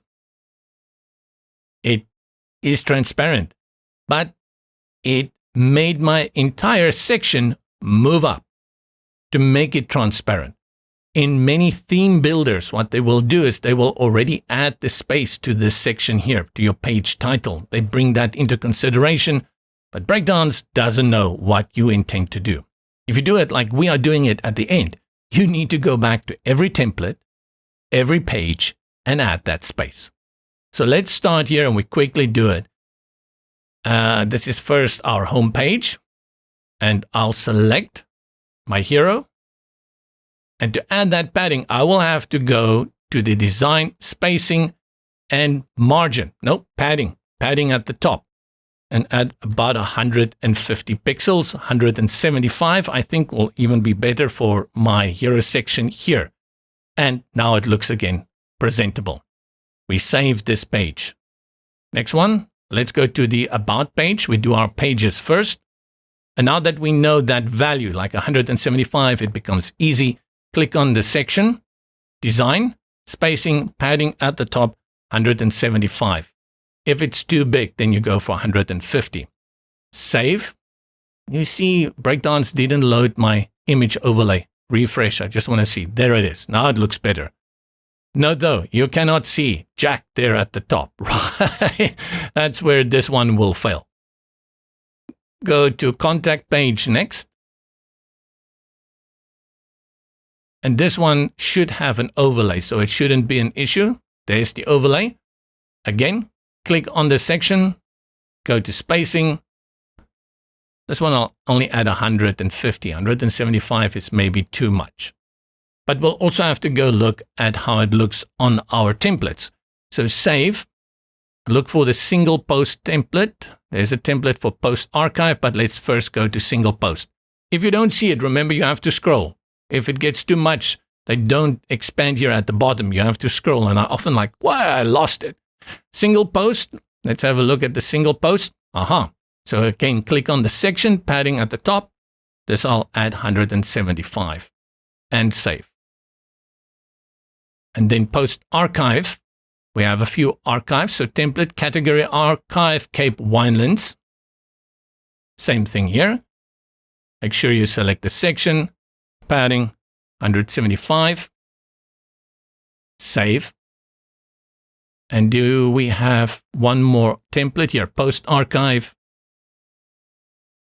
The takeaway here is that you definitely, if you know you're going to be working with a transparent header, set it up at the very beginning. You can add some placeholder content like a contact button or a logo to give you a reference of how big this is going to be. And then it makes it easier to space your top sections properly from the very beginning. Save that.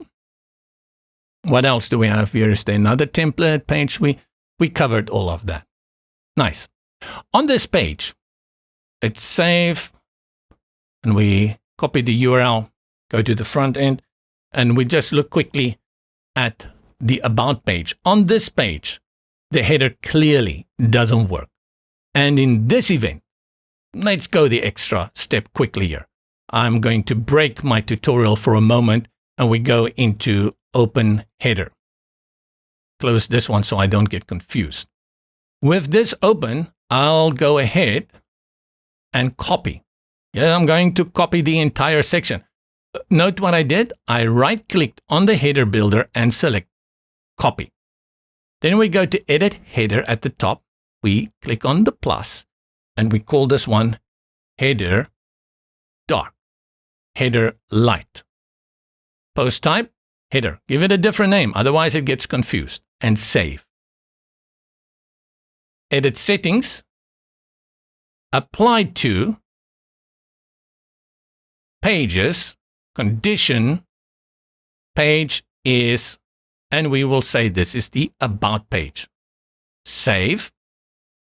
And now with that header light, click on it. Come in here and paste. Right click, paste. Everything is there. And now what I do, I select this, I go up one to my menu builder, go to my design, desktop menu, and my links, typography, color, I'll put it on white. And for the active color, I remember that one, active, I'll put that on pearl. Let's see how that looks. Save, go to the home, and see what happens here. Everything is still good. Of course, the overlay is gone. Breakdance, refresh. Good. It looks good here. Let's copy the URL. Go to the front end. Paste. Go to About page. And look at that. I did that condition very quickly. If you want to see what I did, let's do it one more time. Now I can go to the toolbar at the top, Breakdance, and select Open Header Light Header. This is the header light that has been applied here. I select that. Go to the drop down, Edit Settings. So first of all, I had to tell it only apply to single pages, a single page that I want to apply to, not everywhere. And I made a condition. And from the condition list, I said I want to apply to a page, and this page is, and then I selected About. If I want to apply to 2 pages, I can select another page. Now I have 2, but I only need to apply to About. This is how you make a light header, a dark header. You make various different kinds of headers for categories and tags. Awesome. I wasn't planning on showing you this, but here we go. A little bit of extra.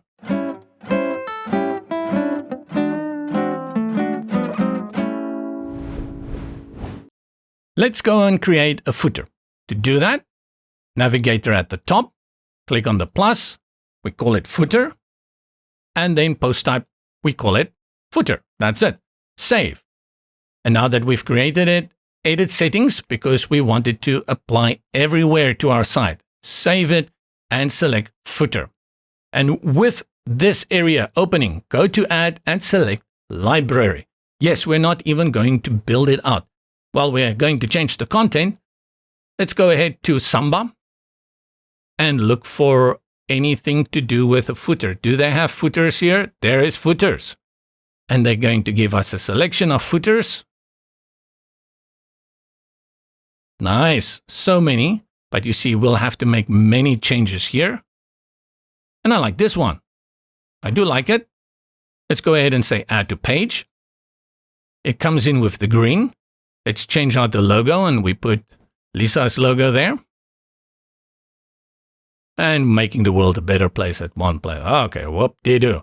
And then this is just a text link. For what we do with this is you go and you change it to your different pages. You can go to home. And then for the link /home. Next one, blog. This will be the news. If you have the news, we can call it news or blog. I think that's a blog site. So you probably want it like that. And you set up your quick links here. And the last one is contact.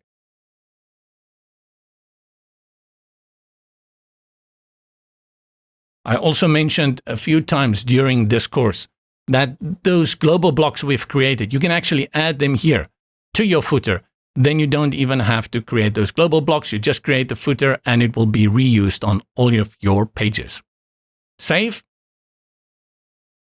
Let's go to any of our pages. Let's go to the home page.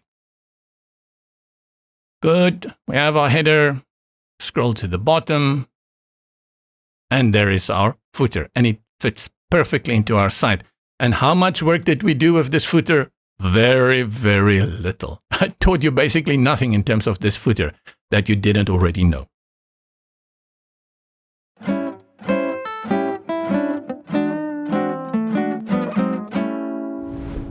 One more thing we can talk about here is that news page that I showed you at the very beginning that we created for the blog. Let's exit to WordPress. Go to WordPress. We go to pages. And there is this news page that we've created. We used this as a template to override the default template that is being created, and we created our own. If you want to have this news section on your site, you can use the template as is, or you create a page like we did for the home page. Let's click on View here, Control click, opens a new tab. And you do something similar like this for your news page, but you can style it out to your heart's content. Many people do that with the archive page, but I'm not sure why I have this feeling. Maybe it's just old school that you shouldn't mess too much with the archive page. This news one we've assigned basically to look like an archive page. So if we view it, you'll see it's straight up standard. I think the straight up standard is superiorly boring when it comes to anyone visiting your site. So you really don't just want to throw people with this, especially not a blog site. And it's better that you go ahead and you create something like this, or less or more, and just take away all of this, like the Lisa Umbra's latest places, make it look like a news page, maybe just a very simple list. For that, I'll quickly show you what I probably may have done. We go to pages, we add page, and I'll call this News 2026. This is how I want my page to look in 2026. The name of the page is irrelevant. How it's going to look on the front, I will still call it news, but this is for me to identify the page in the back end, and I will call it schedule, not call it, make it, and then edit in Breakdance. Now we have our heading already at the top, so I can select here and bring in my section, and I can start with my post list immediately. I don't have to think of anything else. I'll go to post list, and you see now we start working with how I may want to have it look on this page. And we go first to our design list, and from the layout, just have a look at all of this. First, we start with the list, right? This is very standard often for archive pages, that it just goes on and on and on. That's one way for the news. The other one is, of course, the grid. Then you have a slider option here. Look at this. This is also incredible. Below that, you have Accordion. This is another great one. So all your posts appear here, and you go through them. And if you think, but wait, this is going to be way too many, Remember, what you do is you just go and set up the query within the properties panel and you limit it over there. But going back to the list, that's Accordion. One that I love is this one called tabs. Okay, it looks bad here at the top at the moment because of how it is set out. But as you limit it, your tabs will also work better. And then you have masonry. And that means that if your image sizes are different, it will adjust accordingly. I think in most cases, starting off with the list and the grid is really good enough. And then you do what we did earlier. So for example, you start with this first one here, and you can bring in a heading. Below this, you can bring in places. So you bring in another section below this heading and call it places. And now you're going to bring in below this, again, a post list. And you're going to go to Query, Custom, Edit Query. And then you bring in all those places and you create your Overberg, Cape Winelands. You set them out here and you develop it. And this is what I will do for a news page on my site instead of using the archive page. But I'll keep the archive page for a backup. Unnecessary step, that's kind of what I do. Just remember, it's a little bit narrow here at the top, so select the section, go to spacing, and add around 150 pixels at the top. Give us nice separation here. And then this page, to bring it to your menu, you go to your menu, your header, select your main menu, which is the menu builder, and you add menu link because it's a new menu link. This menu link you will call news. But then for the link, remember it will be news-2026. Whenever there is a space, you will replace it with a dash. Oh, and that's news with one S. Then save. And if we go now to the home page again, it's going to look quite cramped. But this is how I will bring in that news section. Let's copy the URL, go to the front. And there's my news section. In this event, I will not use the news section. I kind of don't want that. I want people to go and interact with the regions and things to do. And I have basically this news section here. We'll go back to my header. And then from the header, I will just remove that menu link. Go to structure. That's easy, and delete it from here and save.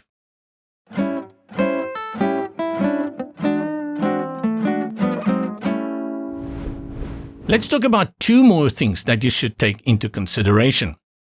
From my quick navigator at the top, I will select a template for the single post. Previously, we created this sidebar here on the right. And in WordPress, one of the big things for a sidebar are the widgets. People bring in widgets all the time. And many people get very, very sad and blue when they cannot use the widgets. They are used to it. Well, you can just do here whatever you want to do, right? So you're not limited to that. But the great thing is you can still bring in widgets.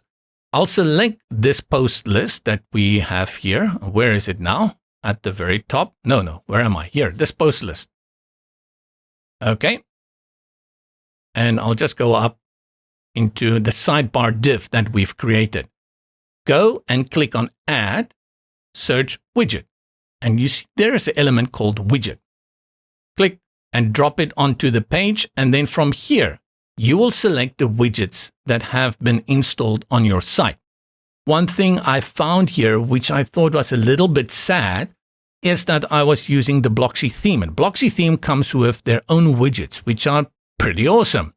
But by using Breakdance as a theme, it overrides even the widgets from Blocksy. So that removed it, kind of a pity. But these guys that I have here, if I wanted the widget just to show my pages, I select that, and now if we go back to the sidebar,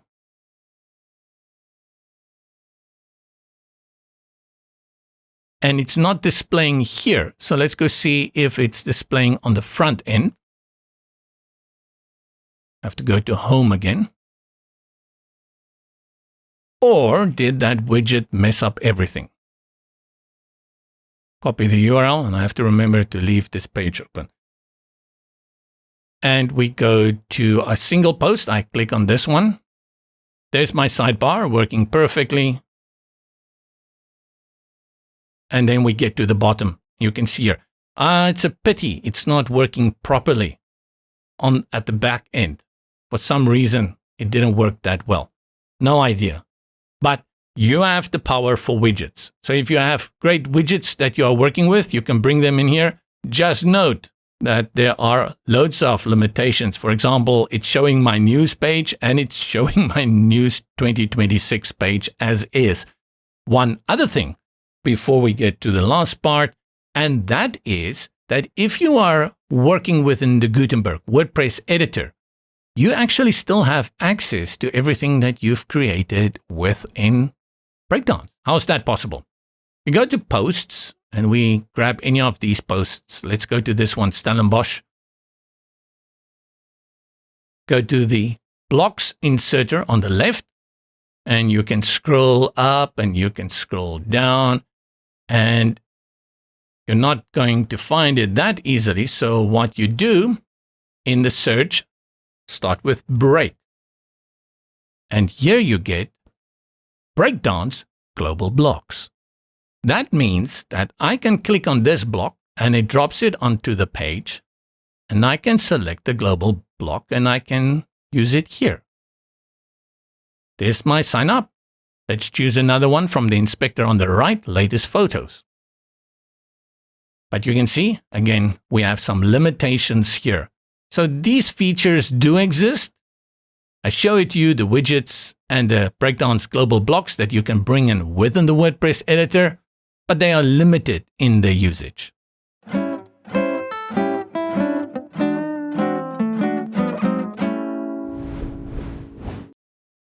And that brings us to the end from me, JP. I want to say goodbye, but give me a few more moments just to say a few things.